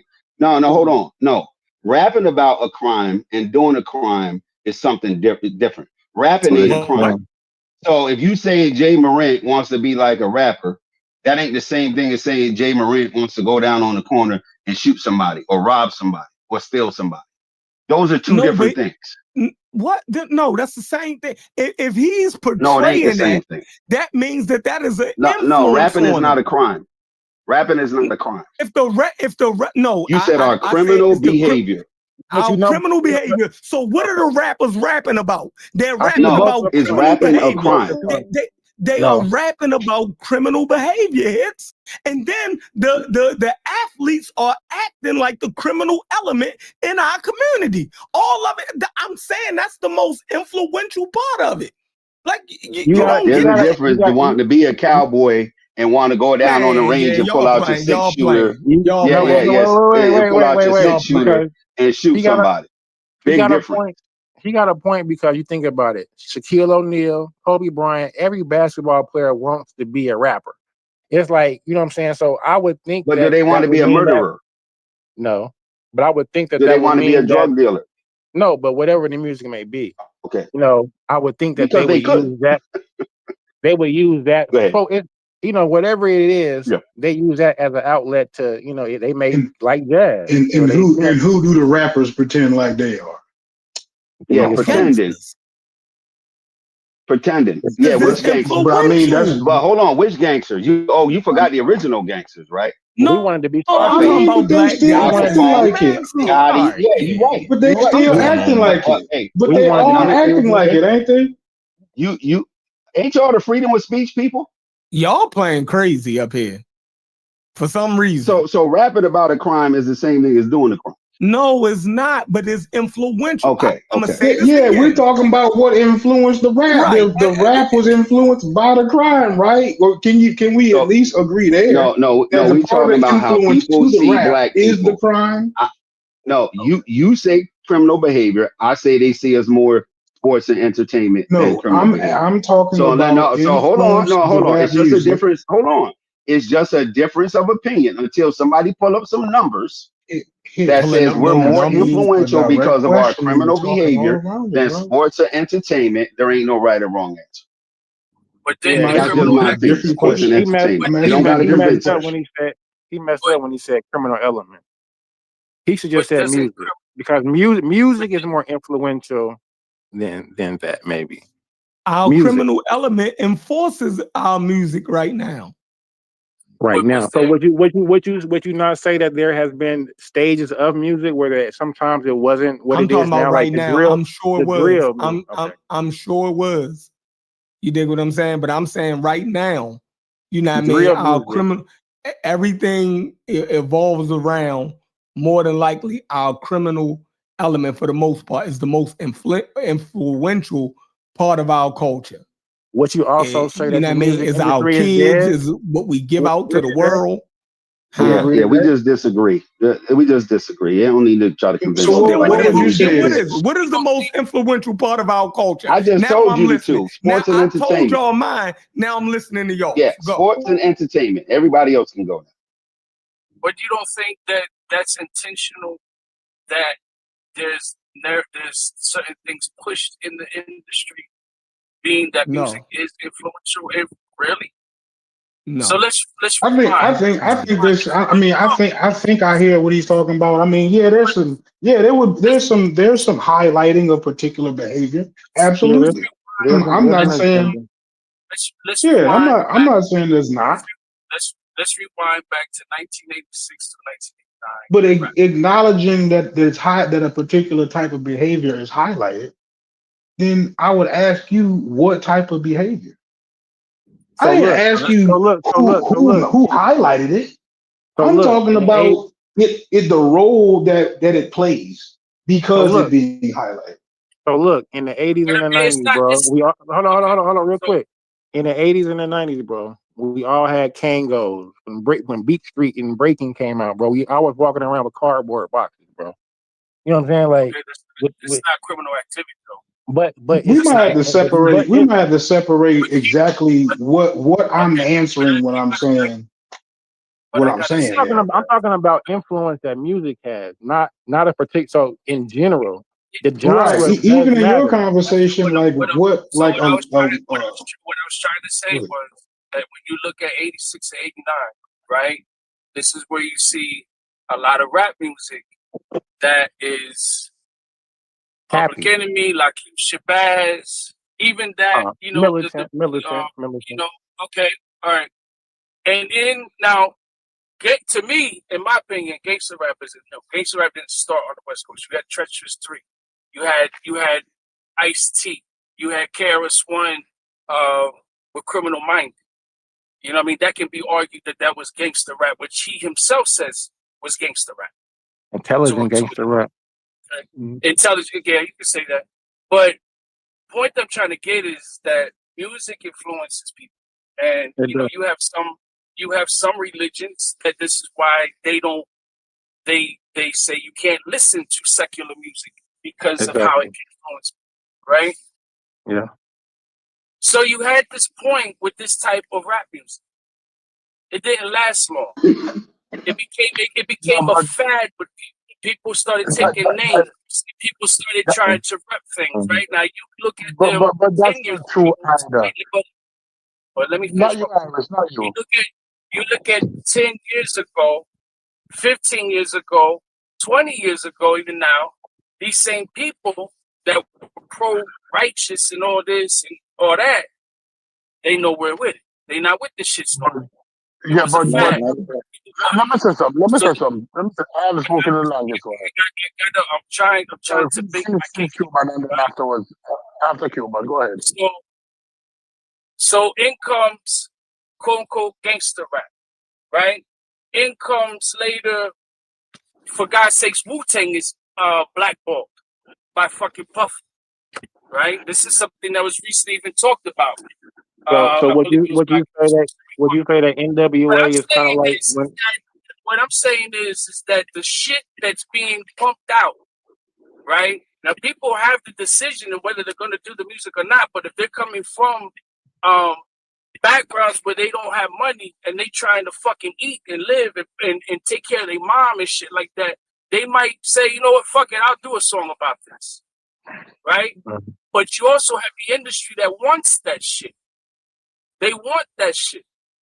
Society, they want whatever make money. Because when NWA first came out, when NWA first came out, they did not like that F the Police song, right? But can I ask you something?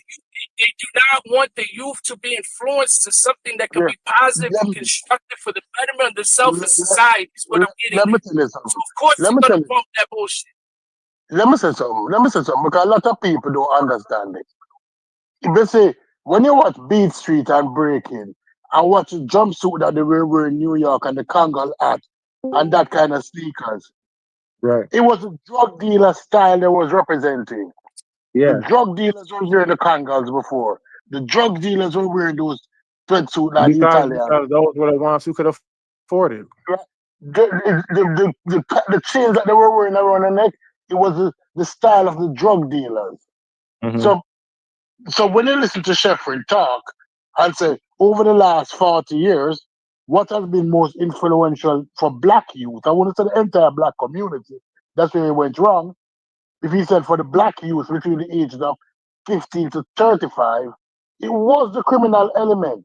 Because Run DMC wasn't dressing, it wasn't a unique dress.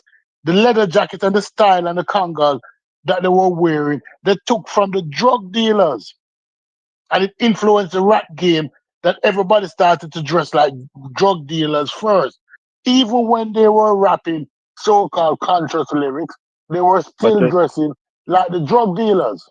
But the drug dealers was the ones who was giving the kids in the hood money for their basketball shoes and stuff. You know what I'm saying? Yeah, So at different points, the drug dealer was a good element in the community. I would argue because what? I definitely will argue. I mean, we didn't already made Tukey Williams has already been an activist today, and not a drug dealer.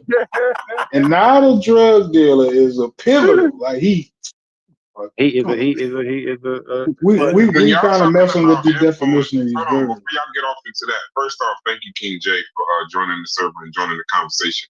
Most people don't do that. They just complain about what we talk about from the chat. Second, when we talking about influence, right? And Stu P's, I'm gonna ask you this question. And Anathema, just so we clear, I ain't got no issue with you. Is it Brethren? Brethren. Yeah, Brethren. You still my brother. We just verbally sparred today. And that was fun. Huh? What you say?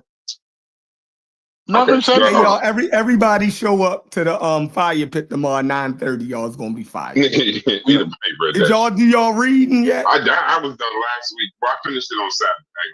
Brett, I ain't a bad motherfucker, ain't he, bro? Yeah, I ain't gonna lie to you. If I'd have read that first, I would have took him off the list. Yeah, he's pseudo, but he an amazing pseudo. He's amazing. That shit he do, well, how he did that.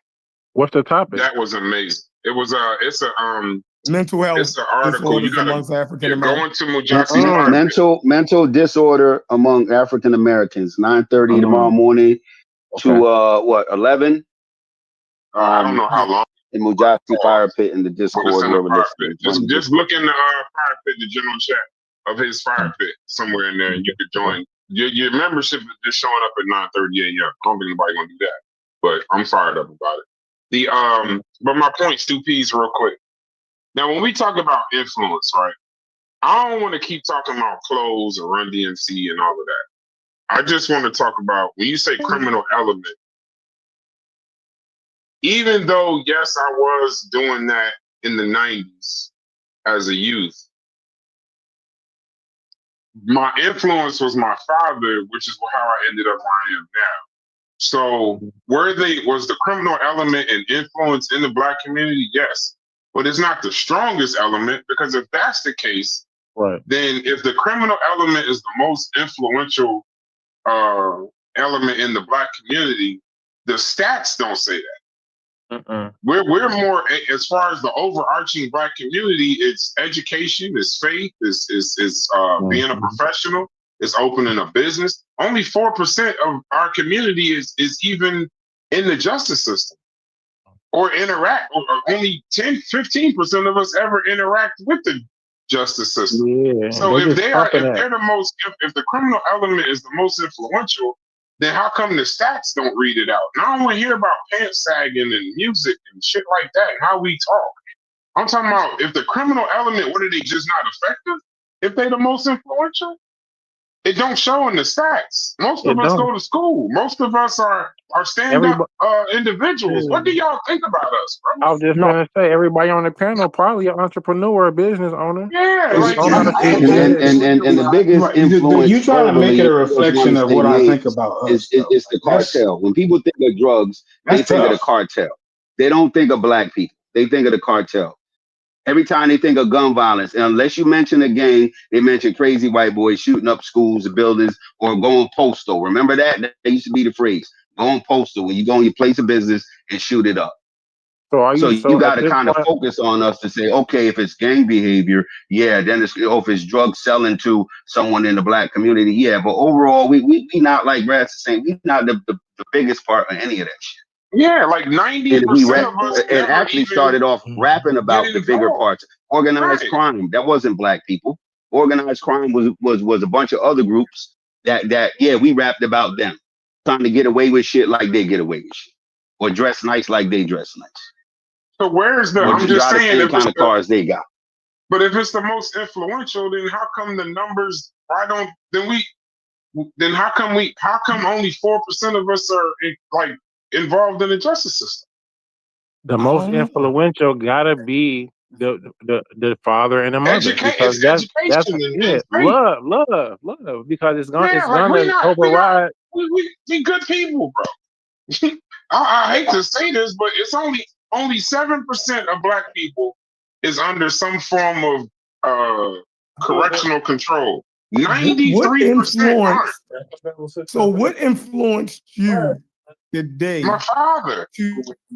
What influenced you today to try to exonerate Tookie Williams? My God and my father. You're not the worst thing you ever done. My pastor says that all the time. You're never the worst thing you ever done. That helps people that do something wrong and throw their whole life away, but they be 50 years old stuck on one thing they've ever done. You're not the worst thing you've ever done. It's our acceptance and cozying up to criminality. I just told you what it was, and you just changed it to that. Yeah. My God, God believes in redemption. So basically, he thinks everybody just makes bad choices because for every person, I think that's just something that the media portrays that we don't have any control over the media. So, but in general, on a day-to-day basis, the black household, even right now, we have a lot of two-family households. You know, like he said, he had a dad, so his dad passed down education and knowledge to him.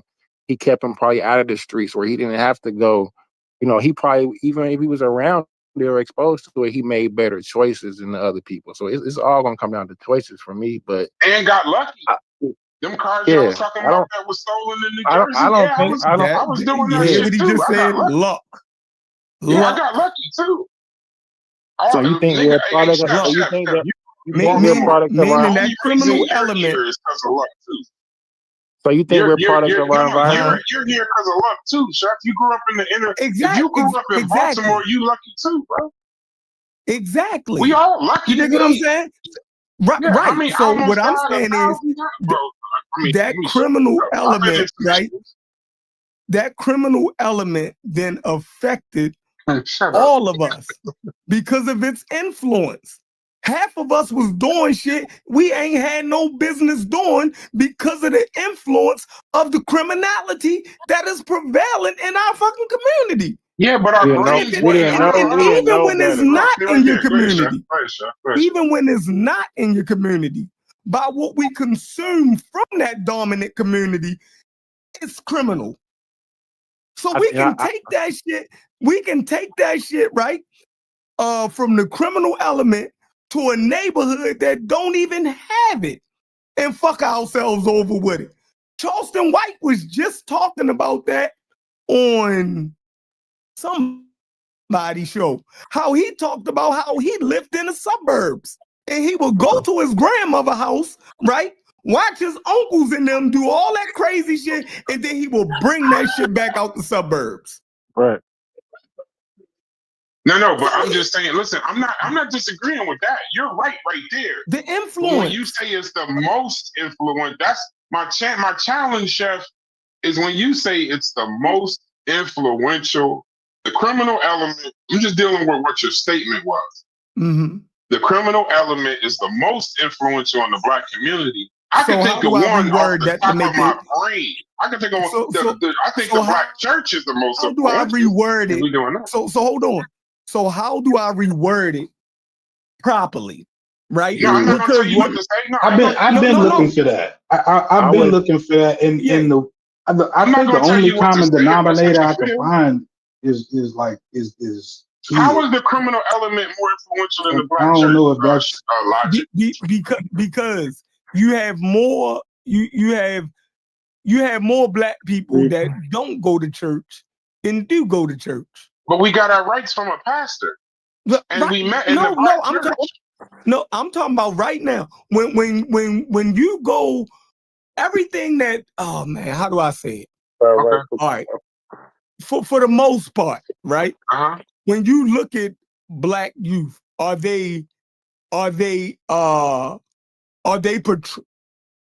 portraying a pastor, church people, or are they portraying or have more? When you look at them, do you see more similarity with them with the criminal element?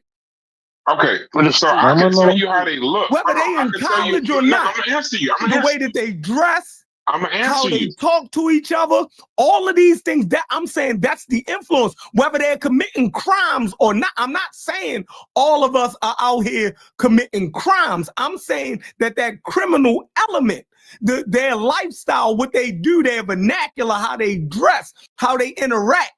I don't like criminal element. I don't like that word. I don't like. I don't know, bro. So slang is criminal too now. You literally got an emoji with he asked me a question. Let me answer the question. And they call YN. He asked a question. Let me answer it. But if you know what, with my son, and this is where I have to agree with his. My son and his group, they resemble more. No matter what they say, they resemble more of the athletes and the fucking gamers and streamers and shit in the community. Way more than the criminals. They talk like Castanat and them niggas, and they act like they Marvin Harrison Jr. and them niggas. They've got they're white. They're white boys. They don't motherfucking reflect no. And I'm not just saying my own child. I'm saying my child and his friends around them and the girl and boy groups I deal with. They reflect more of the entertainers, the athletes, way more than criminals.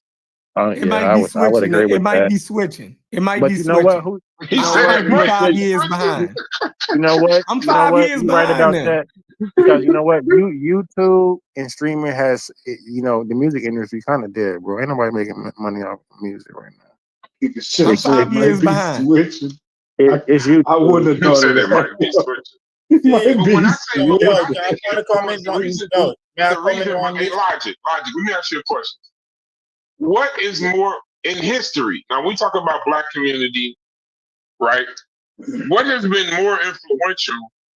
If we're saying like something outside of our, I get a little creeped out when we start talking about outside of our fathers and mothers. But let's just take our fathers, mothers, and our own personal elders in our families out of it. So removing them, let's say an element of the Black community. In history, I don't see a stronger element than the Black church. I don't see one. Guys, can I say something, man? Can I finally get in on the conversation? Go ahead. Conversation? Go ahead. Because I look at this in a broader I think people are more influenced more by what's cool broader than picture. You don't have most major elements or major industries in America, business started in criminalism. Even when you get to the Harlem Renaissance and the jazz era, it's criminalism behind promoting all of those arts, all of that development, all of that heroin addiction for the jazz music, all of that sex, rock and roll, there's criminalism involved in that. So when I look at criminalism, it's not just this petty Black crime. It's this whole thing. It's the person that'll steal your patent, even though he's a nerd, and get away with it. and register the company on the criminal activity. All of that still goes on in this community. You understand what I say? So I get it. I get it. It's in ways we don't see the criminality, but it's still criminality. I get your point. I get that point. But I don't think that's what Chef's saying, but I get your point.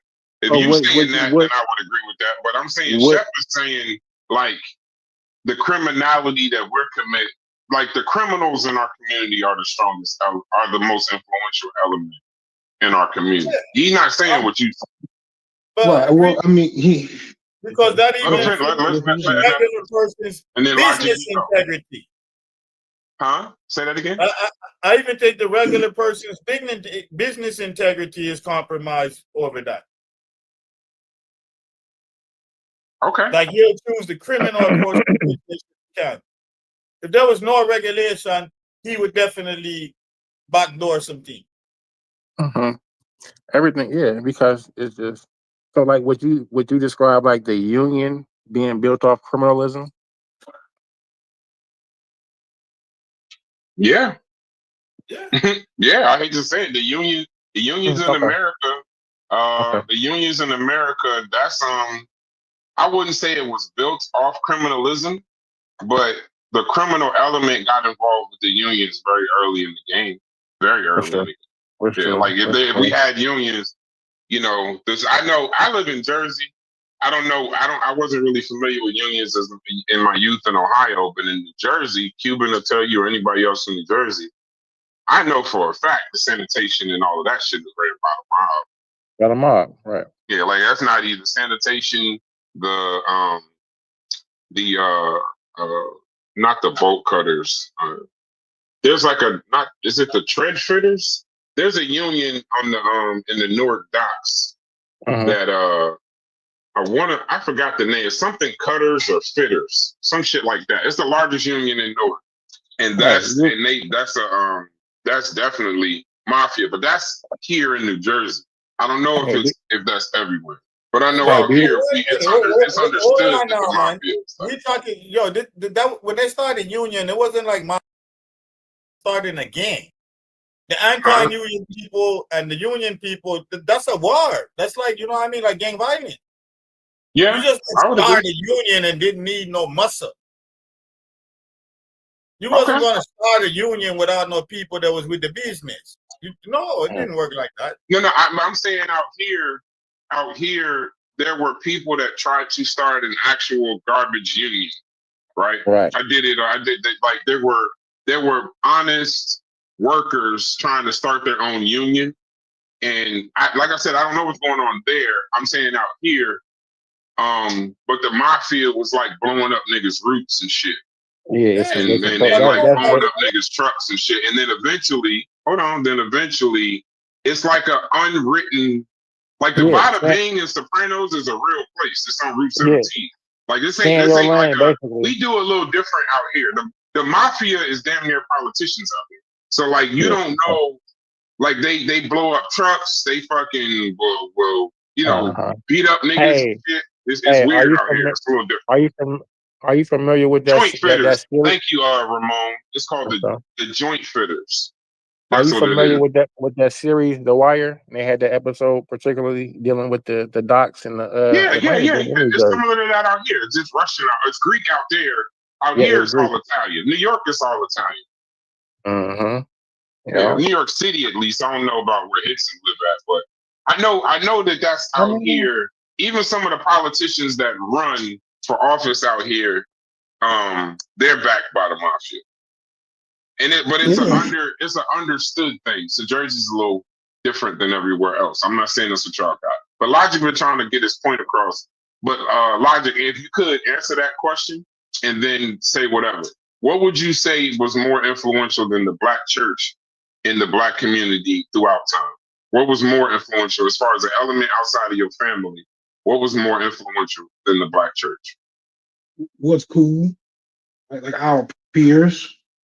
I think our peers play a much bigger role in influencing us than our family, especially while we're young. I think that's a big part of why, you have common phrases like "you're supposed to grow out of it." You know what I'm saying? Like that's a common phrase that if I say it, it doesn't even require more explanation, even though like this conversation has brought us through some explanations. But like it's something that we could all relate to. We've all heard it before, and whether we like it or not, like agree with it, like you know what niggas talking about when they say that. I would But I say don't know sports. why I would people say act like these big churches didn't get financing from Hubert Harrison, from nah, Madam St. Clair, from all of these nah, underground people. They didn't get nah, financing. All their financing came from liquor donation. I mean, nah. I don't know, but I mean, even going back to slavery with the invisible churches, Nah, but I I think the would say churches were the first independent Black institutions for us. It was the place where we could meet. The civil rights movement was led by Martin Luther King, a pastor. Those meetings took place in churches. We got civil rights. If we laud Martin Luther King as the single, probably most important African American that I could think of, that he's a pastor. I probably would say that depending on the genre, you might be correct. At that time period in the 60s, probably so. In the 70s, as we got towards the 90s and 2000s, probably less so, Yeah. But I I mean, would then say, going to in the 70s, 80s, and 90s, you got Rainbow Coalition. Black Church was leading in voter registration. I'm talking about in the shit that helped. Not the dressing and singing and talking and all of that. I'm talking about like even Barack started organizing with church networks. That's how he started his organization, church networks. So would we say, do we agree that the food stamp program was started by a criminal element? If we want to refer to Huey Newton, is them as a criminal element, that's the idea that the government took from us. Hey, I can't argue with that. I cannot argue with that. Food I can't argue with that. I don't know a lot about the food stamp shit, but I was definitely on them. Food stamp was started by Eleanor Roosevelt for West Virginia, and then it expanded to Farm Aid, which changed into food stamp. He stole it, brother, from the Black Panther Party. They was been doing that, brother. No, man. The Black So you Panthers said was there after Eleanor Roosevelt, man. you said Eleanor Roosevelt was doing You're food talking stamp about the program breakfast first program. You're talking about the breakfast program. in Chicago, yeah. It's school children. That's not the food stamp program. But so you don't think the breakfast program was not what he No, stole? the food stamp program existed here before that, man. Just stop it, Yeah, man. but before all of that, churches had benevolent societies. The benevolent societies were the members pooling the money. They were the money that they pooled was burying the dead, taking care of widows and supporting families, food pantries and shit like that. That's before the Black Panthers. And the Black Panthers, they did free breakfast, the health clinics, the food giveaways. That was replaced by the policy hustle. And when the policy hustle came in, you think everything? You know what I learned about you, that you a hard pause. You a hard motherfucker to get to believe that something made a goddamn hustle or a conspiracy. I'm learning that about you. I'm actually No, because you very literal. Definitely, you teach English and stuff like that. But I'm starting to appreciate but it was some shit behind it, and you know all the shit behind it. So I actually appreciate that. That's calling it a hustle is hilarious. But if that's you, then I can accept you as you. You know what I mean? Yeah, we know him for that, man. We know him for that, folks. Yeah, I can accept you as you. I can accept that. I can definitely accept that. But I don't know. I think as soon as we started talking about element, y'all started talking about clothes and shit. I don't think if they influenced us, like even Chef when he was saying that they influenced us to dress away, okay. But I also aren't the actions more important than how they express, or am I missing something? Because if it's only 7% of us, they influenced the gospel music, they influenced the artists, they influenced the artists that were promoted in our culture. There was criminalism behind the whole that. So criminals influence gospel. Criminalism is endemic to America. It has to be the number. I know America loves criminals. I get that. But in the Black community, I don't know. Am I on the outside of this conversation? So when you watch, when you watch Boardwalk, what they call Boardwalk Empire. Yeah. And you watch Chauncey, and when you go down south and you have to meet with the preacher. Right. Like, in that meeting, you understand? You have to respect Chauncey, don't you? Don't? No, you do. Because of his influence and where he was had greater impact even upon the church. And he even make the preacher know, say, no church no run if me not did that. To him That's fierce. a certain life. That's a certain lifestyle. Though. Everybody don't live out like. I think that's played out right now. Like I ain't gonna lie, bro. I used to sell like I don't even know too many people that sell like crack no more. You know what I'm saying? Like that's like You can't play something out if it ain't in, bro. Yeah, like I ain't like that ain't everybody lane. I think that the media portrays that like, but a lot of people ain't making that. Heard that. No, I heard what you said, but journalism, though. I'm talking about bigger, broader implication of even most of your movies celebrate the I know, but we keep talking about movies and all of that. Logic and that. Let me just say this. Y'all, when y'all say this, yeah, y'all confusing me. But let's hold on. And then as long as I ask you the same question, so you can get in there. Pause. Yeah. So let me say this. Y'all do know though, and then I'm gonna sound like a straight back. Okay, Fetty in here. He probably gonna kill me for this. Y'all do know that what y'all saying once again today, because this whole started off with Chef saying oppression will no longer an oppressed people in the United States. But y'all do know that by y'all saying the criminal element is the most influential element of the Black community, y'all do know that y'all pretty much saying that the job that white people did to make that seem that way, that that y'all proven they did an amazing job. Yeah, it worked. I ain't trying to piss y'all off. I'm just saying, like, go ahead. I was asking Yeah, when you first asked the question, I was referring to things that I've seen in the Black community, like say going to a party and hearing Boosie set it off, and how no matter where I was, whether I was in Richmond, Philly, or whatever, I just saw patterns devoid of any white man or system that was more influential to that immediate environment on young Black kids over the shit y'all talk about. Not saying that it doesn't exist. I'm saying based off my perspective and my, upbringing and how my experience through life, that's what I see. Did you say you was in college when you saw that? Saw what? When you did you?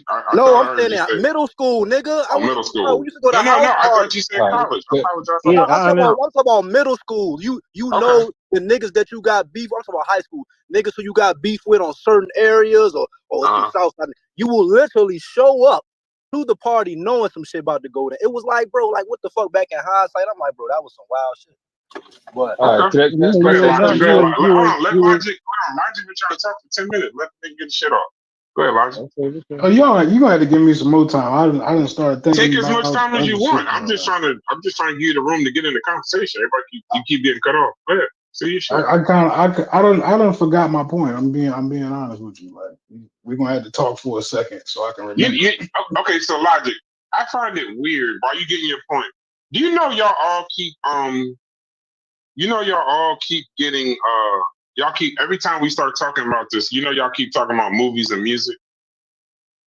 But that's what I was gonna say. What was the other thing that you said where you knew it was inflammatory? It's like I'm not trying to piss y'all off, but you said it for right. What was it that you said? Because that's what I wanted to actually say something about. I don't remember. You remember? No, just go. It's live. That's why I don't remember my point. Whose comments are being deleted? Ain't nobody comments. It wasn't nothing like super crazy, but it was like the basis of my comment. Because the last thing I basically said was like it can't be out of style if it wasn't in style, right? Like you would have never even talked about it in that particular fashion. Now I feel like we can separate. Okay, this is what I want to talk about. I actually can separate the fact that I understand that there is some. There's some purpose behind some of the things that are highlighted in my community, right? I think I'm not saying that it isn't, but I'm saying the outcome of that has been kind of an exaggeration of a particular element of our culture. And I'm not saying I'm not happy about it, but if I can like kind of recall correctly, all the kids who were telling everybody else that they were weird were the niggas who was like trying to be gangster. Like, and that was the majority of everybody. Like that's how I remember it.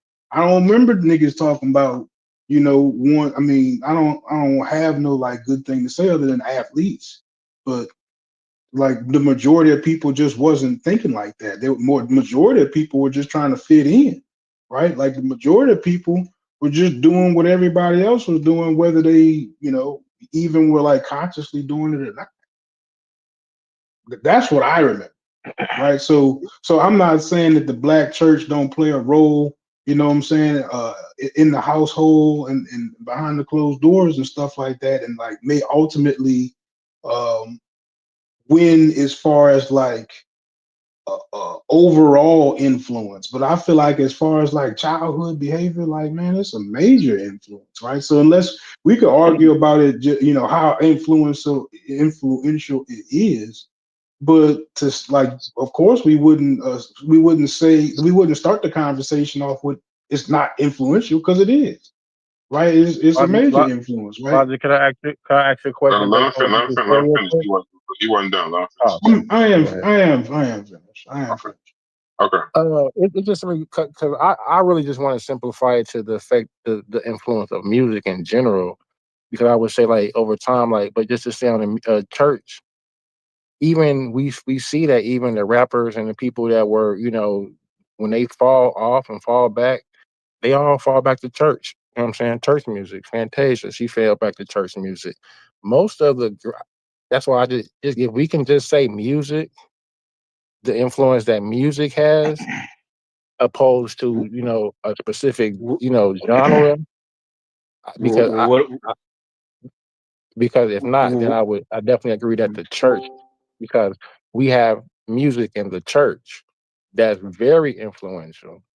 You know, the drug dealers playing church music. You know what I'm saying? Like the drug dealers grew up in the household with mama, you know, playing church music. They went to church on Sunday. That's why grandma didn't want to take their drug money. You know, it you know, like they knew they was doing wrong. You know, so I feel like they were, even the drug dealer was influenced by the music. You know, so that's to kind of speak to what you're saying. I'm not who I'm sure of. This is King J. Yeah.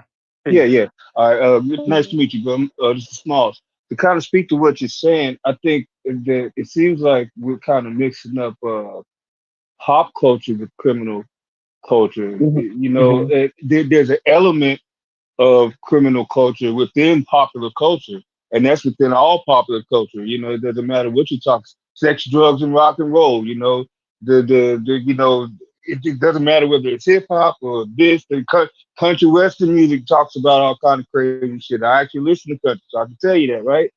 It just might be more than ours. You know what I'm saying? So my thing is like, when I hear a lot of what you guys are describing, at least to me, it's not really criminal culture. I wouldn't call it criminal culture. I wouldn't call like sagging your pants like criminal culture.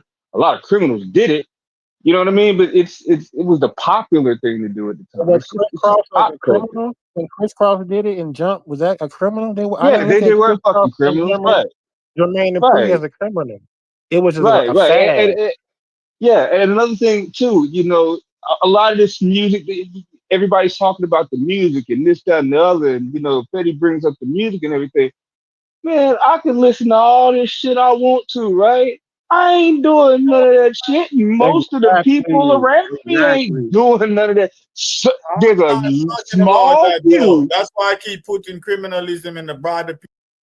What's endemic to America, like stealing somebody's publishing is criminal. And being forced to give it back to them under public scrutiny. You understand?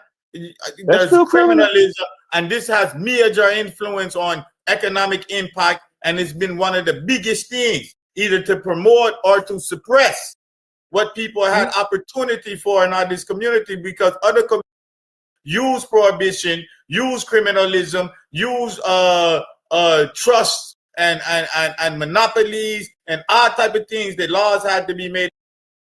For this money, it created foundational institutions and other things. So if you act like criminalism is not the major on the black community, you're just insane to me, because it's the major impact on America, period. So as black people, I'm immune to me.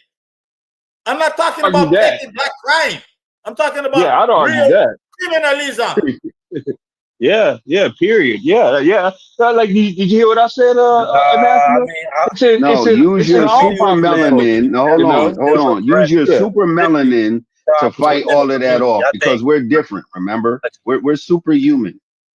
We have no proclivity to certain things. Our melanin protects us from those type of activities and behaviors, and it blinds us to see somebody driving a Porsche and realize there's an easy way to maybe you can get a Porsche that almost might get you end up in prison or in jail. Or there's a more difficult way to get that Porsche, is to go to work and earn it. So even young kids knew that.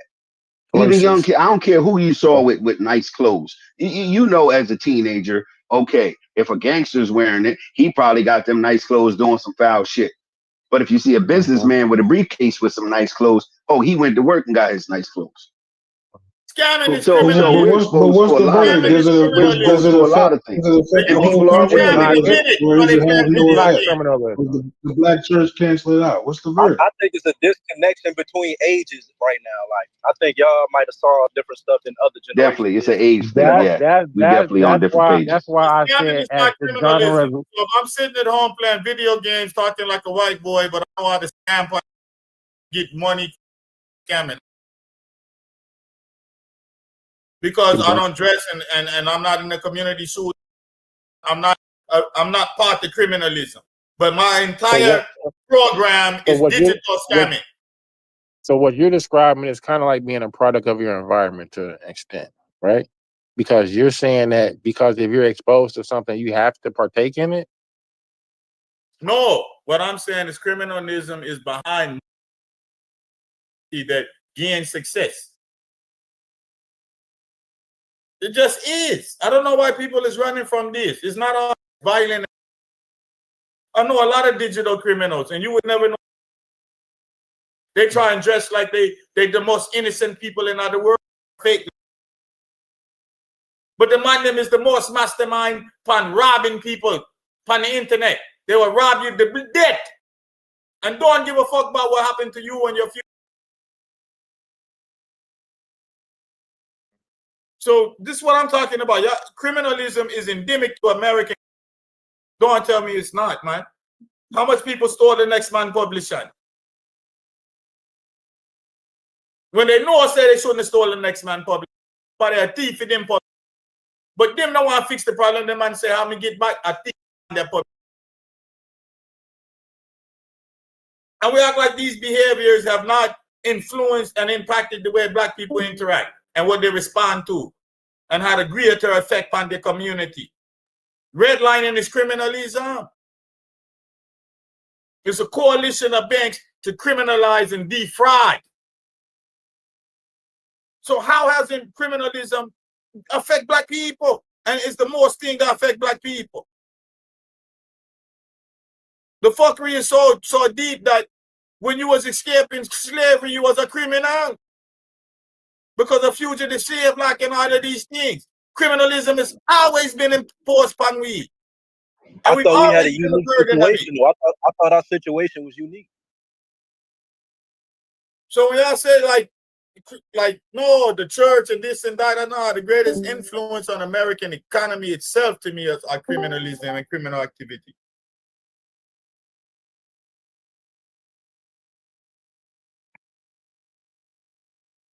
So when you look at all them things there about how this man that built that and the wealth and the this and that and how the man that have to go around they did, and you like, wow, that's ruthless business. No, man, criminal activity. They had to make laws to stop them something there. They literally had to make laws to stop them something there. Create security exchange commission and because the nature of people is to do fuck.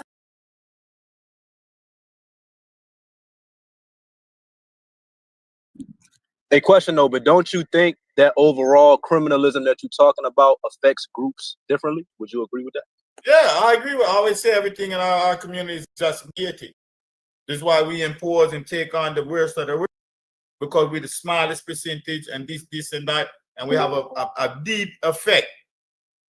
It's a thing, Mike. It's a book called The Omni-Americans, and it's about how the Negro is endemic to American development of what we call the Americas and this and that. In one part of the book, he always used the analogy like the Negro. Would you also agree though that like the miner's canary, you know the analogy of the miner's canary, right? When you the miners used to carry the canary in the mine because once the canary died, cut too much gas. So it's like whatever happens within that is the prospect of what's gonna befall America. You understand what I'm saying? I'm saying, all right, so we in 2025 now, right? And I think what I see is that like I don't see other cultural identity, you know, things such as YNs and how YNs got this portrayal of doing you shiesty, walking around with a shiesty. I don't see other groups heralding a lot of the Go ahead. I agree. I was thinking the same thing. Like, how does it affect? It seems to only affect our culture to be detrimental to us because the Italians, I wouldn't say criminalism affects them in a detrimental way. I wouldn't say that it affects the anybody besides us because because we're the consumers. We're getting the end of the stick of it. We don't own any. Like I would just say, you know, capitalism. It's free market. You know, I'm an entrepreneur. You know, let's the people, the boule, the people who own the factory. Like, somebody got to be in the bottom of this system. We in this type of a system. I'm gonna give you an example where I talk boy, man. And I hate to use this example because y'all gonna call me out. But it's okay. I'm gonna give you a good example, right? You got this place in California called Long Beach. You got a whole heap of Asian over there, of different type of Asian, Cambodian, all different type of Asian, Vietnamese, right? Do you know say the most ignorant of them, they form gang because they have to defend themselves from Black and Mexican gang. When they form the gang, right, they adopt the gang style and culture of the Black folk. But you're describing a union already. At this point right there, you No. Listen me now. And what I'm trying to say is that every time when I was teaching, right, when I would get like a different type of youth coming out of class, because you know sometimes you got people moving Inglewood, there's different racial ethnicity, right? So let's say the person was from Fiji, maybe, because I had this happen, and one of them come in. The minute I seen him adopt like the Black style, I knew he was dumb. He did that because he could not perform academically. So to get a social respect, he started gang banging and adopt the Black. The ones that were like to perform academically and were naturally bright, they would just stay like Fiji people and wear their little Fiji thing and come to school like they Fijian and love Fiji and they didn't want to do it. And it was very weird to me that anytime like I seen an Asian or the white person that adopted the so-called urban gangbang culture and identity, they was dumb. And the only way they could be successful was to turn that identity into some type of marketing ploy where they would take that, and because they was affiliated with Black people and they could use white face to market them and get money. That's the only way. So when I say this criminalism and this attitude, you understand? No, this thing is serious, man. You really have to look on it. You really have to look on it. So when you say this thing is not in other races, because I can go show you when they adopt that, it's the criminal element. And it's big in their culture. And they promote it. And they look and sound like Negroes.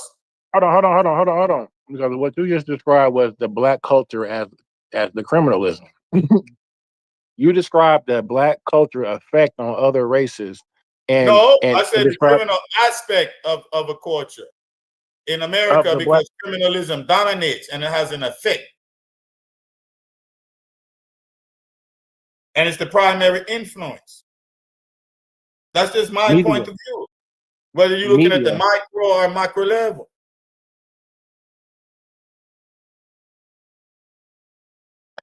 I don't know what cities y'all grow up in, because you know you got creeps, you got all type of thing in Los Angeles where y'all be kind of seeing sometimes the stereotype. I'm like, nah, man, I seen different. I seen ignorant Asian that is straight gang banged out, and a lot of them, not just anomaly, like a lot of them.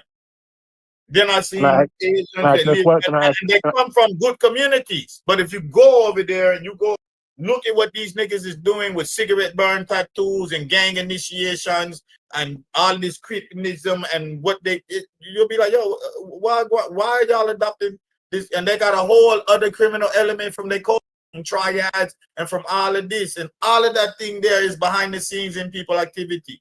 And I don't know why people act like this don't go on. As a Jamaican, I know there's certain things I cannot say upon this thing because other people that's in the criminal community will be like, why that boy that talk? Next time we see Buddha, we have to deal with Buddha. And every one of you know that.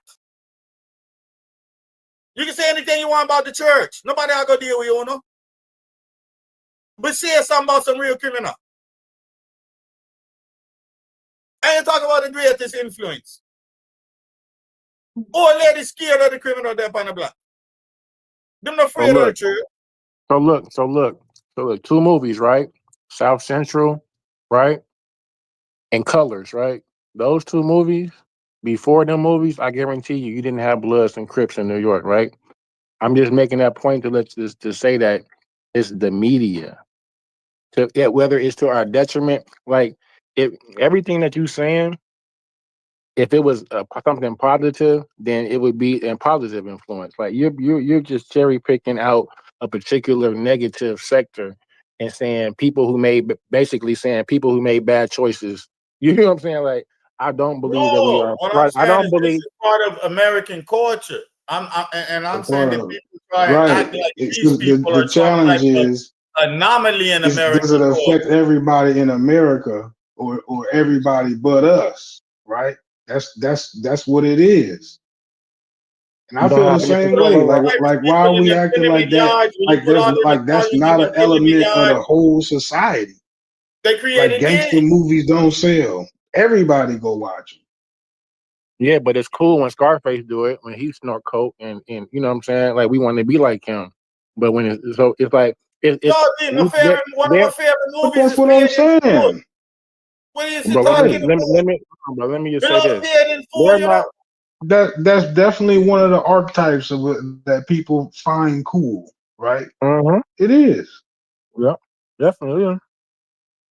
So okay, so but the thing is that it's not having the detrimental effect to an Italian or Cuban community that it is having. Like black people really are here with switches, killing each other, living it out and emulating it. That's what the gangster rapping music and thing in all those communities too in America. I just gave you the Asians. You can find the thing the Cuban, all of them. Like let me go give you an example, right? As a Jamaican, right? I think Shatters is a great movie, but I hate the storyline, you know. But the storyline are true because them man there don't build nothing. The man there is extorting people, and then the man there come back a foreign and just rob the building business. All they do is rob people, and people love the movie. All the man they do is robbing. They never build a business. You never see them getting a shipment. You never see them man there build nothing. You understand? But it's like, what are you watching? A lot of people like Shatters are my favorite movie, but when I break this, the man there not build nothing in the blood clot. See him the way. The movie's very entertaining, but the movie got a fuckery plot. The man is just rubber. And me don't like rubber. No, sir. Me don't like thief. Me don't like people come take people thing. They work hard for them thing. Force people to pay a tax in them fuckery. And that are the theme of the movie.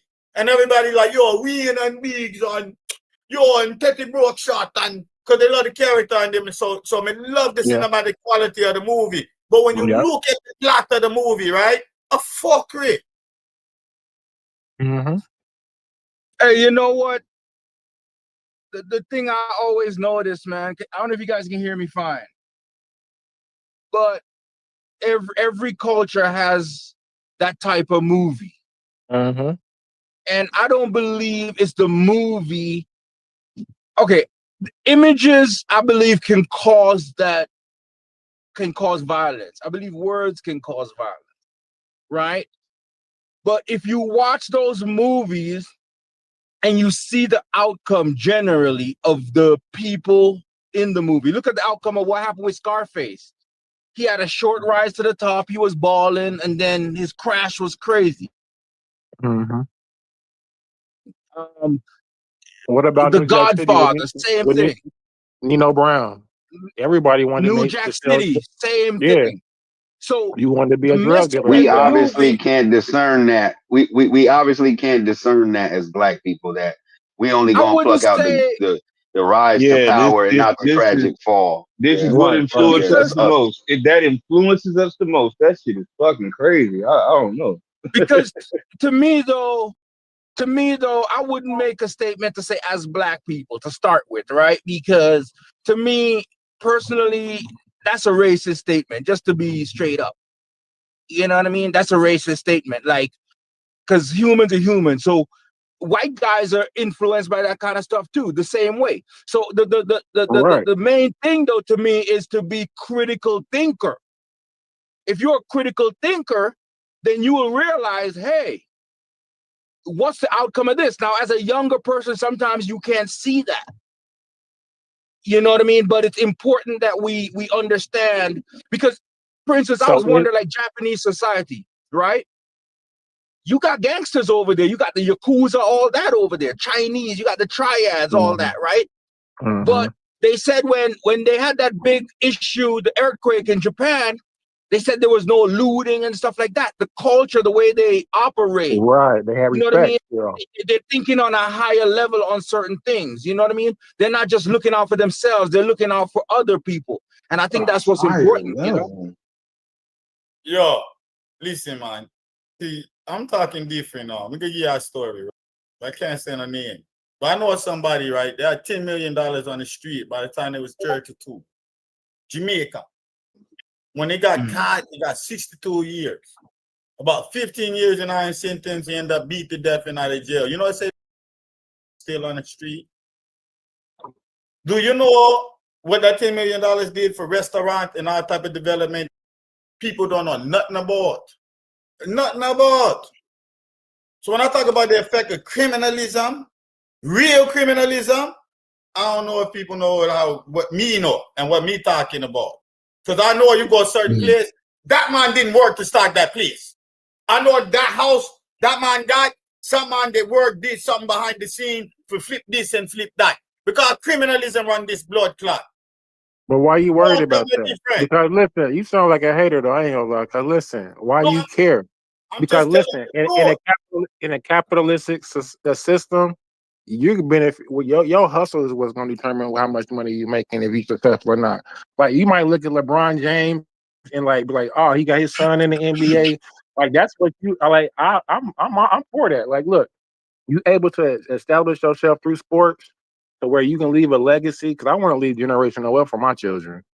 You know what I'm saying? So if that's the goal for me, you know what I'm saying? Like, I don't think everybody on that nigga shit, bro. I just think people. I think people outgrew that. No, I never said no nigga shit. I just told you somebody that what happened to them. Nobody. What happened to him was you don't outgrow something that you ain't doing. The money that was left supported people, built institutions, established restaurant, fed people, put people into college, did all type of did things in yard, did things in Canada, did things in England. You understand? Because I'm saying that there's certain elements and certain things that were funded by certain activities that's not on the books.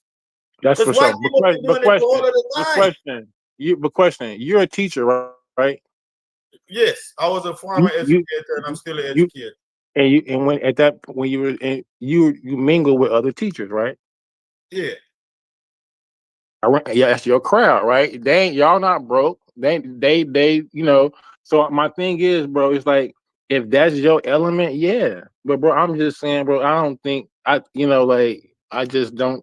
I think we having a So low I'll level give you an conversation. example, B. To me, waste is criminalism, right? I'll give you an example, right? When we was teaching, right, they used to give us an allowance for paper for go to the photocopy machine Does and make like criminalism? Does photocopies, criminal? right? Now, Does you know, you really wait have to wait? understand this. You really have Okay, to go ahead. understand it. But there was people in other departments where they just ran off more paper than necessary, created so they could get a better budget.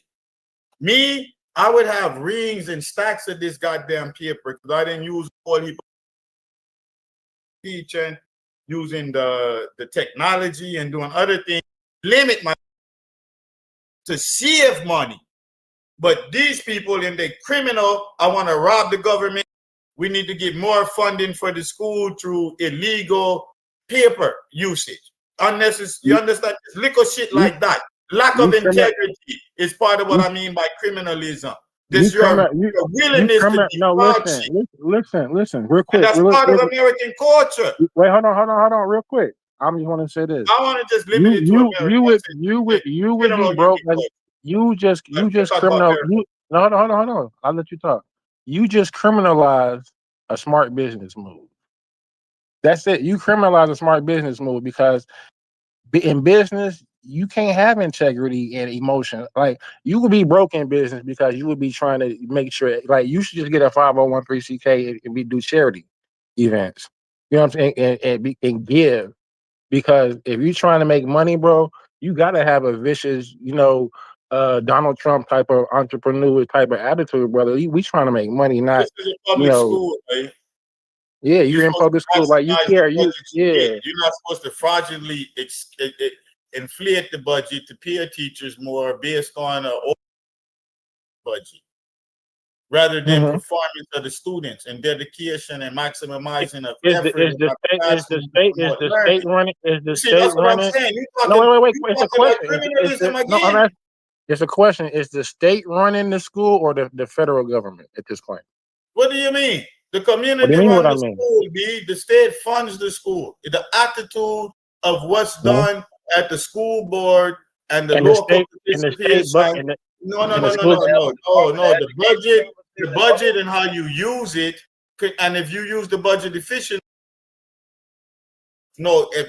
expansive increase in other. But if you show that you spend all of this money, you had ineffective this and that, and you got a greater need for a greater, when you've been ineffective and inefficient in your application to teacher, just spending more paper. You understand? Just to get more money. That's not how it's supposed to work. When you got less community involvement, you don't have people and parents at the board meeting. You don't have people visiting and participating in what's available for the community to regulate what's going on campus. That's when you're going to get this mismanagement, because people unregulated tend to go to criminalism. That's a mentality. That's a mind state you kind of just described. I wouldn't say it's a criminal. It's endemic to America, man. It's endemic to America, man. People charge the government more money than. How much time people charge the government a hammer $9 when the hammer costs $2, and they just feel because the government collecting taxes and it's okay. This is the mentality. The mentality is to get over at any cost. How would you figure that the state gets the money, the school gets the money to fund for school books and stuff? Where do they get that money to fund those things from? It's supposed to be from property taxes, and now on the lottery, and then donations. So is that criminalism? The lottery that you described? Would those be some of the things that you describe as criminalism that would actually fund the things that you're saying, that like the school books and? So you're not for taxes, right? You just said it was criminalism, right? I never said I wasn't against taxes. I was a public school teacher. But when you live in a community where most of the people rent, it's the people that own the property that pay the taxes. The tax to go to the local school, and they're going to fight to limit that because they're not attending the school. They're not in the community. So unless the people, especially if you got people on the property that's not, gosh, I don't want to see it this way, but they're not necessarily increasing the value of the property through their cultural attitudes. and what happens to the area with the writing on the wall and the this and that and deaths and the candle on the corner and this and that, you're going to be less inclined, unless gentrification or some development happens, to fight for an increased property tax. Do you think in general just homeowners just care and take more pride in being homeowners and take care of they yard more and better and care? You know what I'm saying? No, I think that that anybody civic duty is to care and respect public space. Mm-hmm. That to me, like if you love your grandmother or you love the elderly, that you should treat everywhere you go like that person is about to walk down there. Yeah, I do. Yeah, I do. I understand that, definitely. And that if you had that type of civic attitude, a lot of things would just be different in a public space. Like your grandma would start walking back to the park. What Buddha is saying is something that happens in American government, maybe other governments too. It's where a government or a city, a state, federal government, whatever, they get a certain number of funding. And I've heard that before at university level and stuff like that, where they give the university a certain amount of money and the university spends that money regardless as to whether they actually need that thing right now or not. Right. And the reason they do that is so that they don't get the funding cut. Exactly. But I would not say that's criminal. You see what I'm saying? It might be, you might argue and say it's unethical, but it's legal. So, but I'm saying when it becomes criminal, right? When I've seen it as fraud, like you're not using money to efficiently educate the youth, right? Because here's what I'm saying. I had 2 years worth of paper stock up. And people used to come to me and say, yo, I run out of paper. Can you give me 2 boxes of paper? And I'd be like, yo, what do you need? You understand me? I say it? So you're not efficiently running your classroom. And this is being promoted to defraud the people. Anytime this is what I'm saying. Fraud is criminal. This is what I'm saying. If you're taking that paper to your house, right? And that's not what it's for, that's criminal.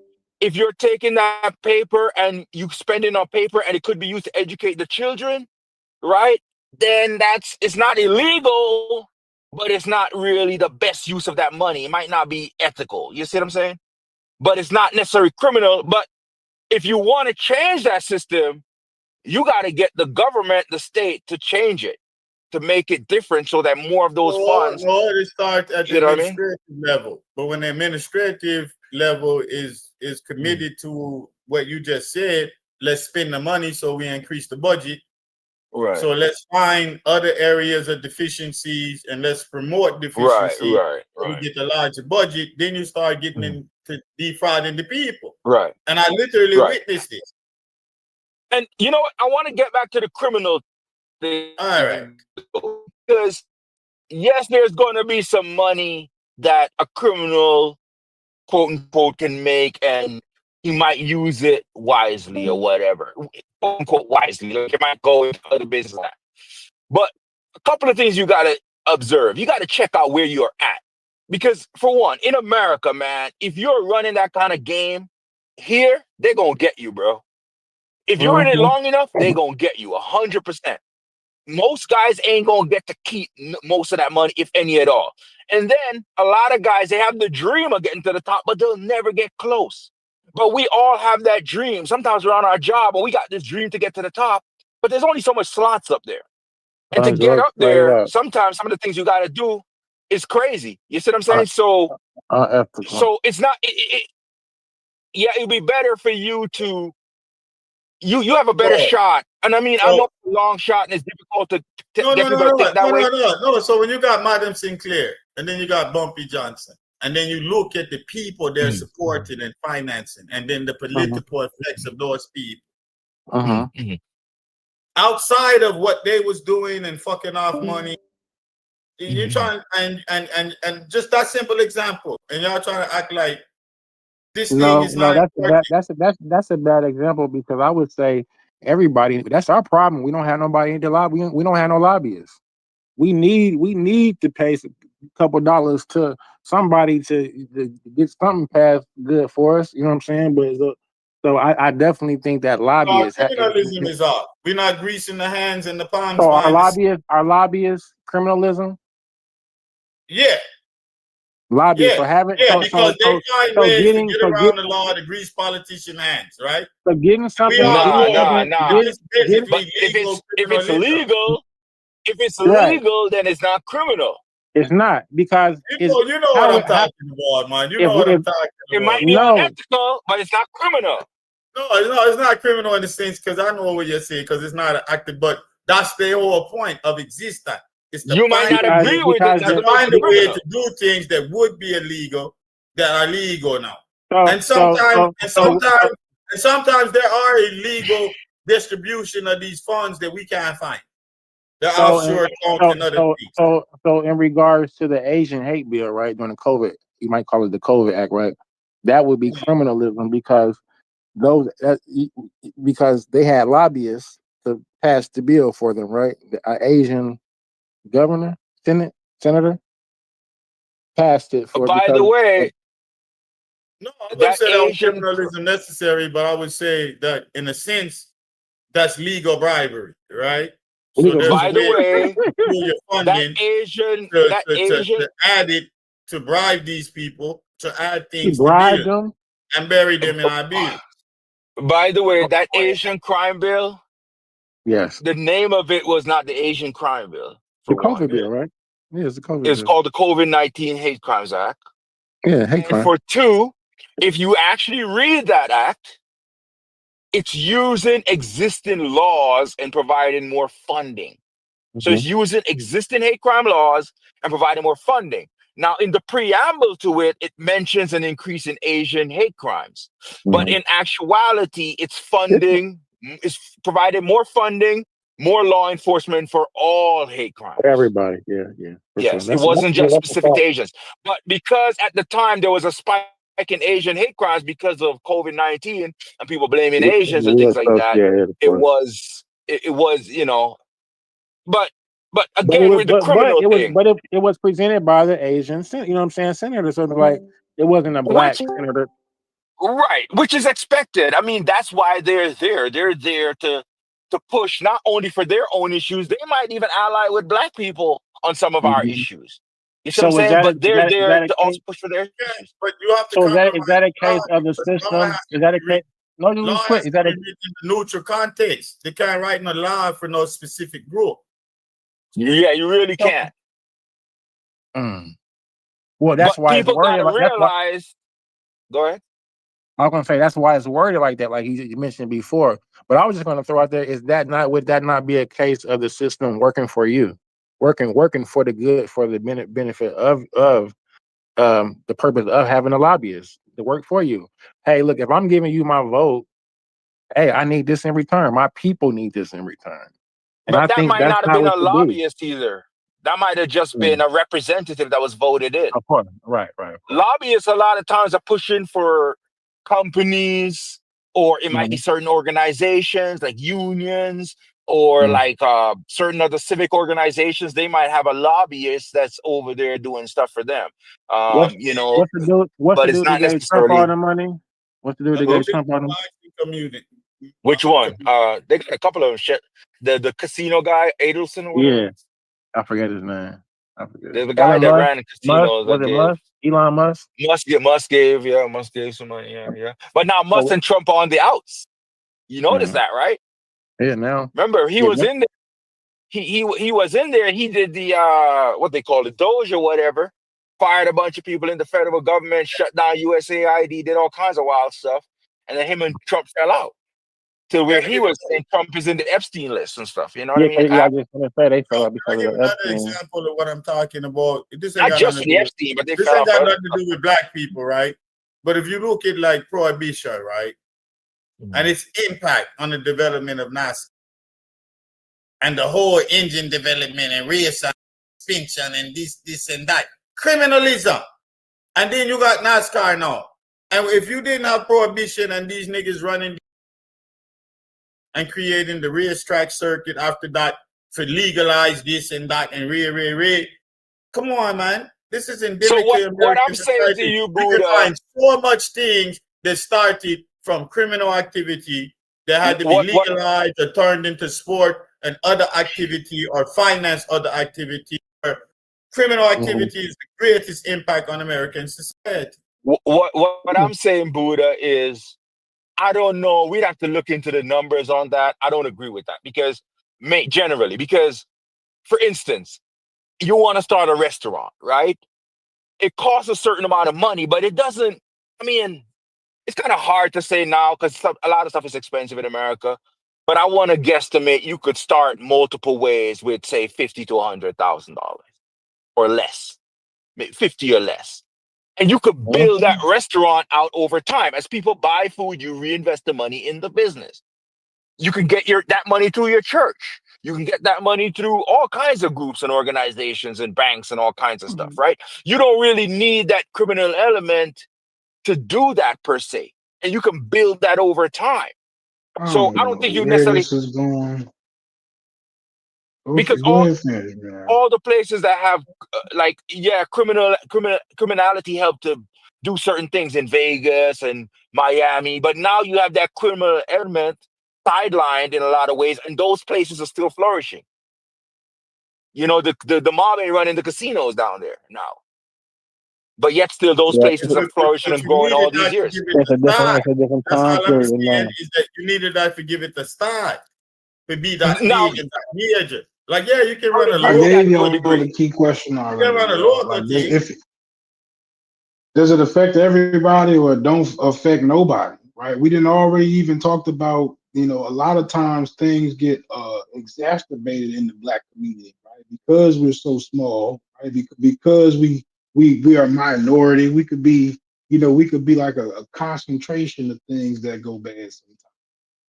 And that's unfortunate. Like we talked about how that surfaced during the coronavirus epidemic, right? On how it exposed just how bad our healthcare was and those type of things. So when we're talking about the effect that gangster culture has on America, right? Like it's not outside of everything else that we didn't agree to when we say that it has heavy influence in the African American, community. If we're debating about if it's the most influential, fine, right? We're gonna agree to disagree there, but like I'm sure none of y'all would argue that it's not influential at all, right? It's Like, an I know that's element.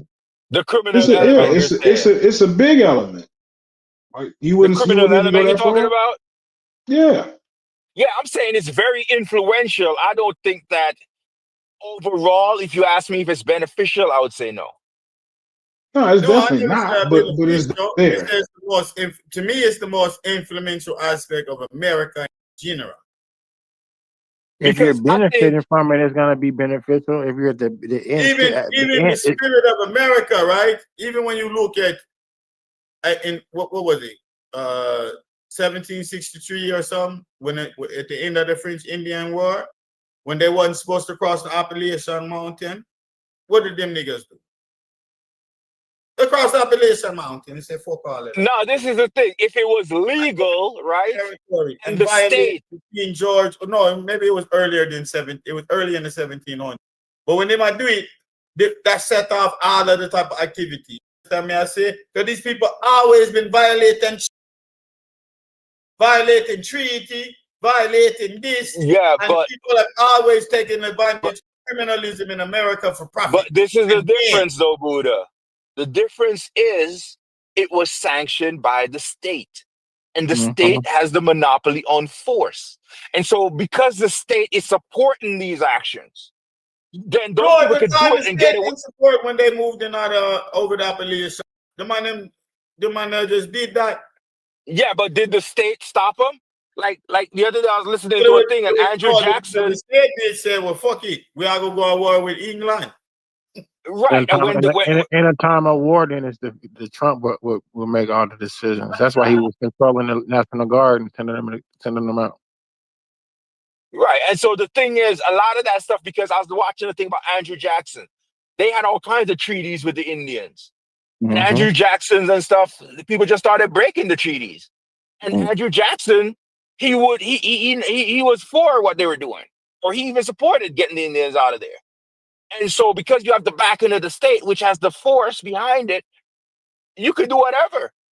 Because guess what? They're not going to stop you. And so that's what I'm saying. If drugs were legal and it was legal for you to sell them and make the money and then put the money wherever, then you would have, it would be more beneficial. Now, is it beneficial for the overall society and for people's lives and stuff? Maybe not. But the money could get into different industries and circulate. Look like legal weed right now, you know? It's more, you know, you're not going to end up in jail for life. And then when you get busted, they take everything they can find from you and auction it off and all kinds of stuff and give it to the state. So you end up broke. You end up in jail for 20. Look at all the guys that you can watch on YouTube that have been to jail for, got life sentences, all kind of wild stuff. And then they got pardoned and get out. And they all say, bro, it wasn't worth it. You'd be better off going to work and making minimum wage and have your freedom than to do that stuff and end up in jail. You're making a bad decision. You'd be better off because, and in reality, I think what it is. I don't think none of them niggas believe that. I think they enjoy what they did. They enjoyed the hustling and they feel guilty because they got caught. No, at the time they enjoy it because they're making good money. At the time, but when you look back at it, you're like, bro, because all the options are available to you when you're out and you're free. But the thing I realize is, and I started realizing something, man, is the stories we're missing. Like, for instance, if you look at the Bible, man, and I just use the Bible because I'm more familiar with it. But if you look at Confucianism, Hinduism, I bet if you look at most of these religious texts, they're telling you certain stories. They're telling you certain ideas. And I think we miss the ideas, worried about if the thing is real or not. But the idea is, hey, don't envy each other. You know what I mean? Be happy for other people. That's the idea. I know people don't follow it the way it is, right? Hey, brother, I've been saying Confucianism has helped a lot of Asians in regard. That's what I'm saying. More about it. You want to say team, the team of it. People miss the team of it. The theme of it. If you follow that theme, that's what we need to do as Black folks. That's what we need to do. If we follow that theme where, look, we're going to try and help each other. I'm not going to be, and if you got a nicer car than me, you just got a nicer car than me. You got a nicer girl than me, you got a nicer girl than me. You know what I mean? I'm still going to be happy for you. And I'm going to push for what I desire. And you help me, I help you. And be satisfied with where you are. Don't be like looking, because I feel like when in satisfaction, then it will keep you from doing certain things because you're like, hey, I'm satisfied with where I'm at. You know what I mean? Not to say that you're not going to go for more, but you're satisfied. So you're not going to go and try to take somebody else's thing. A lot of that stuff happens. And last time I was on, I talked about that guy, Jans Ludwig. And he wrote a book. He studies the South Side of Chicago. And he was saying the violence a lot of times is caused off of dissing. Like you feel like someone dissed you or slighted you or in some way. And your response to that is super harsh. You might even kill the person. You see what I'm saying? When in reality, that action could lead you to jail for life. That's that action. And so how do you diffuse these? How do we get to that point where we diffuse these situations? And we have been, because violent crime is down in the United States. Murder rates down in a lot of these big cities in the United States compared to the 80s and 90s. So there's a trend that's happening. I think what's going on, right, is we got to give a little credit to the modern youth, right? Because them fights, as much as we don't like it, right, it's almost like a non-violent fight. You know, they're getting paid through the NIL now. They get in certain things, right? They can just say, I got mental therapy problem, and they off work and getting the check. If we would have said, yo, my mind ain't there. Now they could just make the claim. And the job is so afraid of being sued and this and that. You understand me? I see it. And they've made certain progression through that. But on the flip side of that, you also people under that condition, right? They're going to be more emotional. They're going to be more therapeutic. They're going to use the internet for more attention other than that attention that I just talked about earlier for the benefit, right? So you're gonna have this focus on them and the crime that they do. That's gonna be kind of that's kind of juxtaposed with that sensitivity that we see in the quality of the youth now. But with their sensitivity, right, they've made more advancement in terms of what they want to stand for, right? They want to go to work because they'll say that you're being mentally oppressed and we couldn't do them someday. We have to use our sick day. And if one of them say that, that's a millennial or whatever, I forget all of them, I bet. But whatever come after that, right? If one of them said the job, you understand me? I see it. But on the flip side of that, they still that whole therapy thing is in a play with them. So the ones that really need that, that's the ones that's being highlighted. But at the set speed, that's part of what they do now. You understand? That softness is their way of warring. It's almost like a new nonviolence. Right. Which I can see that a lot too. I'm just gonna put my fingernail and be sensitive. Bro. People just getting money, bro. We get money. You can't get money at war. You know what I'm saying? Like, you oh my God. People getting money, bro. I'm just saying, like, that's what I'm saying. I don't believe in what you're saying, Roscoe, because it's entrepreneur, like it's class, like it's always gonna be poor people at the bottom. And it's classism. I wouldn't say it's racism, it's classism. You know what I'm saying? Like, I'm for entrepreneurship, I'm for a free market, and people are gonna be mad. If you are successful nowadays, people are gonna be mad. If they ain't got nothing going, if they ain't got a skill. So all right. Work at a factory, okay, no, I'm trying to say it right. This is what I try and say it right. Do you expect Caleb from the Bears with the painted fingernails, or the nigga with the titty bear from Alabama to stand up and like represent Black Power? No. You expect him just to get their money, right? I expect him to be a football player. I like the Bears and just get their money, but in what their social protest is suckled, is what I'm saying. It seems like it's botsy, whatever, but it's all around that therapy, and I'm gonna be this and that, and that's the way they're fighting. Yeah, I would say, like, I'm not necessarily justifying it. I'm just saying that's the way they fight. But in that, you still got those other niggas that's really sick. But no, that is going to be turned on for the extreme violence that they do because of that.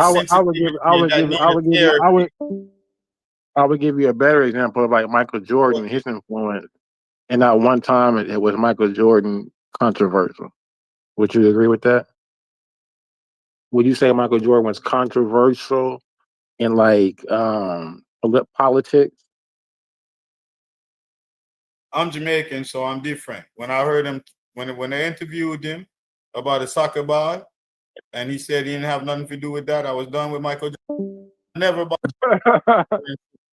I never rooted for Michael Jordan.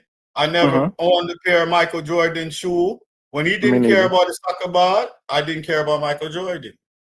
But you can't deny his influence. I know that sounds crazy. But you can't deny his influence. I remember when the man interviewed, and he said, "Well, what about the children in Pakistan or some stitching the soccer ball and this and that?" And he was like, "Yeah, he stayed neutral. He didn't take a stance either way." That's what I'm saying. Like, I was a little youth, you understand? But I was like, "Yo, B, you supposed to like." Yeah. Compared to somebody like maybe a Muhammad Ali. Yeah, I was hot, B. I'm not gonna lie.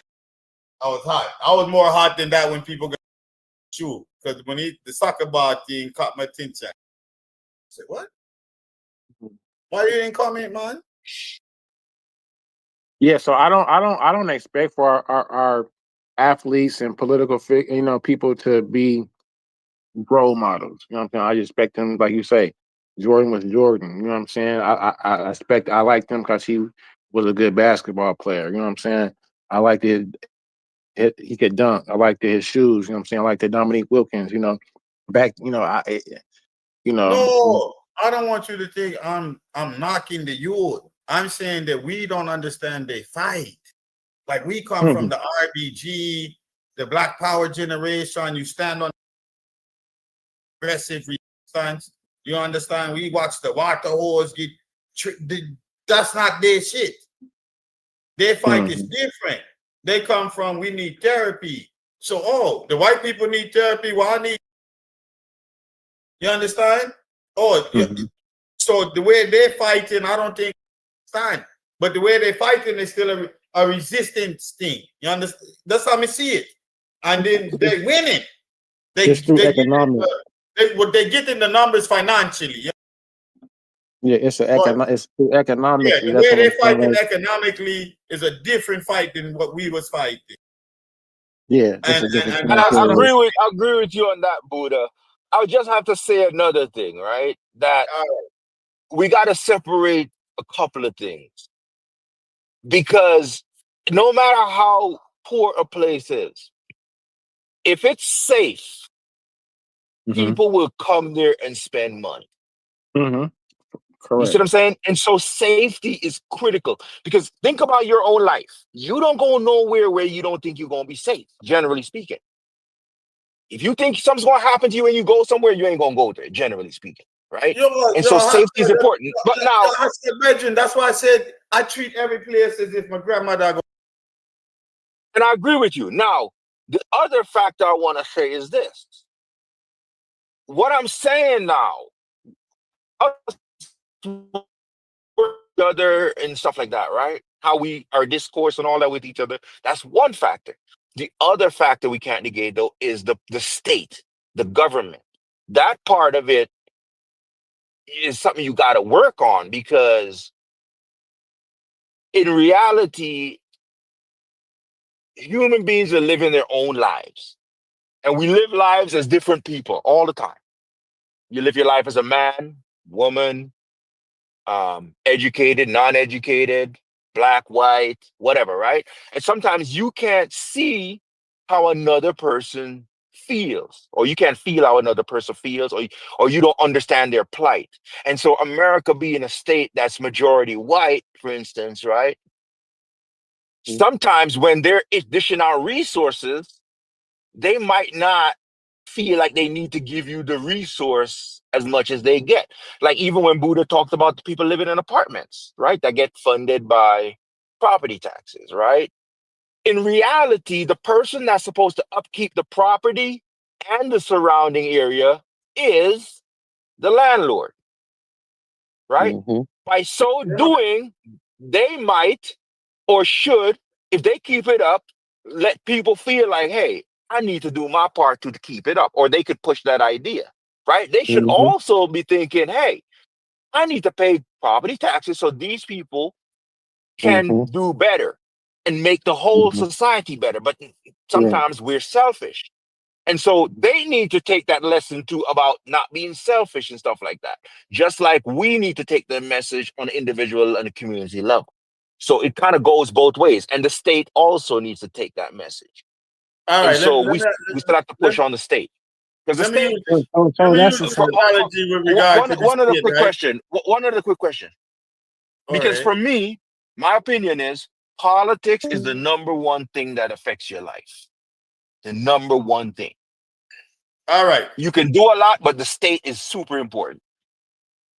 Make me use this analogy if you want to. I watch this now. Let's see, like the NFL, right? Let's say if society take that position. This team was the worst team. So they're going to be the first in our draft, the first in our this. And they're going to get the best this. They're going to get incentive. They're going to have the easiest schedule. So let's say the black people, we got that incentive, right? They say, well, let's do them like the NFL and let's give them the best track for goal. Now, just like sometimes we say in our NFL, right? What would prevent other people from thinking and not competing to get that type of support? Like, how is the state supposed to say, all right, well, if I do this special thing right here for this, it's another group of people are going to be the worst team. and then say, yeah, we're just gonna worst team for the worst team, and then eventually pressure the government because of what the black people said that Presser did, for the government to come in and lift with back up like the worst NFL team. You understand what I say? You're describing communism, a communism type of a system. Like we have more of a mixed market system in America, where at this point I would say, is it capitalism? No, what I'm trying to explain is that when you start talking about the state, like yeah, I'm talking about how can the state incentivize people and not, you understand, in a certain way where they don't, you understand? If you know, say the state, I gotta bail you out. Eventually. So are you talking about